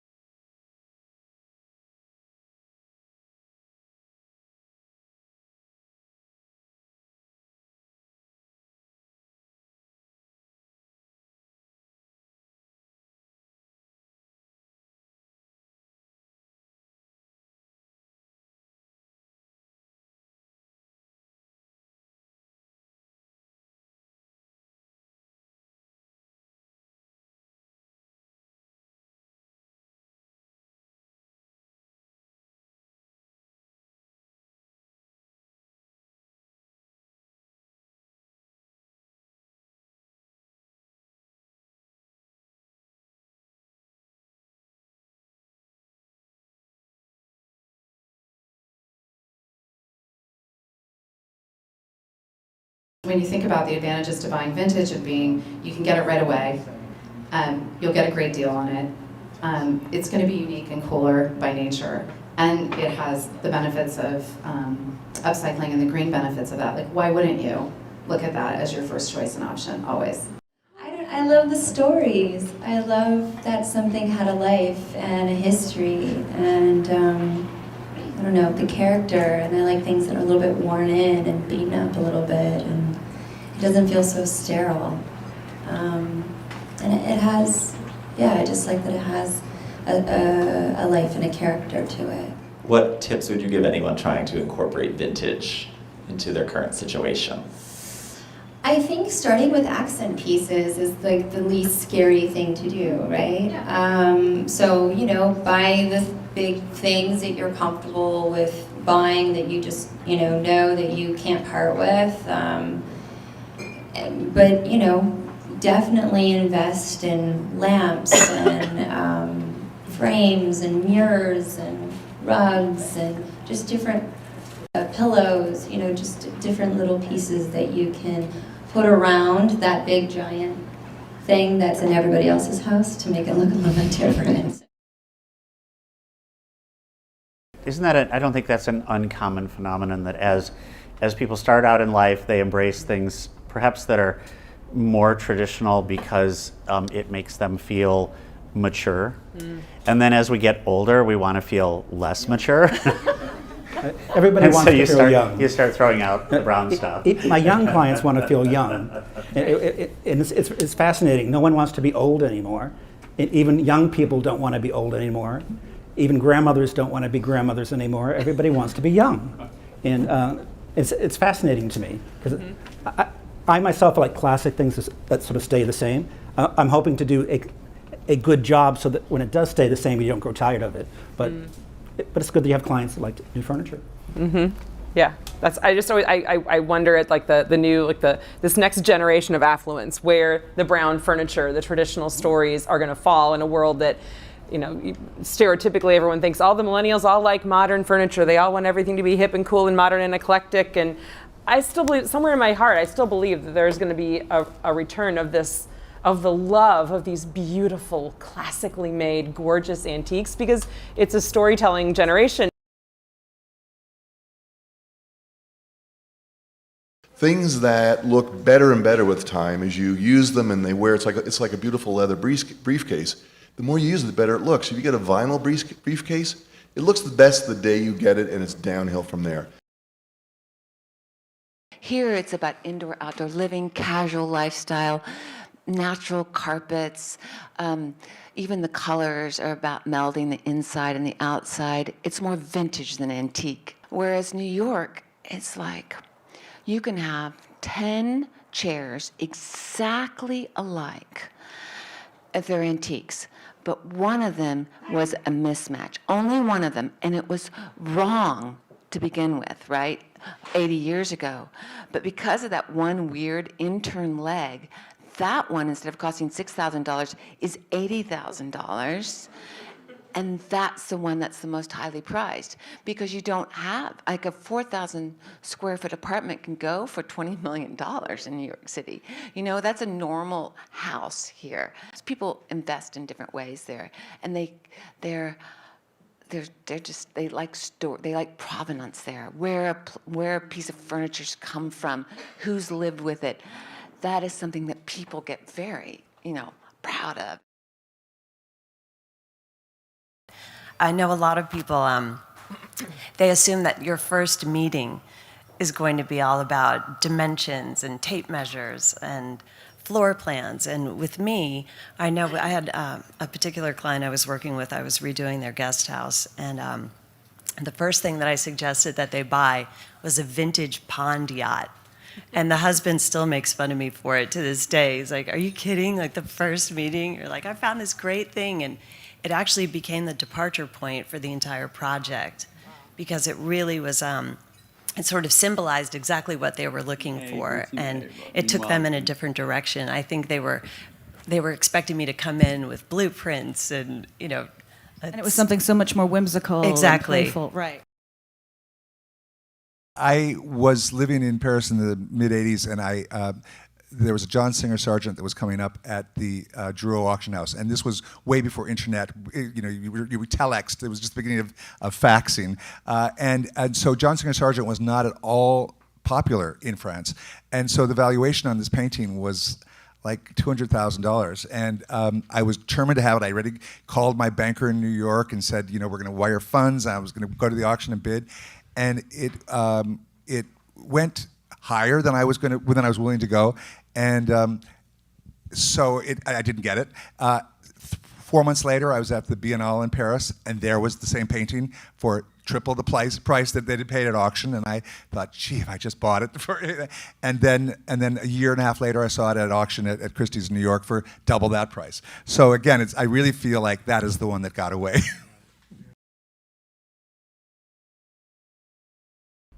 I've always entertained, and I maintain and hope that when I do a house, it's just the way the people want it. And I think if you feel comfortable in your own house and for the way you live, then why not invite your friends in? You know, it shouldn't be like you have to get your house ready to have people over. I like to go out in the garden and cut green leaves and whatever's there, berries or whatever, and I like it for myself, so I never cared who came over. And when my husband was alive, there were a stream of people who came over all the time, so I never knew what was happening. Nathan, you clearly have a gift for entertaining. You studied cooking, and you know how to throw a good party. What made this lovely apple gathering so special? And then, two, what are the key ingredients for an unforgettable party? Well, it was special because you all shot it. We had a lot of fun with that.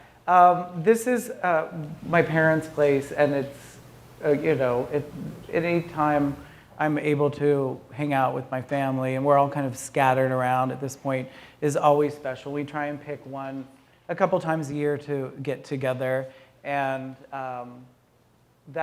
to me, that's what entertaining is for. It's to be around the people that make you laugh or you want to be with.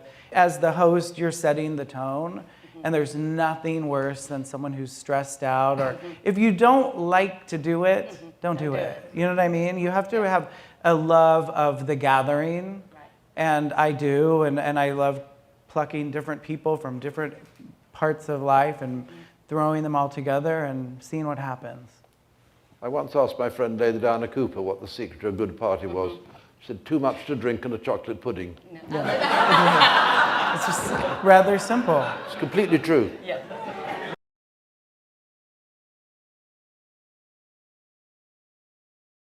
When I give a party, it's like I give 3 parties, because there's the party that I'm planning, then there's the party that actually happens, and then there's the party that I wish it had been. Anyways, and I think I love theme parties, absolutely, and I just think that, you know, there's such a sense of missing Southern hospitality in this town. You know, you can invite someone 100 times and they'll never invite you back for a hamburger. It's really kind of sad, and I'm not looking for tit for tat, but, you know, it's always nice to get an invitation to go to a movie and a Coke or something. Anyways, but I think, you have to just plan these things. I plan it from the minute they walk through the door, who they're going to sit next to, what they're going to talk about, what they're going to wear, the whole thing, and then, of course, it always turns out to be a whole different party. But at least I get to go to 3 parties for the price of 1. They're 2 different things. They're really, really fun parties where the guests buy in and really participate. And so that's where I think a costume party makes the difference. I was just like a prom that you attended? No, or I was just in Greece on at the conference, Leaders of Design conference, and we all dressed up one night in togas.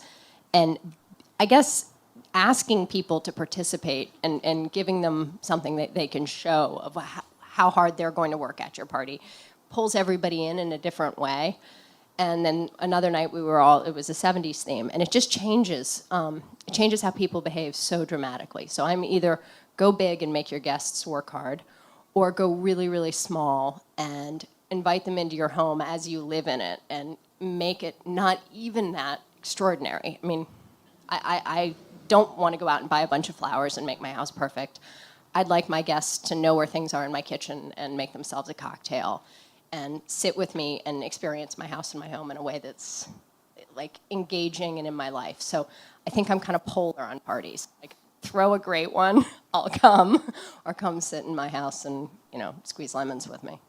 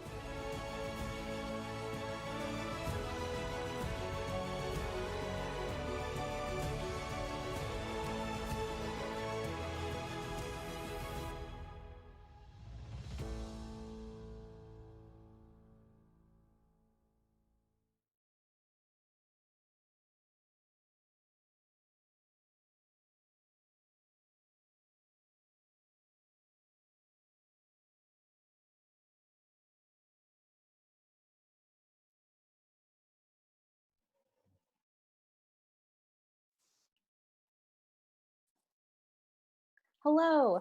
I am so thrilled to be here to close out today's programming. Thank you to everyone who's here with us this far in the day. It's been a really extraordinary day. So I've been following along since this morning, and I just have to say congratulations to everyone who made this happen. And thanks so much for having us. I am Caitlin Peterson. I'm the editor-in-chief of Business of Home, and I am sharing the screen today with Joseph Aldrich, the founder of the integrated marketing firm, the Cypress Group, and Lauren Urban, the founder of the public relations and communications firm, the consultancy PR. And we're going to talk about marketing and messaging in these crazy times. And I'm so glad you are both here. For everyone watching at home, for sure. Thank you. For everyone watching at home, we want this to be a discussion, not just among the three of us, but also with you. I'm guessing a lot of you have questions about your marketing right now and about how you can get your message out. So use the comments to send us your thoughts and questions, and we would love to hear from you along the way. But to get started, we're going to be talking about messaging and what you as a designer or brand can put out into the world, but also the why behind what you're doing. And with that in mind, I want to talk quickly first with both of you about what your firms do, because I know it's a lot more than PR, and also these days, PR means so many more things than it ever did before. Yeah. So can you guys just start, tell me a little bit about the scope of your business and how you help the brands and the designers that you work with. Lauren. Oh, thank you. Of course. So I didn't know I was first. Yeah, so we basically touch everything that's related to communication. So that can be brand strategy, it can be key messaging development, executive positioning, obviously traditional, media relations, social media, but certainly our role has grown tremendously, and even more so now in these times. Joseph. Well, we do some of that. We do, again, we do have that gray area where we both do media relations and traditional public relations and things of that nature. But the core of our business is actually in traditional marketing communications, target marketing, market demographics, execution on messaging vehicles, whether it's, events, whether it is, advertising, all of that type of stuff. We don't do social media. We say everyone should do it, which is really funny, which is why we're here. But yeah, we kind of are a marketing communications company in a can, so to speak, is what I say. Amazing. Well, and in this climate, I'm sure the scope of work you're doing has maybe changed dramatically. And I would say from my own inbox's perspective, I've gotten some really interesting waves of email outreach since we all started sheltering in place. And so in kind of a big picture perspective, I wanted to know what some of the trends you're both seeing in the past few months in terms of how people promote getting the word out. So when we first talked about this, 700 years ago, aka March, right? There was a lot of, oh my gosh, what's going on? There was a lot of unknowns. There was a lot of, this is what, oh, shoot, we're closing effective, 4:45 today and everything like that. And the big change, really very timely in the past, week and a half, is that we're doing a lot more, okay, we're going back to work communication. People are coming off of furlough. Manufacturing is starting up again in a way, right? One of our furniture companies, their creative director came back to the fact that orders had not stopped for the past 6 weeks, so they came back to this huge back order of furniture that needs to be made. And so it's like, okay, we've been doing a lot of, we're back. This is how we're back. This is how we're taking care of our business and your business, over the next 3 weeks. And we're doing that, we're replicating it in outgoing messaging, some social to some degree, and a lot of other crazy, weird things. But yes, that's my big shift. Yeah, I mean, I think, we're getting a lot of the same from the brands that we work with on the designer and kind of design firm front. It's kind of interesting because they've been continuing business as usual to an extent. They're still doing installs, but with more of a skeleton crew and that sort of thing. But I think that what's been most interesting for us is just, adapting to the editorial landscape over this time. I think there's been a shift, day to day, week to week. At the beginning, it was a lot of working from home stories and how to set up a home office and get the most comfortable desk chair. And I think that that's still out there, but it feels like the editorial coverage has evolved a bit. I think, we're sort of in this point where people want to see inside other people's homes and seeing what they're getting tours of their spaces and seeing sort of how they live and how they work. So I think we'll continue to see an evolution, and we're just continuing to keep in touch with our editorial contacts and seeing how it all continues to shift. I don't even know if the editorial community knows how things are going to be in a couple of weeks' time. So we're just all kind of rolling with it, being flexible. I think that one of the really interesting things on that is that it's almost as if, because we're so used to seeing each other, we're all people who, down the block means, in my case, I'm up in LA, I'm back in New York, I would normally go.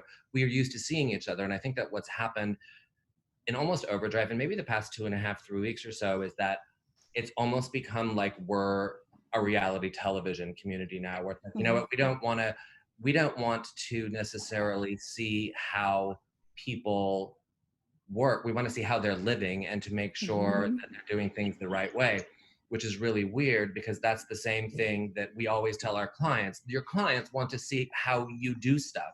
Your clients want to have a relationship with you, right? And so now I think that this whole, it's, keeping up with the design community, Kardashians, where everyone's like, oh, look, everyone's in your house. This is what I'm having for breakfast, is really just kind of this very interesting. Well, in that vein, we have a great question. Do videos for business owners seem like overkill during the pandemic? I don't know who asked that, but I love that question. What do you make of all of the Jeffrey Johnson, thank you. What do you make of all of the programming that has sprung up? And do you see that continuing? Is, all the people who have committed to doing an Instagram Live 7 days a week, in 3 months, do they still want to be on Instagram Live? Is it valuable? And how do you look ahead and figure out what you're supposed to get from that? I think that we're going to expect that they're going to be doing that, because I think that it has become like part of our communication, right?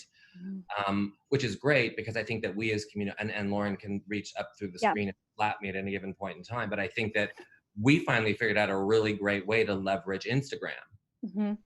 It's like, oh, okay, yes, it's pictures, and yes, it's a way for you to showcase stuff, but now you can have a connection with the people on the other end. And is it working? Does it work for the partners that you're working with who use Instagram Live? For mine, it does. And again, it goes back to this and then this is where I always say, well, it kind of really depends on what you're trying to do. Like what works depends upon what your goals are, right? And, so part of my mantra throughout this, like, you can't just do things to do things. Like, okay, we're going to do this because this is what we want out of it, right? So to answer Jeff's question, it's like, that's a very broad businesses videos. It's, he's a designer, so as a designer, is a video a good thing for you to do? The answer is maybe, is the technical answer. I don't know, Lauren, what do you think? I agree with you. I think the answer is maybe. And I think that, there's so many Instagram Lives. I feel like, designers are launching their own, virtual happy hours. There's, showrooms are doing it, brands are doing it, editorial publications are doing it. And, it's also, there's a fine line between doing it and also being oversaturated a little bit. So I think there's, you have to make sure that it feels authentic. First of all, that might not be who you are as a brand, as a designer. Maybe that's not your personality, and you should not force it just because there's a pandemic. But beyond that, but from the brand side of things, I know this is coming more from a designer perspective, but from the brand side, we have a lot of clients who are very used to kind of giving that one-on-one sort of technical instruction to the design community. So like whether it's decor, which is a luxury home appliance brand, or Lightology, which, deals obviously very, specialty in that category. They've been doing a lot of these virtual like cooking demos to demonstrate the product, or it could be, working with designers one-on-one to virtually explain sort of how, what size chandelier they need in their space, or what the, specific aspects are that they can't get from physically going into one of their showrooms. So I do think brands are getting really creative about how they're using technology to promote their businesses. So, but at the same time, it all needs to feel authentic. To do something just to say you did it, it's not the right approach. And that's very difficult because you know what, a lot of people, and I'm 55, a lot of people that are in my, box, this is not necessarily something that comes naturally to them. And part of the challenge is that the upside is that this universe has presented a huge amount of opportunity, right? It's very fast paced because these things come and go, and you know what, there's something every day, and it's like, okay, you can plan something literally 48 hours in advance and have a good showing and have a good result, which is something that you could never do, 4 months ago. We would spend months planning things. Oh, let's have a webinar about how to make no one has anywhere to go. They have all the time in the world, And what's going to happen in a month when people are like, oh, I'm kind of going back to work, right? But that's one of the things that I always tell people. So the challenge is you have to kind of do it, right? And you have to find your comfort zone with it, because if it doesn't come off as authentic and it doesn't come across as natural or real, because everyone's been watching it and people are so exposed to it, they can spot it 100 miles away. Yeah. You only have one chance to make a first impression, and that is extremely true today. So, what's that? Be thoughtful, be planned out, and be yourself. Be authentic. Yeah. In that vein, I want to talk a little bit about the medium in general. There was a great moment in the panel with David Netto and the 3 Hearst editors a few hours ago, and they were talking about the fact that what you put in a print magazine is different than a digital story, which is going to be different than an Instagram post or an Instagram live talk. How do you help your clients navigate what they put where and how they're going to craft the message, for each of those medium? That's a tough question. Gosh. Sorry. I have a very short answer. I'll let Lauren think for like 20 seconds because my answer is really short, okay? It's what you got in the filing cabinet, right? It's what are the assets that you have available to you today, right? Because the fact of the matter is that for the most part, California and Texas and a few other states, if you're a designer and you're involved in construction, yeehaw, your projects have gone on. Not universally true across the country, right? So, how many photo shoots have we all had canceled or postponed? How many, installs? So all of the opportunities aren't necessarily there. So my whole thing is, okay, what have you got that we can use, right? It's like, oh, we have a house that you looked at 3 years ago. Okay, great. Let's look at that again, and projects that maybe weren't the best to showcase, you can now feel comfortable parsing out, So that's my answer is always, what have you got? Yeah, no, and I think that's actually a really good point and something that we've been talking a lot about, because, a lot of the print publications sort of in the major shelter books, right? They're consolidating issues. They don't have the luxury of doing shoots right now, for example. They have things that maybe have been in the hopper, but what comes after those dry up, unless they're only going to feature things where people can do shoots. So, we're actually finding that fortunately a lot of our clients have heeded our advice and photographed their jobs and have beautiful professional images that now, maybe previously could only be used for online, but now print publications, their parameters are loosening up a little bit. So, if you have that beautiful portfolio of images, whereas it was only for one purpose before, maybe now you can sort of tiptoe it into, print in a way that you maybe couldn't before. So, there's, and in terms of Instagram, how that kind of factors in, I would say Instagram to me is, yes, it's great to have beautiful images, but it's also a great way to kind of pull back the curtain and show what's going on behind the scenes about, your process and who you are as a designer and your philosophy. I think people really enjoy seeing that. And, again, it's a personal choice as to how much of the curtain you pull back? You know, are you the sort of person that wants to share your gym selfies, or are you someone who wants to actually show yourself on a work site? You know, like there are both schools of thought in our industry, and you know, it just has to feel right for you. So, And you know, and God bless.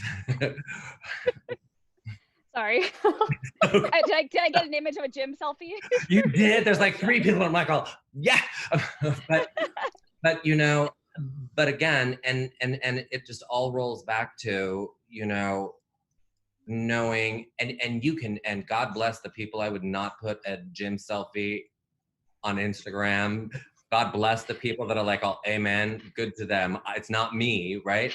But again, it's like, okay, I just, you know, no matter what you do, whether it's this, whether it's media, it just really goes back to, because what Lauren just said is, you know what, you have to find a way to be yourself and to be authentic, you know, and put yourself out there, and people are now expecting that from you.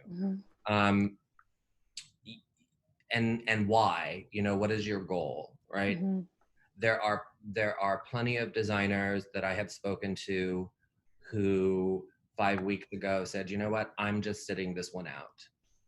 And they just simply said, you know what, everything that you've said is great, but you know what, I don't really care. I don't want to sit here and have to do all of this stuff.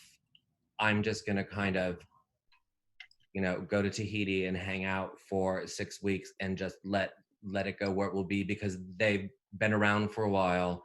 You know, their businesses come from and are done a certain way, and they don't have the same sense of urgency because they're not out there, going back to why you do what you do, right? They're not out there designers looking for licensing projects. They're not out there looking for collaborations. You know, they're not looking to bump up their game from transitional residential to high-end residential. You know, they're just designers who are working. They know they're going to work again. I'm just like, oh, I'm just going to kind of, you know, spend time with my kids and do the stuff that I see people on social media doing, and I get jealous.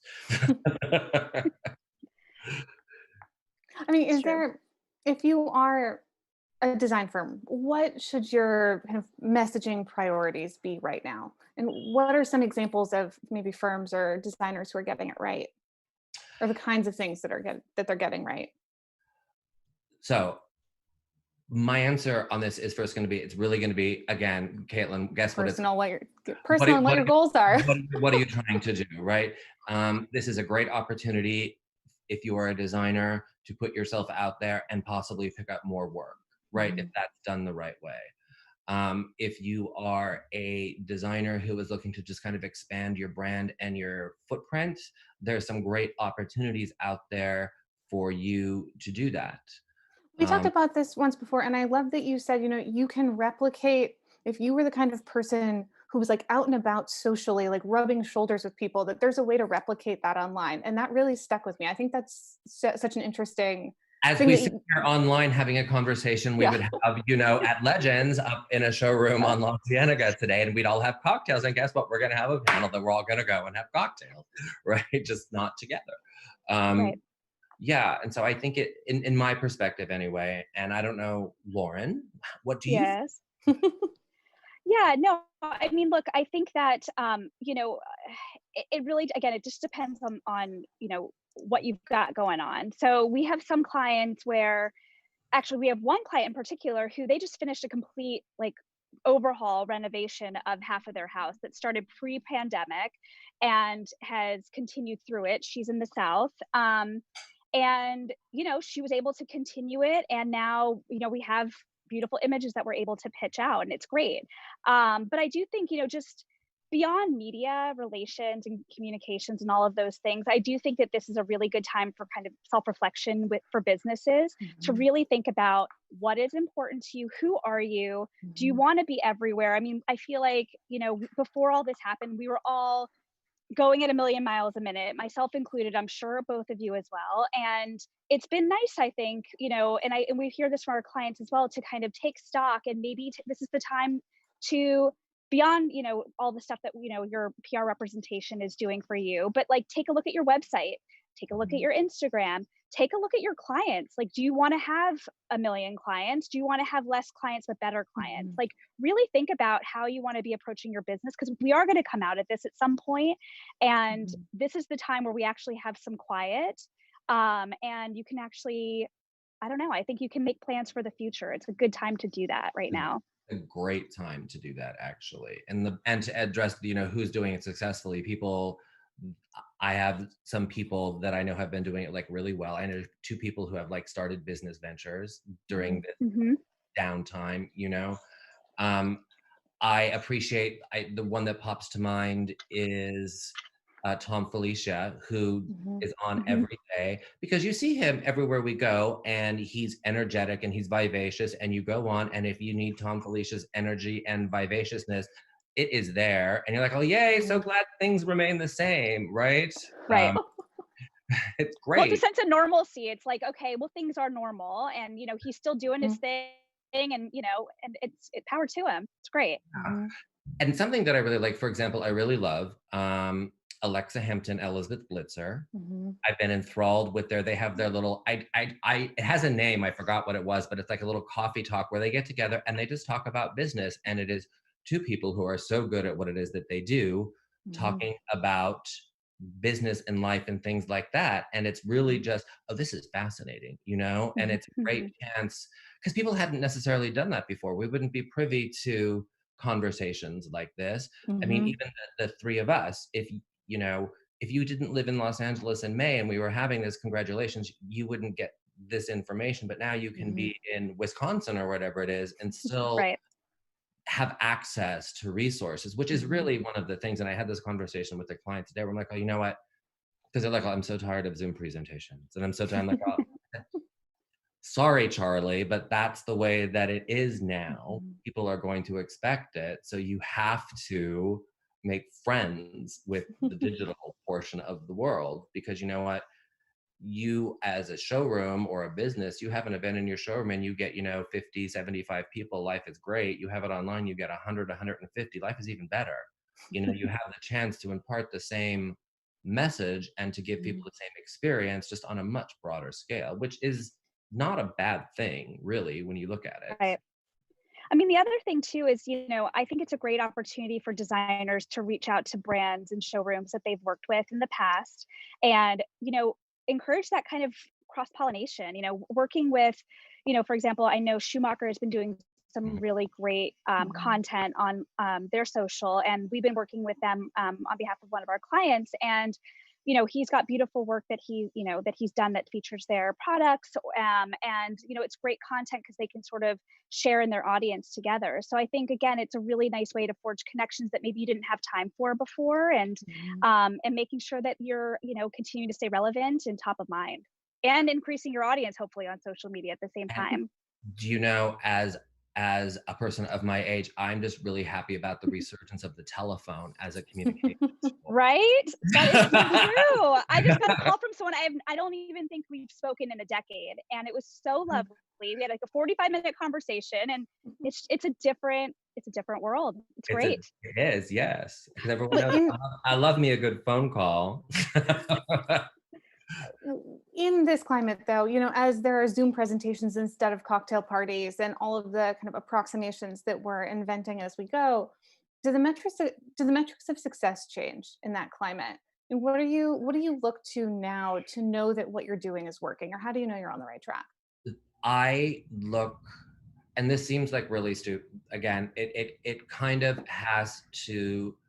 It's a version of, what are you trying to do, right? You have to find out what for whatever your goal is, there is a measure of success attached to it, right? So if you're talking about expanding your footprint, you can look at, you count number of followers, you count impressions, you count things of that nature as a way where you can gauge, if your reach and your expanse is growing, right? That's a tool. And if your goal is to perhaps grow your business, congratulations, you can gauge your website clicks. If you do direct communication, you can go, okay, great, maybe this is a good time to focus on my, I should be emailing people now with like pictures of projects, like that. That's a great way to be able to, going back to what Lauren said about kind of focusing on your business, is figure out what your matrix of success is based upon what is that you're trying to do, right? Because it's not uniform. Yeah. Yeah, and I think I agree with everything that you said, Joseph. And I think also something that's important for everyone right now is, I think, again, we're in a new world, we're in a new climate, you know, all those things. And I think that there's got to be sort of a no fear situation right now. And you have to be unafraid to try new things. Sometimes they work, sometimes they don't. And, you know, Joseph, are you laughing at me? Here's why I'm laughing. I'll tell you why I'm laughing, right? Because we have a very limited roster, and our clients are, for the most part, you know, medium-sized companies. They're not the fabulous companies that you necessarily. So they're like more, you know, working companies. And I've been telling them the whole time, I've been, okay, no, you just have to go out there and you have to embrace the digital, and you just like have to get out there and do it. And some of them are okay, great. Some of them are like, oh no, I'm not doing it, right? And I'm like, oh, too bad, you have to. And the funny part is that this is not my preferred medium. I don't do really well with this at all. So my husband said to me, he said, you know, you should probably listen to what you tell other people to do. So I'm even going, okay, fine. I'm going on. I'm going to do all of this now. So I'm like, okay, great. I'm going to launch a little channel and like do this because, yeah, that's why I'm laughing. Because you're like, oh yeah, I know that. Carry on. Sorry. Sidebar. Well, no, I mean, look, I think I mean, I think it's all true. There are the normal rules do not apply right now. So do you think the rules are changing though? Or do you think that we're gonna go back and want the old rules back?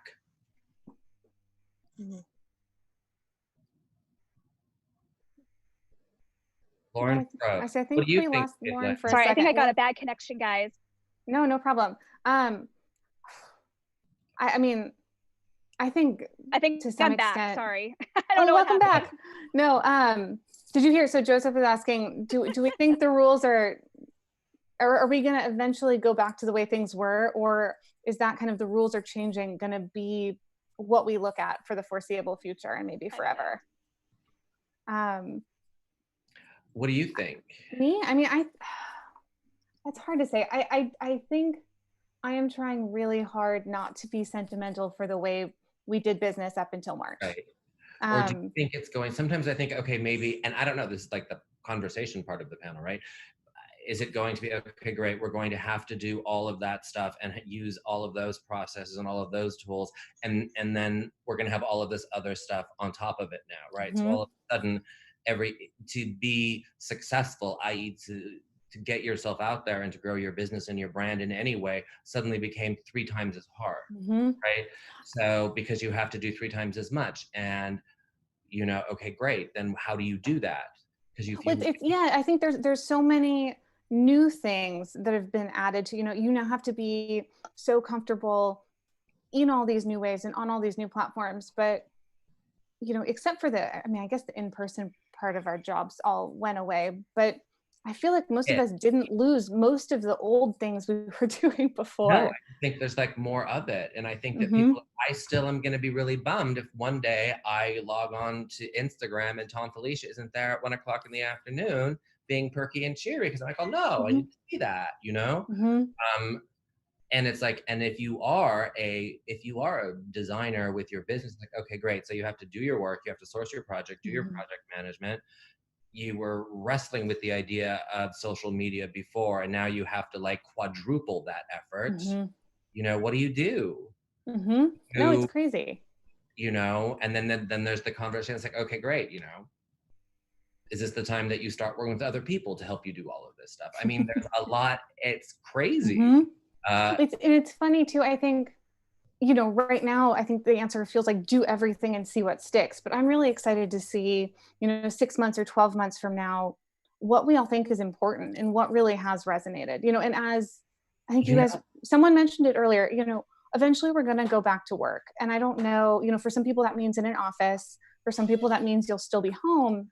But does all of the online programming resonate then in the same way it does now? Or have our priorities just shaken up in a snow globe so much that what matters will be totally different and unrecognizable. And I think that it's just like, okay. And one of the things that has resonated with me is the role of all of these other people who are industry that we just don't normally think of, right? And I'm currently all hail the road rep for brands and for showrooms, because those are the people who are getting the goods in front of designers. Those are the people who are in their cars with their masks driving around, dropping off samples and memos on designers' doorsteps. Those are the people that have just been so spectacular in my head throughout all of this and keeping us kind of like going, right? I think one of the funny things you were talking about, road reps, but also just in general, kind of all of the people who can help you develop different parts of the different parts of your business, whether it is someone who's good at SEO or good at developing a website, or whatever it is that you need or that you've decided you need to grow.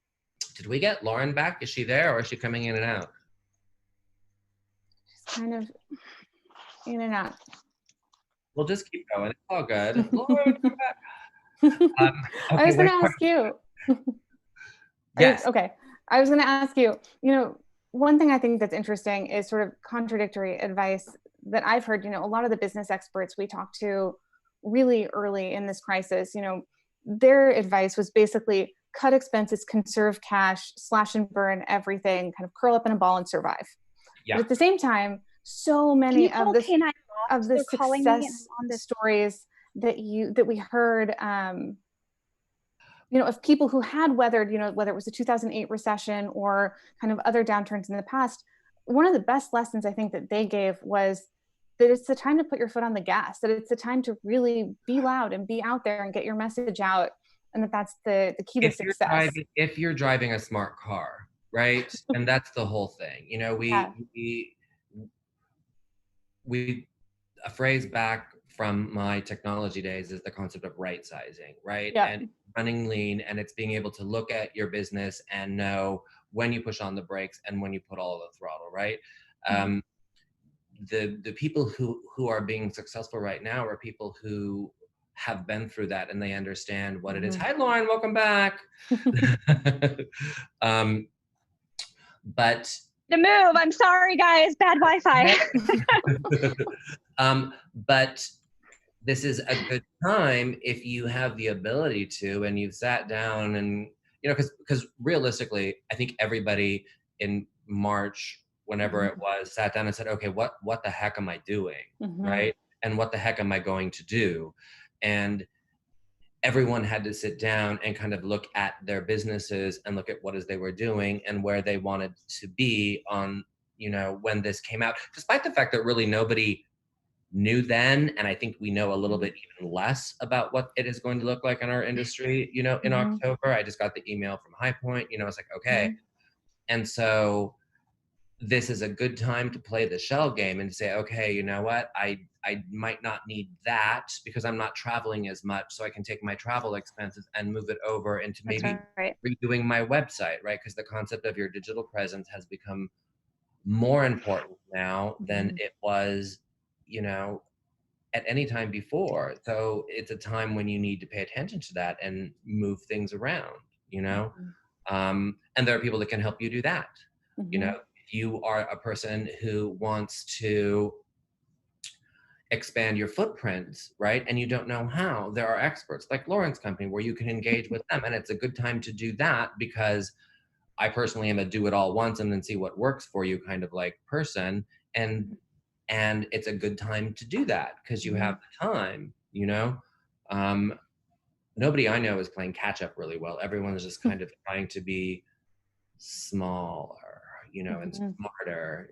What is it we always say? We're speedboats. We're nimble. We can adapt. Yeah. All yeah. that. Yeah. That's what.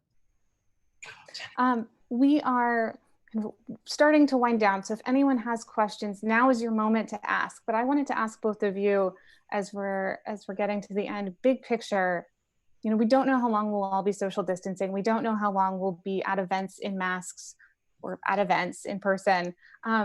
But how would you advise designers and brands to plan for the months to come? Where are the places to invest? What are the big questions to be thinking about? You know, one of the things that we've been doing a lot of in the past, and again, I'm in California, and so California is going through a mild reopening, if that's what you want to call it. You know, it's not a full reopening.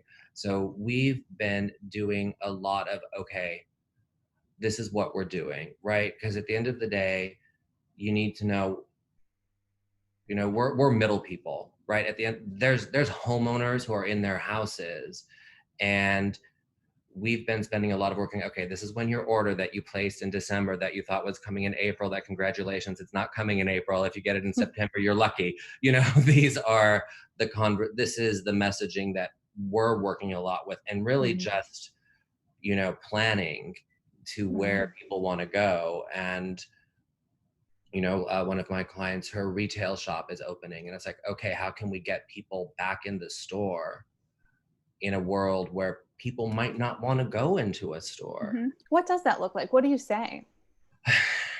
Go to the store. You know, this is a conversation that's kind of relevant, not just to, and then I'll wrap up, to just our industry, but like people in general. You have to give people the ability to be comfortable in where they're at with this process, right? Because obviously this is not a one size fits all solution for every business and for every person. You know, my daughter probably doesn't want to go into a store. You know, she's in New York. She's developed a great sense of people phobia. She's like, oh, I don't need to go into stores, and I don't want to go into stores. Right. And if I have to take the train to get to your store, I'm not going to be there for a very long time.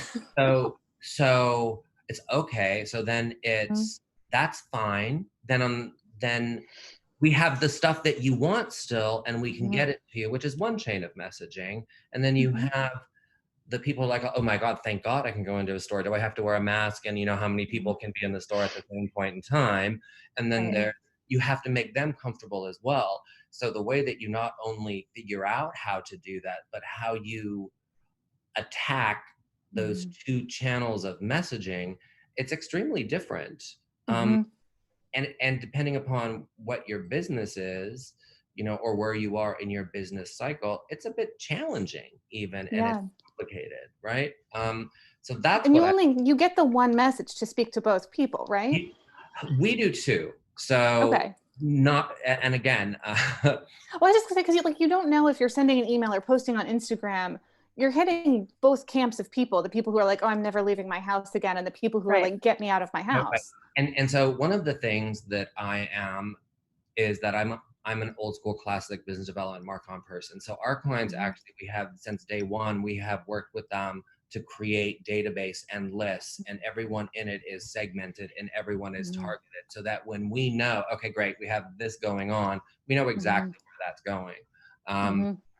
You know, and we've been working with other people who aren't maybe that far to kind of refine the machine gun approach and be a lot more shotgun, so that you can be very specific, right? Because at the end of the day, the lady doesn't want to go into a store. She doesn't care if she can come in with a mask on Friday. She wants to know that she can buy her stuff online and someone's going to drop it off at her house.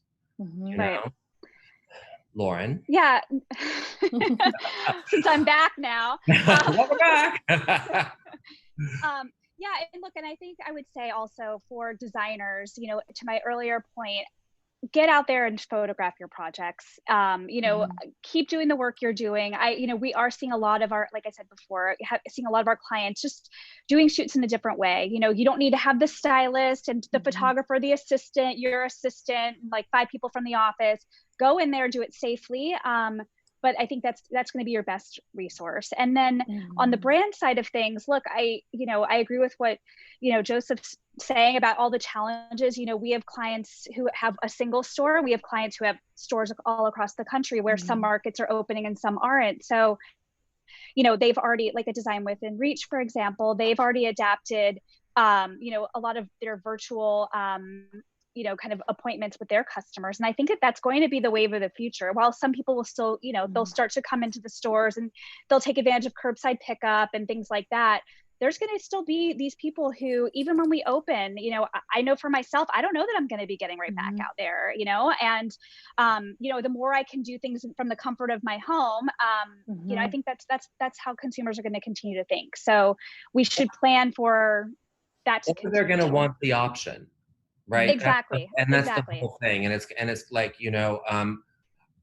we had a designer client who had a random day with a photographer and has a beautiful home. And much to what Lauren just said, it was a process. And now what happened, okay, 14 people in one house process becomes 4 days with like 2 people each day doing whatever it is they need to do.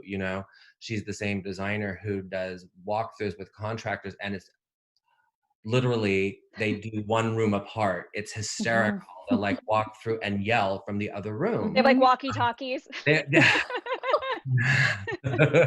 thing you never thought your designer clients would need to have in their toolkit, right? Right. No, and it's but the nice part is, and I don't know if nice is the right word. The interesting part is that now people on the other end of the camera or on the other end of the walkie-talkie, they understand. They're like, okay, that's great. So this is what we do. We go in on Wednesday, which means that at 9 o'clock the night before, the house needs to be styled and done because you're standing outside the whole day. And we'll come out and text you pictures from behind the camera. People understand that more. And currently, it seems people are being more patient with processes. Hopefully that will last. We have a question from Troy. He said, have you noticed an increase in philanthropic activity within the design community in the downturn? And I wanted to start by saying, yes, I know we covered it on Business of Home, and we have this amazing article that I'm really excited about because it's sort of a compendium of everything that the design community was able to contribute to over time. And so it's kind of an amazing timeline alphabetically of all of these incredible brands that pivoted in some way to make a difference. But I think I want you guys to answer Troy's question, but I also want you to know, I want to know how did you talk about that philanthropic activity with the brands that you worked with? Because I think that's not just as important, but it's kind of concurrently important with the good that the industry was doing. Yeah, I mean, go ahead, Joseph. Or no, you can start because I don't know. You can talk and I'll think. How's that? Let's switch. Okay. Oh, that's fair enough. Fair enough.